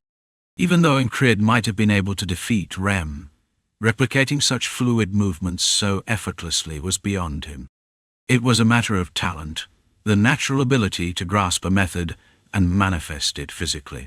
Of course, Encrid could also deflect blades with his bare hands, but doing so on instinct as Rem had was another matter entirely. What Rem had shown wasn't calculated. It stemmed from raw instinct. Encrid didn't feel particularly emotional about it. There was no awe, just a note of interest in the technique's ingenuity. It seemed worth practicing later, a parry that blended striking and deflection. I've chosen my partner and sworn upon my axe not to spread my affections elsewhere. Rem's tone was calm as he spoke. Ayul, whose axe had missed its mark, slowly sheathed her weapon at her waist and replied, "Fine, let's leave it for now. A smelly beastkin, a frog, and to top it off, one of them is a man." Rem's words came again, this time a response to the implied accusation of infidelity. The context of the conversation made the situation clear. His explanation might have sounded like an excuse, but it was the truth. If testimony is needed, I'll provide it. Encrid interjected, a declaration of camaraderie born from their shared battles. I don't know who you are, but stay out of it unless you want a new ornament on your skull. Encrid chose to respect her stance. Dunbakel, meanwhile, stifled the urge to clarify that Rem wasn't her type. The woman before them didn't seem like one to make idle threats. Luagarn watched the unfolding events with curiosity. A female Rem indeed, she thought. Dunbakel had a similar impression. 2 crude axes. Encrid too came to the same conclusion. A woman Rem. Ayul rested her hand on her axe and gazed at Rem. Her eyes carried a heavy, silent menace. We'll talk later. Rem's expression darkened slightly. Fine. In life, there were unavoidable obligations. For example, a husband who had left home owed his waiting wife an explanation upon return. As Ayul's fury subsided, a few other Westerners approached, seemingly unbothered by the earlier tension. They likely knew Rem well. Among them was a man with patterns etched on his face, like spikes drawn with dye. This is unbelievable. Grimek would weep. He seemed genuinely shocked. Grimek referred to a mythical beast living in shadowy forms, a figure from Western legends. Encrid regarded the man with a habitual gaze of scrutiny, a reflex born from his early sword training. Take everything in and analyze it. The man's complexion was dark, likely suntanned, as hints of reddish skin peeked through near the boundaries of his hands and sleeves. His face had pronounced cheekbones, narrow eyes, yet carried a gentle appearance, making him seem more amiable than sinister. In contrast, Ayul was equally striking. Her beauty fell into the category of undeniable allure. From behind, Luagarn's muffled sounds of fascination could be heard. Frogs were known to appreciate human attractiveness. Rem, however, bore a more continental appearance, distinct from the Westerners. This revealed something about his origins, a secret subtly hinted at in the difference. Hey, it's been a while.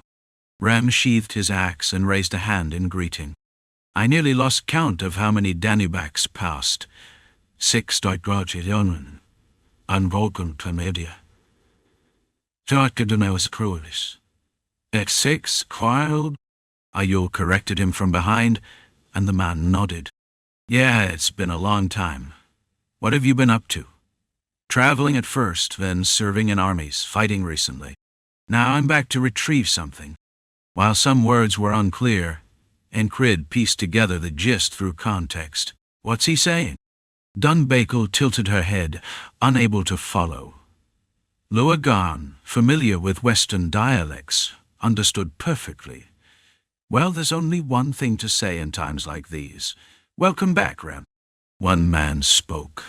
Thought you were dead somewhere, but you made it back. Ayul, too, blessed Rem's return in her own way.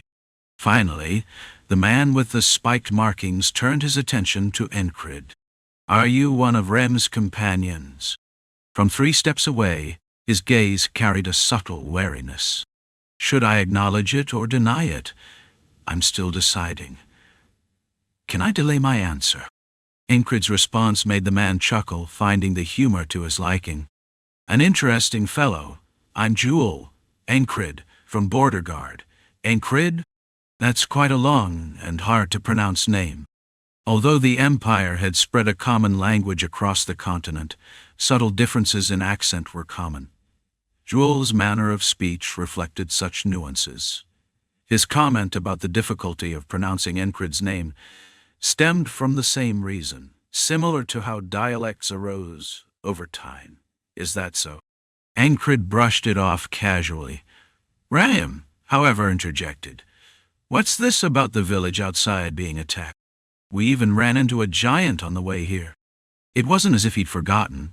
It was just that the conversation had only now circled back to it. That's a long story. Let's head to the Great Wings first. Ayul suggested, but Ayul simply stared at Rem with an unreadable expression. The other Westerners merely stood by, observing. Encrid studied their dynamics, piecing together the relationships. The woman, Rem, seems to have the authority, while Jewel might be something like a squad leader. He wasn't far off. This group, tasked with grazing cows and sheep while keeping watch, regarded Ayul as their strongest fighter. Understood. Rem's return stirred mixed emotions in Ayul. A blend of relief and frustration. Regardless, it was a fortuitous event, seemingly blessed by the sky god. We're heading to where the chief of the Great Wings resides, Jewel declared. The remaining Westerners whistled, herding their livestock. Using long staffs, they tapped the ground to align the animals and guide them, their skills something even the shepherds of the wilderness could learn from. When Encrid commented on this, Luagon puffed her cheeks in amusement. Croak! That's not how wilderness shepherds do it, you'll see someday. Ask Fell about it when we're back. If we survive, I'll be sure to, Encrid replied with a nod. Though his conditional phrasing, if we survive, might seem unsettling, both Luagarn and Dunbakel took it in stride. However, one of the Westerners walking beside them tilted his head, confused. If we survive? The young man seemed to wonder, who? Is this a continental joke? A dialect thing? Of course, it was neither. As they walked, Rem sidled closer to Encrid, whispering softly enough that Ayul, walking ahead, wouldn't hear. Man, I almost died back there. Wouldn't it have been better to just take a hit? Encrid whispered back. Perhaps letting himself get hit would have been easier. Hard to get hit when they're swinging like that, Rem muttered. Encrid agreed. It was tough to take a hit when someone was swinging an axe powerful enough to cleave off a limb. Is that the same Rem who ran away from home before? One of the Westerners, watching intently, asked. Yeah, that's me. Was it because of the Wanderer's curse? Who said that? Ayul did. And who are you? I'm Air. The young man had sunken cheeks but sharp eyes. His body, hardened by a controlled diet and relentless work, looked solid as a rock. The way he tapped the ground with his long staff suggested he was no stranger to combat. Though lacking visible aggression, his disciplined air didn't escape Encrid's growing discernment. He sized up Air's abilities at a glance, a skill he had refined far beyond what either Rem or Ragnar could manage. If we brought him to border guard, he'd be treated as a top-tier soldier. While Encrid couldn't be sure how he'd fare in an actual fight, Aya's skill level was evident. Of course, nothing was guaranteed in real combat. That truth remained constant, whether he was a squire now or a low-ranking soldier in the past. By comparison, Rem's abilities far surpassed Air's. From what Encrid could tell, he hovered somewhere around the level of a squire. In response to Air's question, Rem answered briefly. It's not like that. Explaining her past would take too long, and it wasn't something a young man like him needed to hear. Huh. Ayul, ahead, snorted. While she probably hadn't heard the whispered exchanges, she could clearly catch the rest of the conversation. As they continued walking, patches of grassland appeared, scattered with Westerners, herding livestock. Spotting the group, the shepherds paused to watch, a few recognizing Rem. Before long, an acrid smell wafted through the air. It wasn't pleasant. Encrid glanced sideways to see Dunbakel twitching her nose. If he could smell it, Dunbakel, with her keener senses, must have noticed it first. What does it smell like? Encrid asked. Seems like they're burning a mix of plants, Dunbakel replied. Rem raised his head, also catching the scent. In the distance, gray smoke rose into the sky. Something must have happened, Rem noted. You'll find out once we get there, Ayul responded curtly, her tone still heavy with irritation. Will she ever let that go? Encrid mused as they marched on. A gentle hillside came into view, and beyond it lay an open clearing. "It's been a while since we've had outsiders. Welcome strangers who've crossed the boundary," Jewel said. The clearing was filled with tents, rounded, angular, and everything in between. Counting them all would take ages, and the people matched in number, forming a community of several hundred. It was, in essence, a western city. In continental terms, you'd call this Elder Bear, or something like that. "We're descendants of the goddess who became a bear. At least that's what the myths say." Rem had explained this beforehand. Tales of giant slaying bears, animals transforming into humans, and the first humans born of bears were abundant among the western tribes. Each tribe seemed to have its own version of these myths. The site of the western city was just as she had described it. Chapter 471.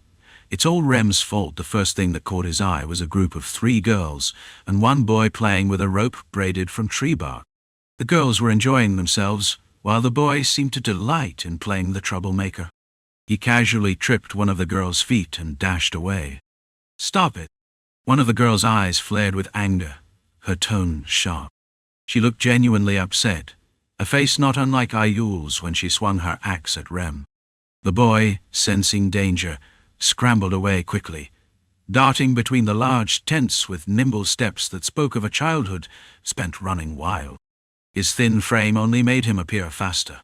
Not even a Belopter would bite that little pest. One of the girls holding the rope muttered venomously, her dark brown eyes flashing with irritation. Unlike the adults who often had painted symbols on their faces, the children's skin was clear and smooth, unmarked by such decorations. Her naturally tanned complexion seemed to glow in the sunlight. Clearly their playtime had been disrupted, and her frustration made it seem she wouldn't let this slide easily. To Encrid, it was obvious the boy just wanted to join in the fun in his mischievous way. Kids that age often sought attention through harmless pranks. A group of 4 men working on leather nearby chuckled at the scene. "If he keeps it up, he'll end up with a broken bone. Better to stand your ground and take the beating, kid. Running will only make it worse if they catch you." Their tone was teasing, but their laughter carried a somber undertone that Encrid couldn't ignore. The boy, peeking out from between 2 large tents, shouted back with a cheeky grin, "I just won't get caught." The adults laughed again, shaking their heads at the boy's defiance. "You can't run away forever," they warned, though the boy paid no attention. A low, guttural sound broke the air, a familiar growl. Encrid had sensed the beast's approach long before it arrived. "Hiya!" A child rode up on a young Belopter, its soft, unripe scales glinting under the sun. The small creature's low stature made its rider and Encrid's eyes meet at the same level. "Don't block the path of a hero," the child declared boldly. Encrid stepped aside without protest. A massive ox lumbered past, dragging a cart laden with goods. The child gently patted the Belopter's neck to steer it out of the ox's way. Though enormous and capable of crushing a human with a single charge, the ox seemed docile, its placid eyes shining gently. The man guiding the ox paused briefly to let the child pass. The scene around Encrid unfolded with a lively rhythm. Women carrying baskets of herbs strapped to their backs, men drying grasses, an old man scraping a long pole with a work knife, and a 1-armed man meticulously stitching leather with his foot, holding it in place. "It's charming," Encrid remarked as he surveyed the area. Though there was an underlying grimness, the place felt alive and full of warmth. "I told you it's a good place," Rem replied beside him. He had said so before, a place that wasn't prosperous but peaceful. To Encrid, it indeed appeared that way. It was a pastoral scene, simple and brimming with homely charm. The bleating of sheep and the lowing of oxen filled the air. A few short-legged, sturdy horses were visible, bred more for hauling loads than speed. Belopters rested in one of the open spaces. Their short front legs folded as they dunked their heads into feed buckets. Their vertical, slit-pupiled eyes glanced curiously at Encrid, and one of them emitted a raspy growl as its scales rippled. Being cold-blooded creatures, they couldn't survive in colder climates, which was why they were unique to this warm western region. Sweat trickled down Encrid's back under the sweltering heat, though the occasional breeze offered a welcome reprieve in the shade. Among the bustling crowd, not everyone wore a cheerful expression.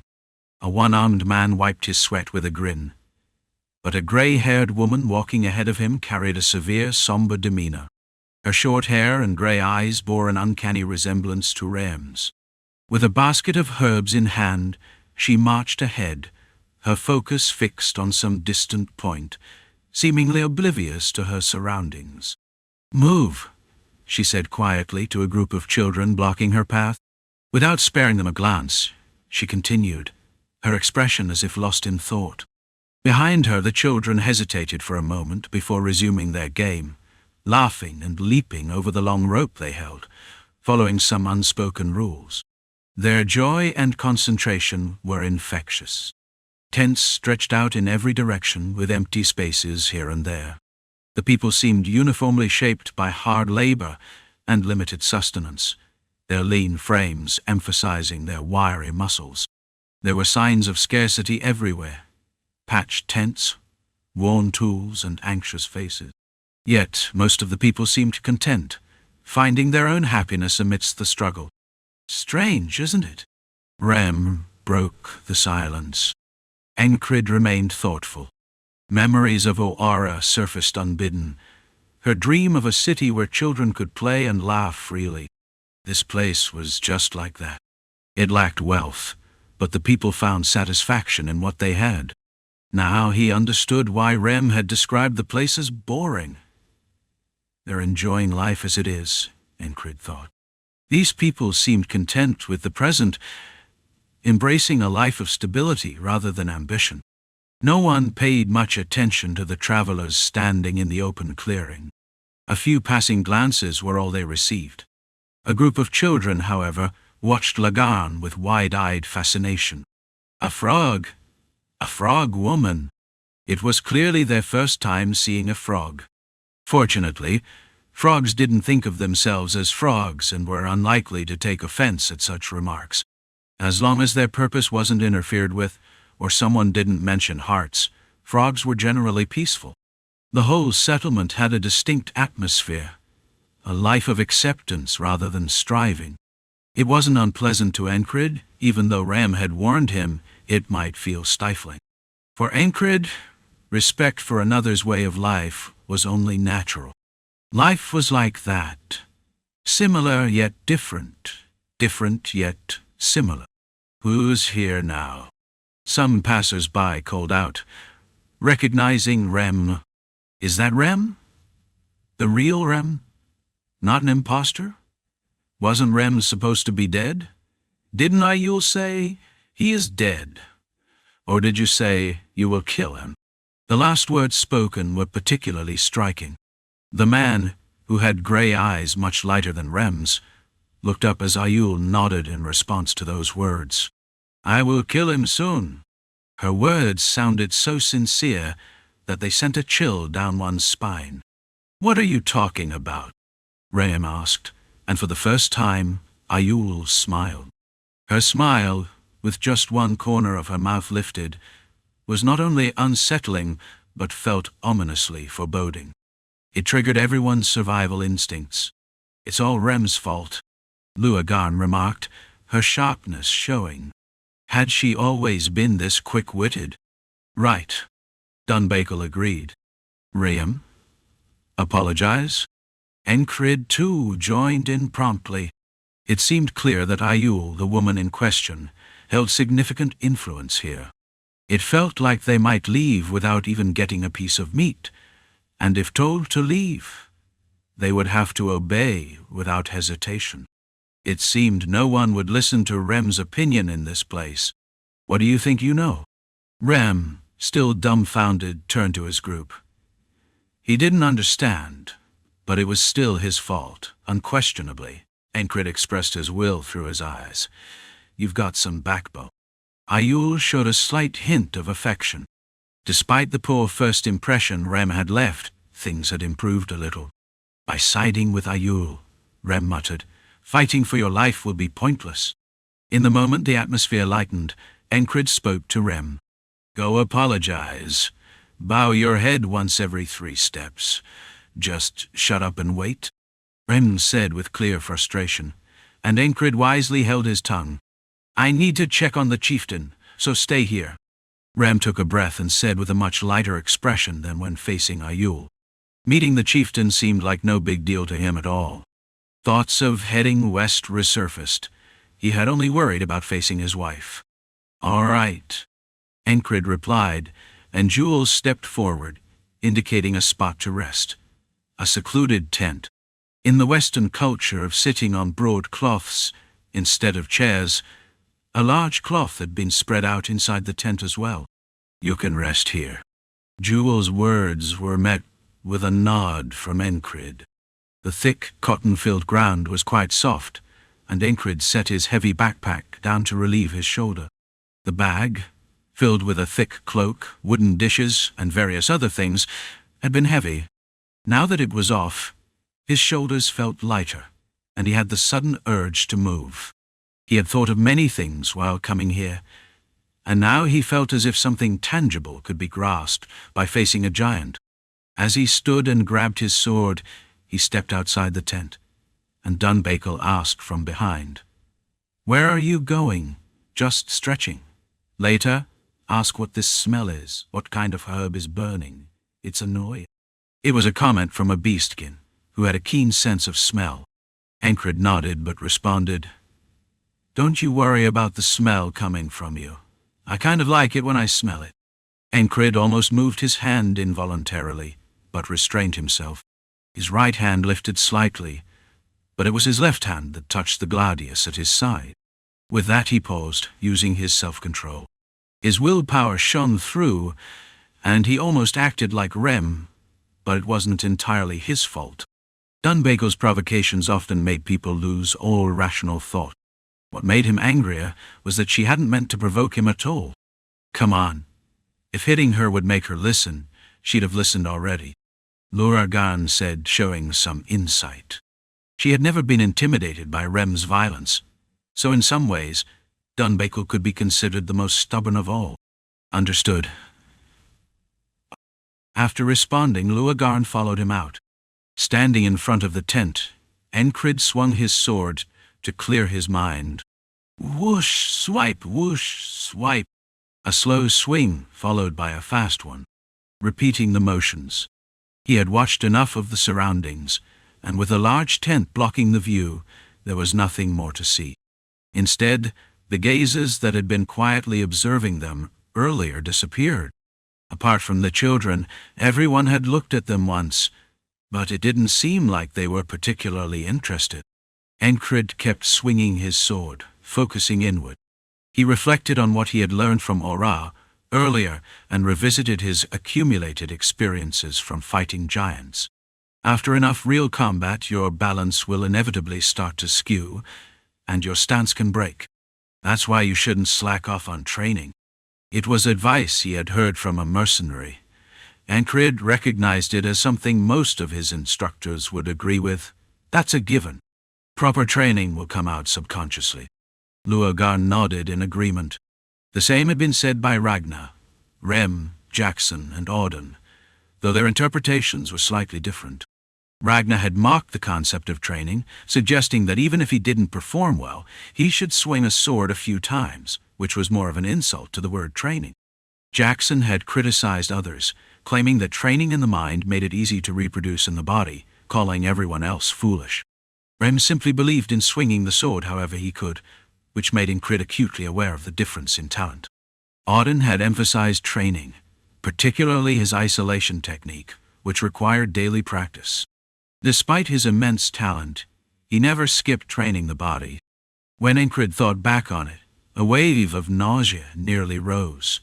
He remembered the brutal 3 times a day training routine Auden had put him through early on. Wasn't that the 3 times method? Back then, when he had trained 3 times a day, it felt like his body was falling apart, and moving a finger was almost impossible. But if anyone asked if he blamed Auden for it, Encrid would shake his head. It was because of those painful days that he now had the strength to swing his sword. "Did you come with Rem?" The voice broke his concentration, and Encrid returned to the present. It wasn't like he had sunk deep into his focus, but training often made him lose track of time. He felt the approach of someone and, without hostility or intent, simply let it happen. His eyes shifted forward. A middle-aged woman stood before him, holding a long stick. She took a drag from it and exhaled smoke. A cigarette with a sharp, spicy scent. "Who's burning something?" Dunbakel, from inside the tent, stuck her head out and asked. Encrid didn't answer immediately, but instead looked behind the woman at the two Westerners standing behind her. They had similar brown hair and looked like twins. "You wanted to spar. Rem sent me." As the smoke passed in front of his face, the strong, bitter scent lingered, but within it there was a subtle sweetness. Whether the scent was real or not, it seemed to linger. These two must be skilled. He could tell at a glance. "Are you really sure you want to spar?" the middle-aged woman asked, and Encrid simply nodded. It was a question that didn't need an answer. Chapter 472. Rem brought an odd fellow. The warning from the middle-aged woman was that the spar wouldn't be as fun as it seemed. In the West, there was also a concept of warriors. Rem and Ayul were examples of such. These warriors wielded axes, spears, and wide-bladed swords with one side sharpened. In this region, double-edged swords weren't commonly used. If they used polearms, spears were preferred, and if they used shorter weapons, axes or a single-edged form of swords like the falchion were more practical. Spears were useful for hunting, while axes and halberds were good for chopping wood or cutting grass. But double-edged swords were just inconvenient in many ways. The environment didn't allow for a livelihood based solely on swordsmanship. Furthermore, not all warriors were of the same type. The mentality of not retreating in battle was the same, but the fighting style could differ. The twins before him were like that. They weren't fighters but hunters. Of course, Encrid didn't know that. He only saw the weapons the twins were holding. A spear. The spear had a handle connected to something like a stick. It wasn't familiar, but Encrid knew what it was. He had occasionally seen mercenaries using such weapons. Was it called edlatl? It was a spear-throwing device. It was a tool to more efficiently transfer force than just throwing a spear with arm strength. When the throwing stick connected to the spear was swung forcefully, the spear would fly with that momentum. Spears were inherently bulkier and heavier than bows. A poorly made shield might be pierced through. 3 spears were sticking up from their right shoulders. Although Rem and the woman smoking in front of him said it wouldn't be fun, Encrid found it amusing. Was it only fun if swords clashed? That wasn't true, since he had said he would spar. "All right then," the middle-aged woman spoke. As soon as the words ended, the twins jumped backward. They kicked the ground lightly, their movements surprisingly nimble. Encrid stared at them as they retreated and prepared their stance. It wasn't enough to just retreat. They shifted their weight onto their heels. It was a stance ready for an evasive move, a stance from which they could retreat at any moment. Encrid's gaze studied their eyes, arms, legs, and beyond the weapons. Balance is good. The split calf muscles visible under their shorts looked as solid as if they had stones inside them. Those legs could burst with power at their master's will. Was it the heart of immense strength? No, that wasn't it. They had fought in this manner many times before.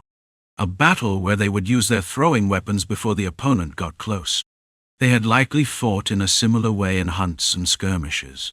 What if the spear-throwing failed? From their waist, falchion-shaped broadswords dangled and swayed. If you can't dodge, you'll die.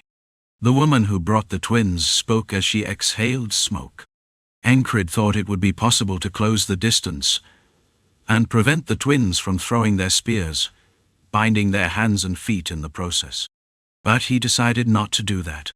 That would make it less interesting. He waited purely out of curiosity. If it was a spar, why not wait for it? It wasn't arrogance, but confidence. The twins hopped back like grasshoppers, fast and tough like insects, bouncing backward and lowering their stances. There were no obstacles, as the area with the tent was in a secluded part, and there were no barriers. But what would happen if the spear-throwing missed? The tent might rip. With that thought, Encrid took a step sideways. Step by step, moving slowly, the twins adjusted their distance.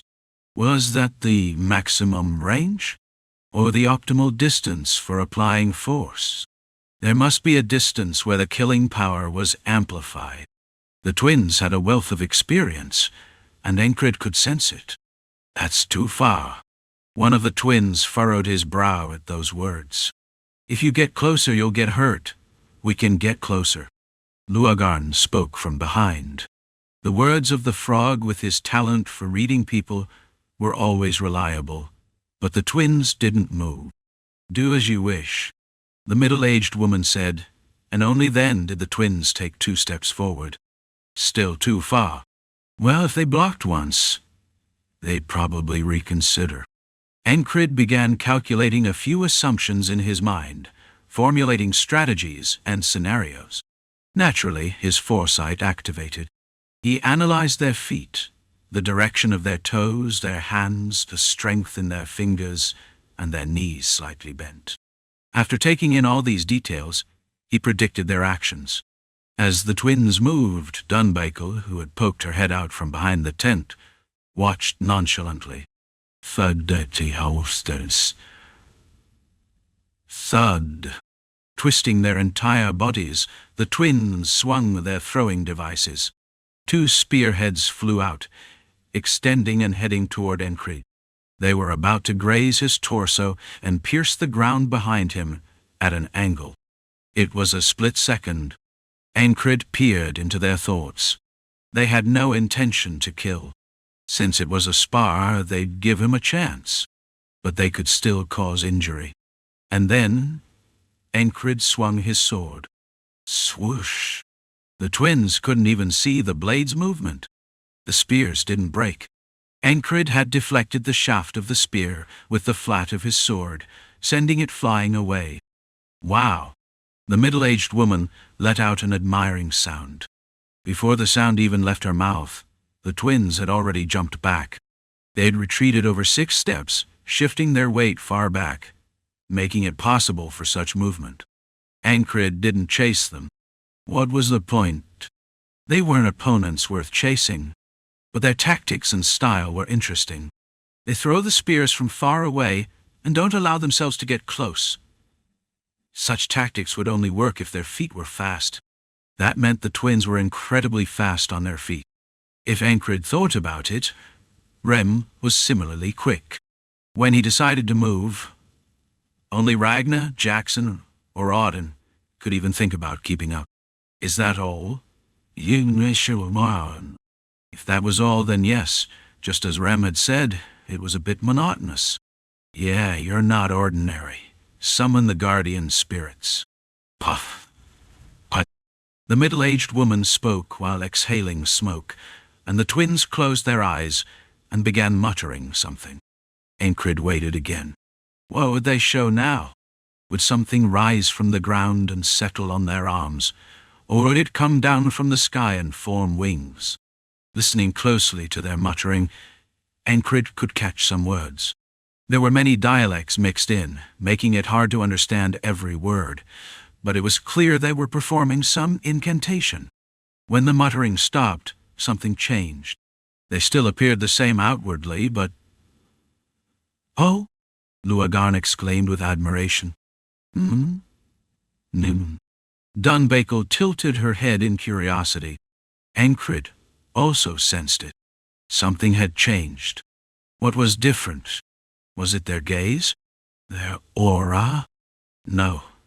It was the power in their arms. Ha! One of the twins moved with a shout.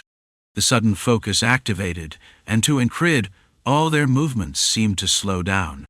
One of the twins stomped his left foot onto the ground, twisting his whole body. He used his entire body like a throwing spear. His weight shifted forward from his ankle, knee, and waist, and his arms stretched out. The movement was the same as before, but the power was different. Ping! There was a noise, and then a dot appeared. It had traveled farther, now twice as fast as before. The tip of the spear transformed into a dot and flew towards him. It was a spear thrown by a squire knight, no doubt. It was harder to knock away than before, and Encrid's arm tightened. Thud! The spear flew through the air. He had struck it with his forearm, using his strength to redirect it. In the gap that formed, another dot flew toward him. It was from the other twin. This time, it wasn't a thrown spear, but a direct charge, holding the spear with both hands and thrusting forward. It seemed like he would be hit, but Encrid extended his left hand and grabbed the spear's shaft. Clang! The charging spear lost all its momentum and abruptly stopped in mid-air. At the same time, the twin who had charged pulled a sword from his waist. Ting, ting. The sword was starting to leave its scabbard. Encrid didn't just stand by and watch. He swiftly lifted his foot and pressed down on the hand, attempting to unsheathe the sword. Ting, ting. The half-drawn blade scraped against the metal edge of the scabbard, causing a sound of friction. Encrid let go of the spear and extended his right hand, grabbing the assailant by the collar and shaking him. Quickly, from side to side, the adult man's body wobbled like a sheet of paper. Ah! A groan escaped from him. When the body is suddenly shaken like this, the brain shakes as well. The opponent couldn't withstand it. The other twin, who had been circling around, changed angles and aimed at Encrid. Encrid moved the twin he was holding like a shield, pushing him sideways. Throwing the spear would risk hitting his brother. Would he have done that in a real fight? Perhaps not. But this was just a sparring match. I give up, the twin who had thrown the spear said. You've spent your life fighting, haven't you? Your skills are impressive, the middle-aged woman with a pipe in her mouth said, her eyes wide with surprise. Only then did Encrid release the collar of the twin he was holding. The twin, now on the ground, coughed. Was that sorcery? Encrid asked. He was a little surprised. It had been fun. He had heard about sorcery from Rem a few times. Yes, the middle-aged woman nodded. She wasn't even thinking about the pipe she held. Her gaze was fixed solely on Encrid. Rem had told her to fix his cocky attitude, but he didn't seem that cocky, and his fighting skills were exceptional. Would he fight better than Rem? She didn't know. Was this a sign of hope? A gift from the gods? She briefly thought about it, but decided not to jump to conclusions. Whether this person would fight for them or just leave was still unknown. Everyone valued their own lives more than the lives of others, and they didn't have anything to offer to strangers. They didn't have overflowing wealth or treasures. Would they have to give someone up? Perhaps a beautiful woman. That wouldn't happen. None of the women in the West would trade people as a price. They might die, but they wouldn't throw away their integrity. That was their pride. The middle-aged woman enjoying her pipe didn't know, but they did have something to offer. One more, Encrid asked, his eyes full of anticipation. He could offer a sparring match. The man who was crazy about sparring had a gleam in his eyes. Just a moment ago, when facing the guardian spirits, the twins had shown unexpected strength. It was clear that they had exceeded their limits. What appeared before him was not the full story. That was what intrigued him. The twins nodded. They, too, still seemed unsatisfied. We'll do it, one of the twins said. Then do it, the middle-aged woman nodded. It was time for another sparring match. The rules remained the same. The twins continued running around, keeping their distance. Let's do it again. Let's do it again. One more time. Just one more time. You can do it, Encrid cheered as the sparring continued. Without resting, they fought 6 more times. Eventually, "We can't do this anymore. We're going to die at this rate." The twins shook their heads. One of them stuck out his tongue like a dog and panted heavily. They had used so much sorcery that they no longer had the strength to move a finger. The middle-aged woman, the fortune-teller, dropped her pipe in shock. Rem really brought a madman, she thought. A madman obsessed with fighting. Of course, this was good news. Half a day had passed, and before the sun set, the 2 greatest warriors in the area were exhausted. But Encrid, on the other hand, was perfectly fine. He was only sweating a little. And now he was busy chatting with the frog he had brought along. It sounded ridiculous. "Sorcery is amazing," Encrid said. "It's interesting, but it probably wouldn't satisfy you," the frog replied. "It was fun. I wonder if there's anyone who fights like Rem. Do you think such a person is common? I know 2 or 3 guys like that. Big dreams. My dreams are always big." Encrid, speaking of how he had 3 others in his unit who were just as skilled, didn't realize the fortune-teller wouldn't understand. By then it was hard for her to even understand what he was saying. "But how long is that smoke going to last? What are you burning?" As they were talking, a beastkin approached and opened her mouth. The woman, the fortune-teller Hera, was one of the healers of the United Tribe, so no one knew more about the smoke than she did. "It's for those who are dying," Hera replied. "Who's dying? Those cursed." It was the work of a fallen sorcerer and a group of traitors from the west. "It's a long story. Would you like to see?" Hera asked. Without thinking, Encrid nodded. He wasn't uninterested in the unusual nomadic city, even though he was swinging his sword here. He would be able to explore the city more when Rem returned, but it wouldn't hurt to take a look through someone else. "I'm curious too," the frog said, its interest piqued. "What are you burning all the time?" the beast woman chimed in. "That's where the father of these twins is. He was originally the best warrior here. Now, he's sick." Encrid was curious about this sick person. He just wanted to see how he was sick. So, the fortune-teller Hera led them toward the area where the sick were gathered. It was a tent where those cursed were being gathered. Chapter 473. The return of the prodigal son Encrid had difficulty following their conversation.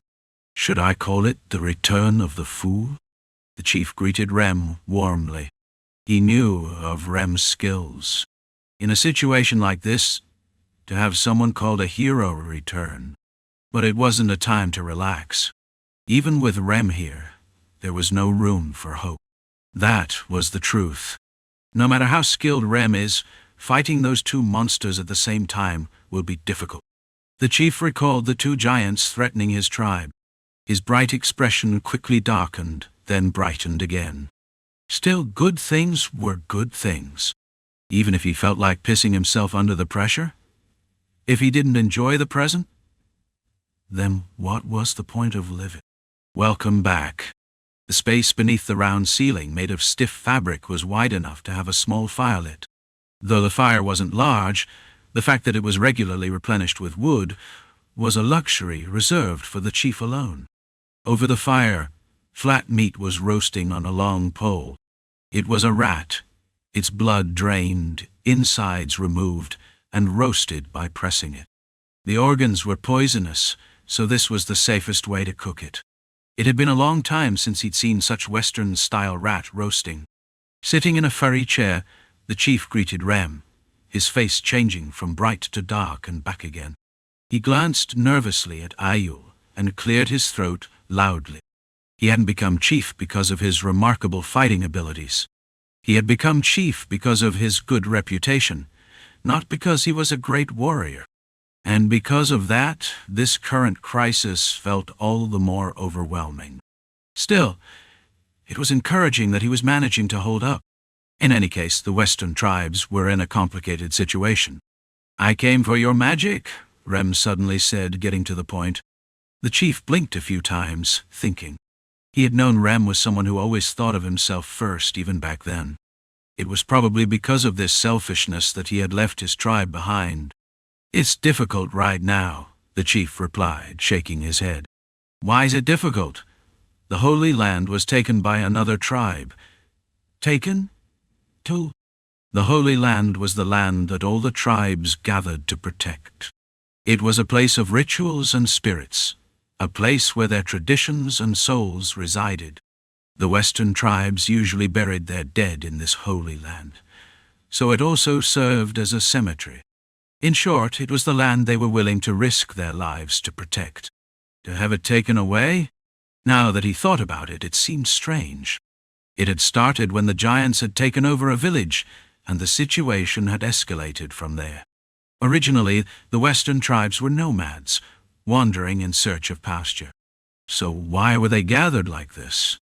Large-scale meetings like this were rare. Maybe once or twice a year, usually in autumn, when there was plenty of food, or before spring when food was scarce. But now the situation was different. They had gathered because something was wrong. "Since you left, nothing has gone right," Ayul interjected, seizing the opportunity to criticize. At this point, Rem didn't bother to listen to her complaints. He figured he would deal with Ayul's mood later, even if it meant taking a hit from her axe. "It's my fault," he thought. Everything that had gone wrong was his fault.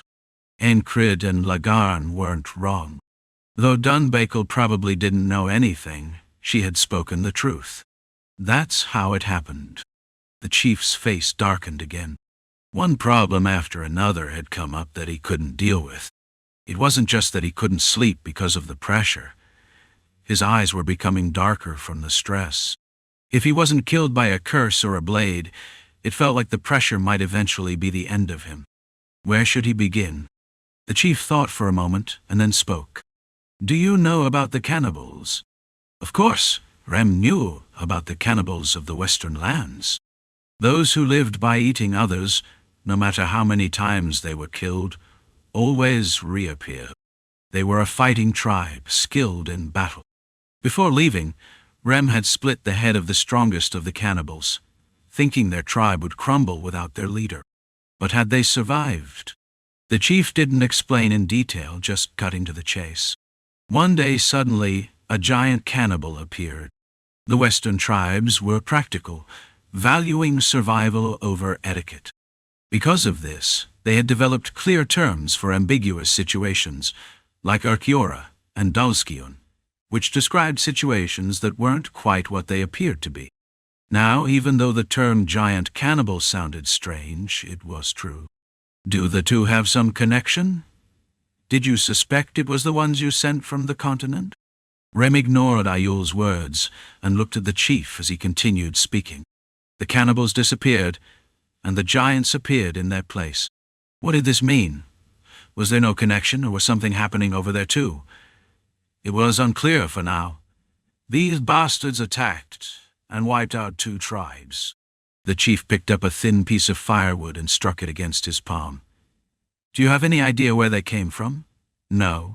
"So, should they just kill the giant cannibals?" While Rem was thinking, the chief spoke again. "And I don't know what they ate, but the Soothsayer tribe went completely mad." The Soothsayer tribe was a group of shamans. Individually, they were nothing special, but together, they could become a huge threat. They were masters of collective magic. "Are you serious?" Rem asked, raising an eyebrow.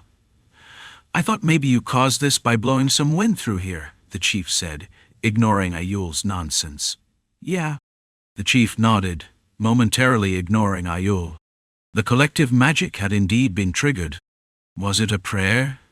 A ritual? Both were forms of collective magic, but they differed. A prayer was small-scale, but a ritual was large-scale. If this had been used to attack them, it would have been a serious problem. That they had managed to defend against it was impressive. Over 100 people have died from a blood-changing ritual, and even more are struggling to survive. Rem blinked in shock. So, what was the situation now?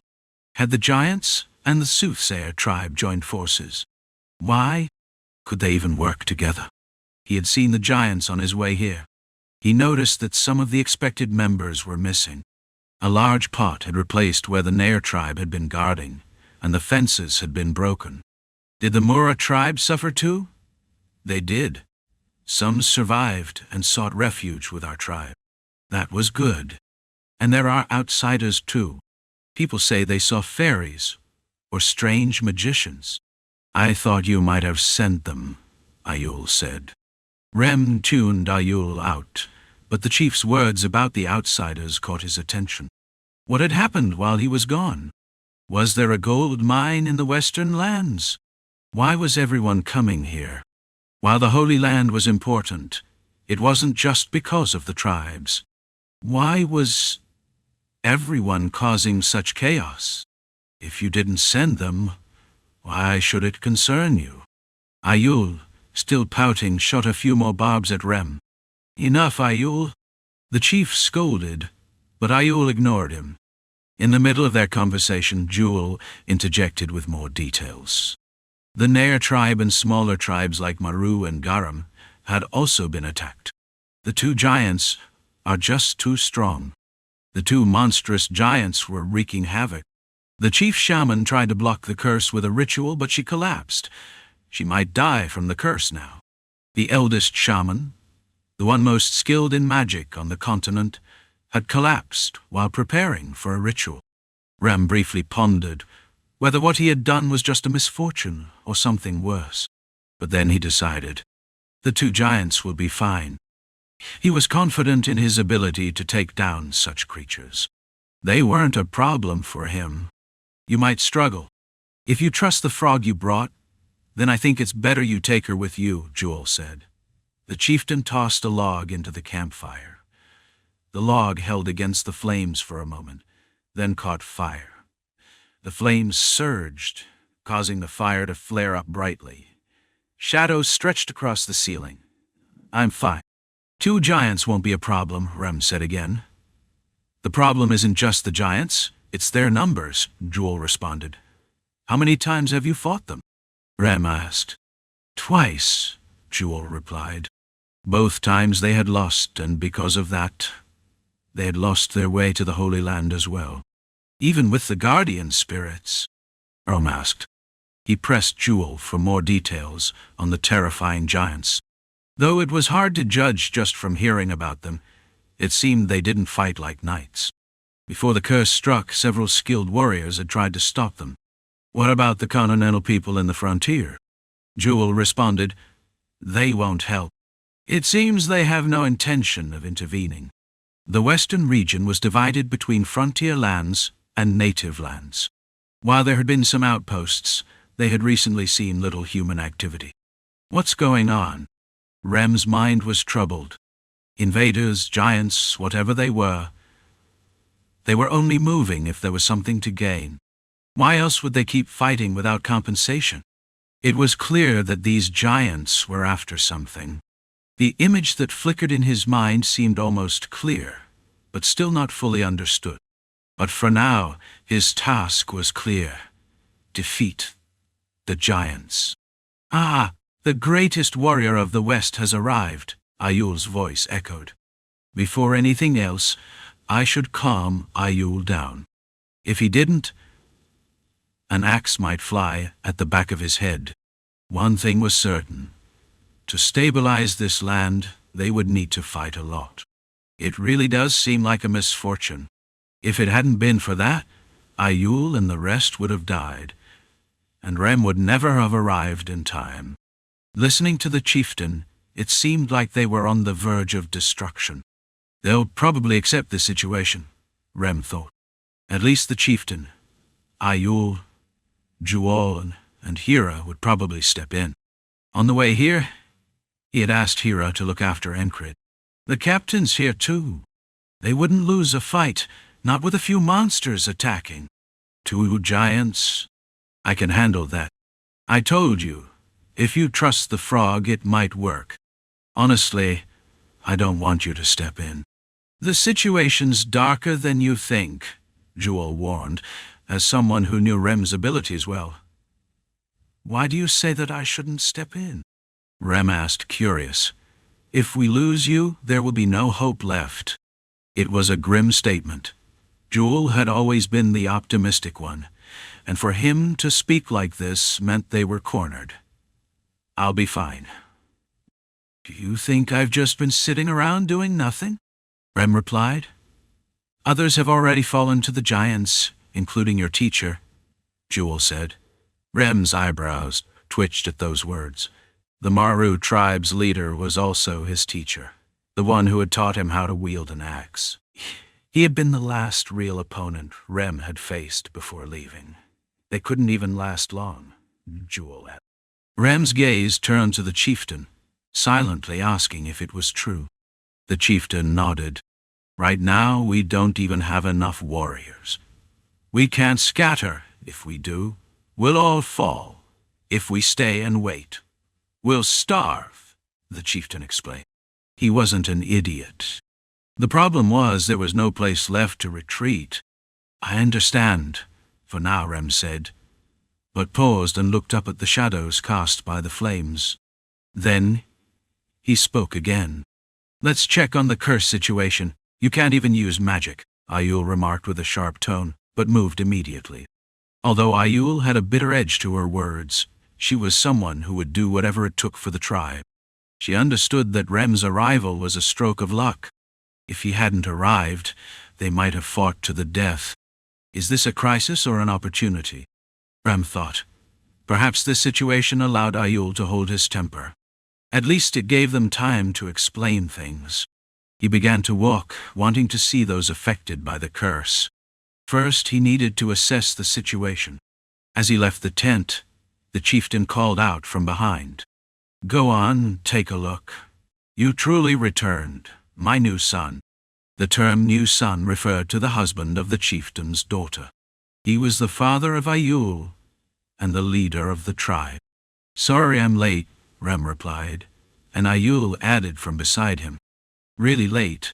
Rem understood. That's why he had no words. Without speaking further, he moved on, with Ayul leading the way and Jewel following. "It feels like the situation is really, really bad." Rem, having just arrived from the outside, felt the crisis more acutely than those trapped inside. As he walked, he formulated a conclusion. It would be difficult to stop the giants at all, not without confidence. The longer this goes on, the weaker the tribe will become due to the curse. Once the giants came, it would be easier than breaking a child's wrist to tear the tribe apart. Giants, especially man-eating ones, could be cruel easily. But why? If the goal was to bring together nomads and herders without a home, to unite them, that would be the purpose, right? But what would they gain from the West? As Rem thought, he began to understand what the invaders, whether giants, foreigners, or the curse, were after. People? They. Outsiders, giants, curses. 3 things combined could form a certain picture. But there was still too little information. This is going to be troublesome. As they reached the tent, Ayul gave Rem an occasional side-eye, which he noticed. When they reached the tent, a voice suddenly shouted, "Fainting, no. It's a miracle." Chapter 474. In front of the mother, filled with malice, "Mom, am I going to die?" the child asked. "No, that's not possible. After a few nights of good sleep, you'll be fine," the mother answered. "Okay." The child couldn't open their eyes properly because of the crust that kept forming. For several days, the fever hadn't gone down, and now the child couldn't see properly. Grrr! The mother's heart shattered as she watched her child foaming at the mouth in the early morning. A few days ago, blue spots began to appear all over the body, and now the veins in the child's arms and legs had swollen and turned purple. The child had started to suffer. "I would rather take the pain for you, whether it's a guardian spirit or an ancestor god. Whatever it is, let it save my child." The mother went out at dawn to search for herbs to soothe the pain. "It's dangerous to go out now. A warrior guarding the tent warned her. Though the appearance of monsters in the western region was much less frequent than on the continent, danger was still present. If one were unlucky, death could come just as easily in this place as on the continent. "I'll be fine." At times, the thought of just wanting to die rose up, but that couldn't happen. Mom, Daddy." The child, still calling out, was holding on. Resentment began to rise within the mother. A burning heat, starting from her toes, rose up to her chest and blazed fiercely. Why? This wasn't the natural order of things. Everyone could die, but not my child. Why should this young child be made to suffer such pain? Mother pulled out a short dagger she had hidden in her arms. It was a curved 1-inch blade, known as a karambit. The dull grey metal blade wasn't very sharp on the outside, but the inside was finely honed. It was sharp enough to slit the neck of a young child. It would be easy to pull it across her own throat, too. How long must she watch her child suffer in this river of pain? If the child were to die from a cut, there would be pain, but it wouldn't last long. Even if the child were to drown, it wouldn't be as agonizing as the current suffering. It's not enough. A lake larger than Ongdolsium, a river bigger than a stream, is needed. The eldest shaman, trying to stop the curse, had said that before closing his eyes. That was the last thing he said. After that, he never opened his eyes again. He collapsed in a prayer posture and had not woken up since. The flame of hope had been extinguished.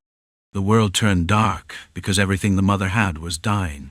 Even if she had eyes, she could no longer see the light, and though her ears could hear, she couldn't hear the birds singing.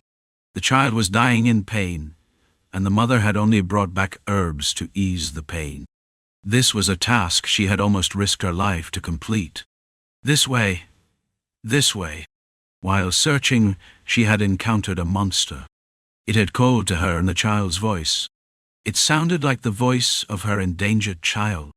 The mother, barely holding on to her sanity after days of sleeplessness, listened intently, her head turning in response to the sound. The despair and frustration had gnawed at her body and mind. If I save that child, maybe someone will save mine. The hollow hope made her mind even more dazed, and her vision blurred. She was walking between the winding hills when someone grabbed her shoulder from behind. "It's a copycat. You should know that." When she turned around, a man with a sharp jaw and cold eyes appeared. It had been 5 years since the father of her child had died. Naturally, talks of remarriage had surfaced. This man had been circling around her for some time, and when he saw her go out alone, he followed. "Are you giving up on living without your child? Then death is the only end. Do you want to die first before your child? Don't weaken," the man said. The woman, her heart breaking, tears flowing freely, nodded. Yes, a copycat. In the continent, there were monsters that had human faces, but here, there were monsters that imitated voices. A monster of that sort would be easy to deal with for any adult male, especially one from the warrior class. The mother would have had no trouble if she had been in a normal state. But facing it like this, she was at a disadvantage. Despite being weaker, a monster was still a monster. It could tear through human skin with its claws, then do something about it. The mother spoke, but the man said nothing. She would sell her soul if needed. She would break any taboo, forsake her chastity, do whatever it took. Anything. She would sacrifice her life. Take whatever was wanted. A demon, a monster, a beast, even a cannibal. Anything would be fine. Just save my child. Then she would do whatever was asked of her. She wished with all her heart, but there was no one to listen. The mother, having faced the waves of despair, knelt. There was no more hope. The curse cast by the fortune-teller tribe would kill her child. Just like the people who had died before, her child would die. Why? The the mother asked the sky. Still, no answer came. She saw a man who had lost his partner, going mad with grief. She saw a woman, too, who had lost her companion, staring blankly. The chief had separated the cursed people from the regular tribe members.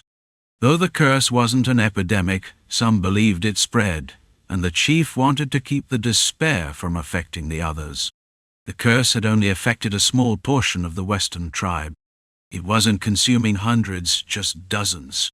It seemed like a small number to the group, but was everything to those affected.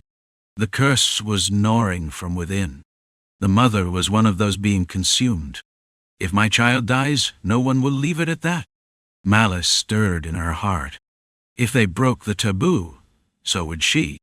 But the chief only showed lukewarm indifference. She wouldn't leave it at that. She would never leave it at that. A mother, halfway driven mad, felt resentment, pain, and malice growing inside her. This was the real curse. She walked with the herbs, then saw children playing.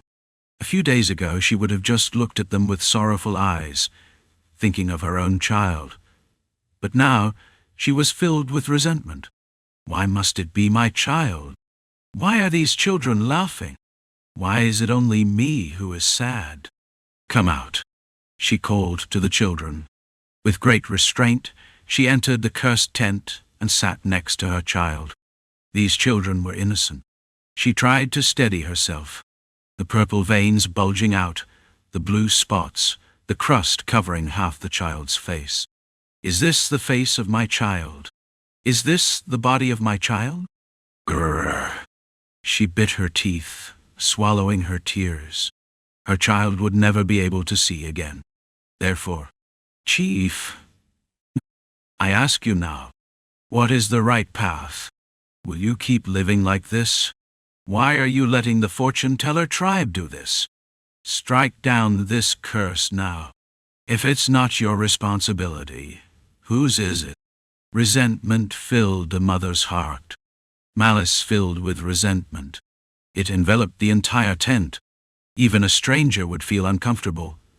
And for those who knew, it was a dangerous aura. The fortune-teller hero was full of worry, knowing that the curse brought ruin to their already scarce resources. It was only because the eldest shaman and the best warrior were blocking it with their bodies that it hadn't gotten worse. But what would they do moving forward? Dunbakel, entering the tent, frowned. Luagarn had no particular thoughts. Encrid, however, immediately detected the malice lurking in the air. What's with this atmosphere? His mind raced. As soon as he entered the tent, a foul, unpleasant odor hit his nose, mixed with the stench of sweat. It was obvious. These were people who hadn't been able to clean themselves properly. As he moved further inside, he noticed a child lying on a bed made of layered cloth near the entrance. Why does the child have so much crust in their eyes? I wish someone would clean that off. As he looked, the child waved their arm, not asking for help, but simply because his hand brushed against them. He wasn't worried about the curse affecting him personally. If it were contagious, they wouldn't have left them there. By now, the disease would have spread wildly. Although still a small problem, it looked like a headache. That was all. Then the child's hand brushed his, and he grabbed it without thinking. Perhaps it was because old memories stirred. There's nothing we can do, the mercenary captain muttered as he looked at the infected. It was just one of those things, he said. There was nothing a sword could do in this situation. Without Krona, neither a priest nor a healer was available. Encrid had done something reckless back then, too. The only thing he could do with his sword was one thing, and he did it. Are you crazy? That was what a comrade said after he followed him despite being told not to. Encrid didn't answer. He simply did what needed to be done. Are you going to die here? Or follow me? They were at one of the best healers' homes in the area. With no choice but to act, Encrid climbed over the wall at night. He held the healer at sword point and made his demand. Either come along or die here. I'll follow you. The greedy healer surrendered to the sword. "You're a mercenary, not a thief." His comrade didn't stop criticizing him, but couldn't ask why. They were both busy after that. Encrid kidnapped the healer. It was the best he could do with his sword. Afterward, Encrid was briefly a fugitive. "You really are a crazy bastard." His comrade, who hid him for a while, said this when they parted ways. Later, the comrade explained the reason they helped him. They were a mercenary, about 10 years older than Encrid, and said it with a sly, embarrassed look. "I thought about my younger sibling left at home." It was a brief farewell. Encrid wandered the continent for a while. Even though he had kidnapped a healer, he couldn't save the child who died and was buried. The child he held now, however, was alive. That meant he wouldn't give up. Regardless of the curse, there had to be a way to save them. Even if there was none, he would do his best. That way, the remaining people would survive. At least they'd know someone tried. He patted the child's hand lightly with his other hand, conveying reassurance. The child's hand was weak, and their grip barely had strength. Encrid held the child's hand gently, careful not to hurt. The child looked no older than 10. The child's mother appeared soon after. She was the same woman he had passed earlier in the village square, who seemed quite fierce. While she hadn't yelled at the children, there had been an air of danger around her. She wiped the child's face with a cloth dampened in water, cleaning the crust from their eyes. Encrid wondered why she hadn't done this earlier. As he watched, the child's eyes fluttered open. Hera shouted, and the twins approached. Just then, Rem entered with his wife. Behind them, Jewel blinked his eyes. "What did you do?" Rem asked. Encrid looked at his hands, briefly raising them. Was it his left hand? No, it was his right. He quickly realized the situation and understood. "I think you've awakened some divine power." Rem approached, whispering. Of course, Encrid didn't truly believe it. It was just a light-hearted joke in the manner of fairies. "Seems like this place is cursed too?" Rem asked seriously, looking behind. "It's not a curse that works like that. It's the source of malice." Rem's wife immediately swung her words like a sword of criticism. Still, her eyes never left the child. Ayul also looked surprised. Rem nodded in understanding.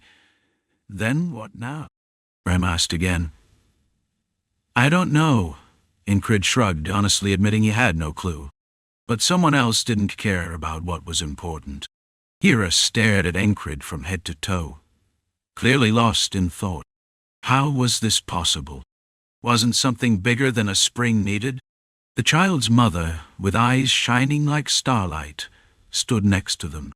The veins that had been raised on the child's body were visibly receding. The spots on the skin faded. "You," she called out to Encrid. "Hmm?"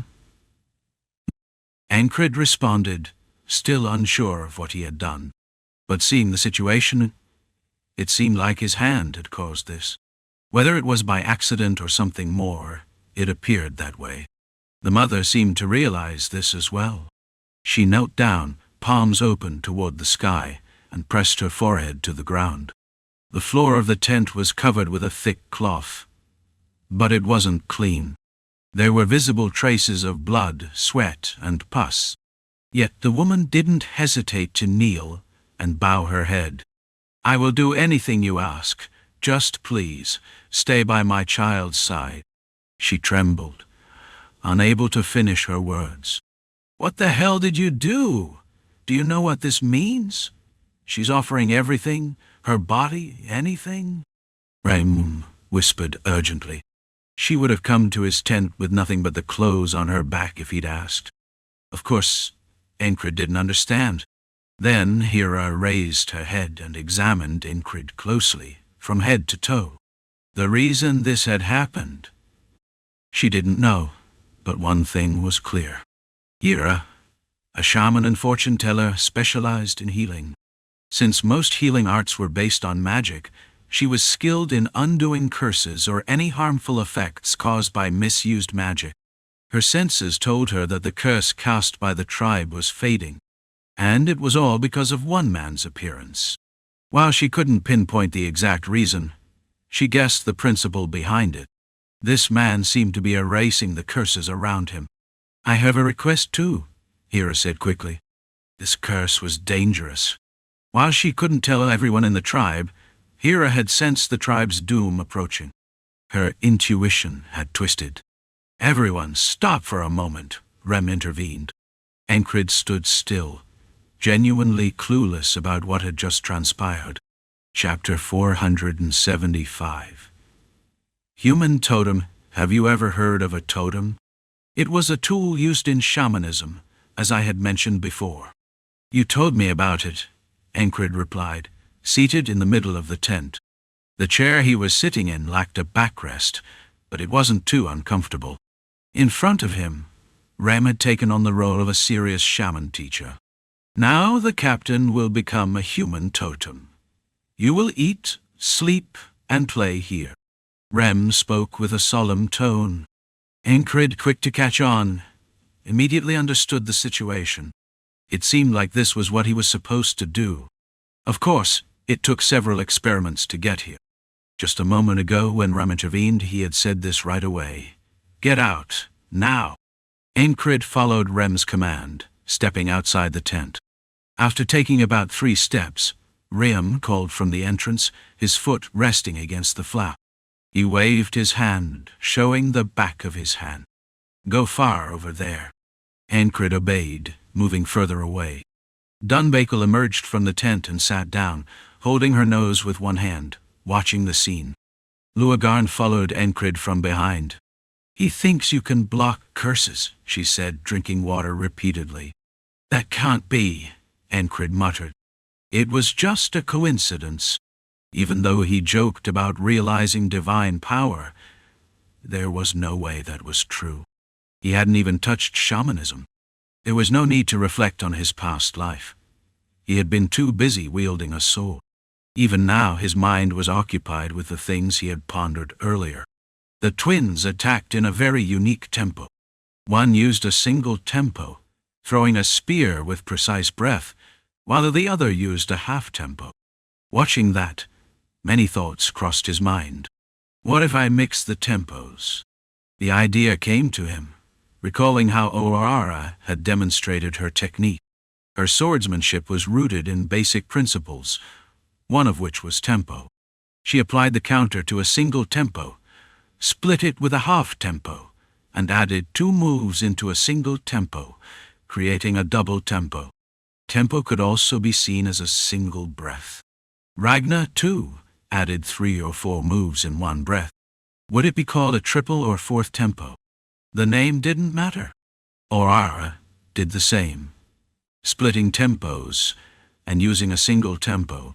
She even did the opposite, lengthening her strikes and making them slower.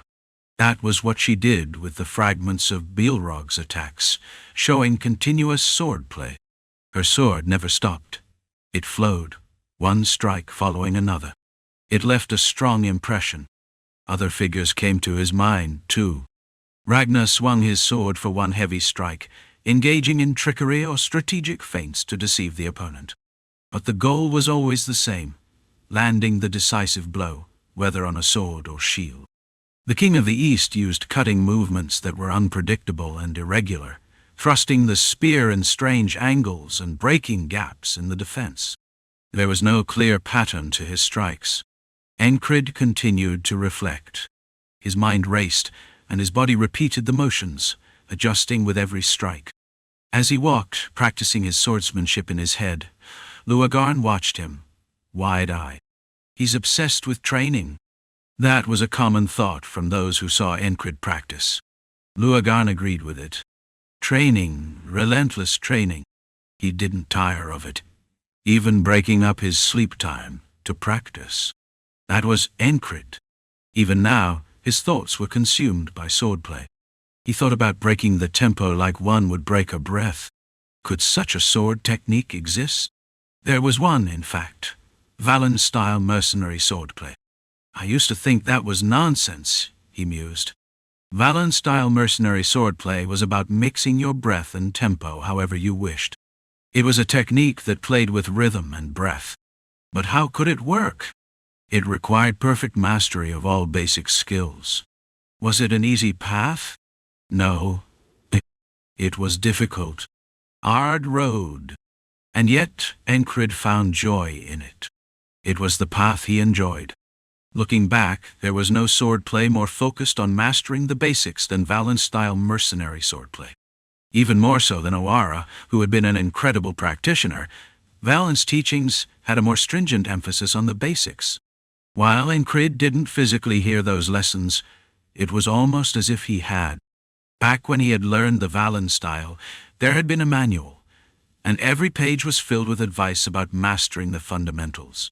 First, get the correct posture.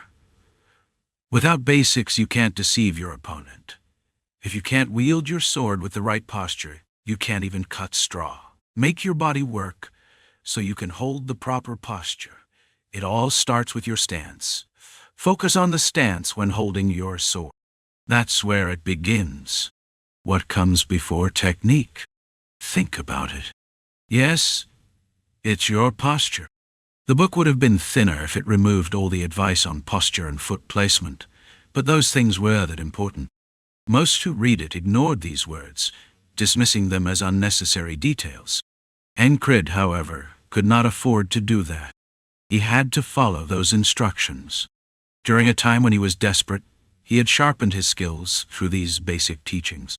He couldn't imagine becoming a swordsman without them.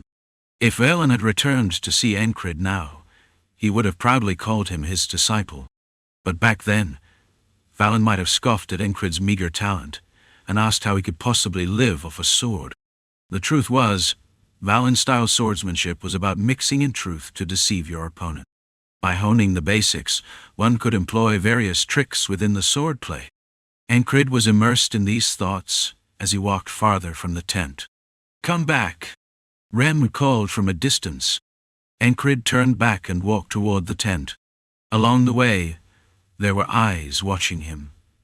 Some dull, others staring thoughtlessly. The sun was bright, and the light hurt his eyes. Encrid sought a shady spot, walking along the side of a large tent. It seemed like an unnecessary task. Some other factor must have been involved. After all, how could just his confidence make the curse disappear? As he neared, he saw that Rem's expression had grown serious.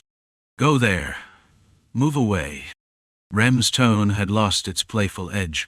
The woman, who seemed to be a mother, knelt and sat quietly.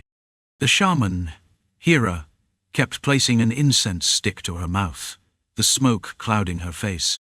Encrid did as Rem instructed. After 3 rounds of coming and going, Rem muttered under his breath, "Damn, is this really happening?" But then he nodded. The situation was too chaotic to question or consider properly. It was a mess, and there was no time to analyze it. So, Rem decided to establish the human totem, and Encrid had to accept it. Looking around, Encrid saw that many of the people were injured, more than 20 of them. He thought to himself, "Do I need to bring a healer? Or perhaps a shaman?" At least becoming a human totem seemed much easier than threatening a shaman with a knife to their neck. After Rem's experiment ended, it was Hera's turn. She would make contact with those curse and sit quietly. And that's how the decision was made. In the middle of the tent, Encrid became the human totem. A special chair was brought in, replacing the usual one. It was his personal chair, with a soft cushion and fragrant herbs from the west, burning instead of pungent smoke. A clay vessel used by the chief was moved here. It had 4 holes at the top, and when the herbs burned, smoke rose gently from them. "Ah, this smells good," said Dunbakel. Encrid deeply inhaled the scent that drove away the rancid and foul odors from Dunbakel's body. As she had said, it smelled good. It made him want to scold her immediately. "Go wash up." "Ah, why? Now? In our village, There's a saying that if you wash too often, it brings misfortune. Do beastkin villages really have such a saying? Luagar knew the habits of beastkin well. She knew they didn't enjoy bathing, but also that they didn't casually mention such superstitions. Dunbakel didn't continue speaking. After all, she hadn't spent that many years in the village. She had been cast out as a child. Are you going to wash? Before long, the mother of the child, who had almost become a follower, approached. Encrid was a little wary of her. Her attitude had changed so suddenly, and her demeanor seemed different. Actually, when he thought about it, Westerners tended to be like this. They were bold, straightforward, and had little pretense. The middle-aged man who had come after hearing the news of the curse being blocked had been like this too. Thank you. Thank you. Encrid had just nodded vaguely, not even knowing who the child was. The child's mother stared at Dunbakel. Encrid read her gaze. Will she speak if I say something? What if she doesn't hear it? The mother's hand slipped into her robe. She subtly grasped a karambit, a small curved dagger, and appeared lost in thought. Hey, wash up. Don't make things difficult. Encrid kicked Dunbakel in the rear and sent her off. There was nothing else to do. Mostly he just watched as Hira, who was gradually losing her temper, occasionally spat out sharp words. Protect this land. Hira muttered this as she continued tending to the patients. Was that some kind of spell? She applied a dark, viscous ointment beneath the patients' eyes, turned their bodies, wiped their faces and limbs. It looked more like careful nursing than magic. You can walk around near the tents. You can walk around near the tent. Hira's attitude also changed. She had become more polite toward Encrid. When they stepped outside, the twins were standing guard near the tents. It was in response to Rem's statement when they asked if he needed anything. Prepare a sparring partner for me. Okay. Not going to do it yourself? I'll be busy. Rem said this and left. And so Encrid became the totem. It wasn't boring at all. When sitting, he trained in his mind. When he went out, he moved his body. He had cleared enough space in front of the tent to swing his sword. He didn't even feel awkward adapting to the Western tribe. Having lived as a mercenary, surviving on swordplay for years, how could he possibly not adapt? To sum it up, Encrid got along well. Please, eat. Nearby, the child's mother was tending to him with great care. Yes, it wasn't just attending to him, she was practically serving him. I'll eat well. Encrid responded casually, quenching his thirst with a ground squirrel fruit and eating some well-cooked lizard meat. Their cooking style was quite similar to what he had experienced with Rem. They would catch a brown-furred rabbit, skin it, remove the innards, and then either crush the meat into a porridge or make it into dumplings. Like a noble's table, no food was wasted. They ate just enough, but it was sufficient for their nutrition. Was it tasty? Yes, it was. The habit of eating whole animals had likely come from the scarcity of resources. Several hours passed, and before evening, some of the children were wandering around. Encrid, while polishing his sword, gazed at the children silently. Did they come to watch me? Were they curious because I'm a foreigner? They hadn't seemed particularly interested until now. Some of the children did show curiosity. However, their purpose wasn't to watch him. Is Jiba all right? One of the children asked, looking toward the tent. The mother came out and looked at the child. Encrid recognized the face. It was one of the girls who had been playing earlier. I told you not to come near here. But they said it's okay now. One of the children spoke up. There was concern in her attitude, words, and gaze. When her friend had collapsed, the children had been lingering around, worried. Though children were playful, they also worried. Encrid merely watched. He didn't need to interfere. Still, don't come near. The mother, having regained her composure and forgotten the resentment and hatred, shooed the children away. She didn't want to bring any bad luck to her children by being too close. Benefactor? If you're feeling bored, please have some of this. The mother then offered dried plums to Encrid. He took one and chewed it. It was sweet. Next to him, Luagarn was drinking water constantly. Then, the woman gave a gift for Luagarn as well. It was a dry, grasshopper-like insect. After catching one from the wild, she put it in a basket made of tree branches. When Luagarn saw it, her cheeks puffed up with joy. Looking back, Luagarn might have a thing for food. Encrid spent the whole day training with his sword, eating, drinking, and relieving himself. He felt a change. It was making the training more enjoyable than before. The twins occasionally served as sparring partners. Rem also came by from time to time. "I'm going to die." "What's wrong?" Encrid asked, wondering if something difficult had happened. It was a bright night with the moon shining, so clear that everything was visible without a torch. "Ayul won't listen. When did you leave?" Rem hesitated before answering. "About 10 days after the wedding. Then? I ran away in the middle of the night. This fool, he did that. Then proudly walked on 2 legs. Would it even be forgivable after crawling on all 4s and begging for mercy?" Encrid gripped the hilt of his Acker's sword, his face grim. "Bend your waist. Put your neck here," as he looked at the tent pole outside, Rem asked. "What are you going to do?" "I'm going to calm her anger. It might be quicker to cut your head off and bring it back." There seemed to be no other option. Rem chuckled, but Encrid didn't laugh. "Wasn't that a joke?" "I'm serious." "Hey, don't meddle in other people's affairs." It seemed he had gone too far in teasing Rem. He turned around with a stern face. Afterward, Rem was no longer around. He looked busy. The first night passed like this. And on the second night, when Encrid was trying to sleep in the middle of the tent, something began to shake his body. Splash! It came with the sound of the river water moving.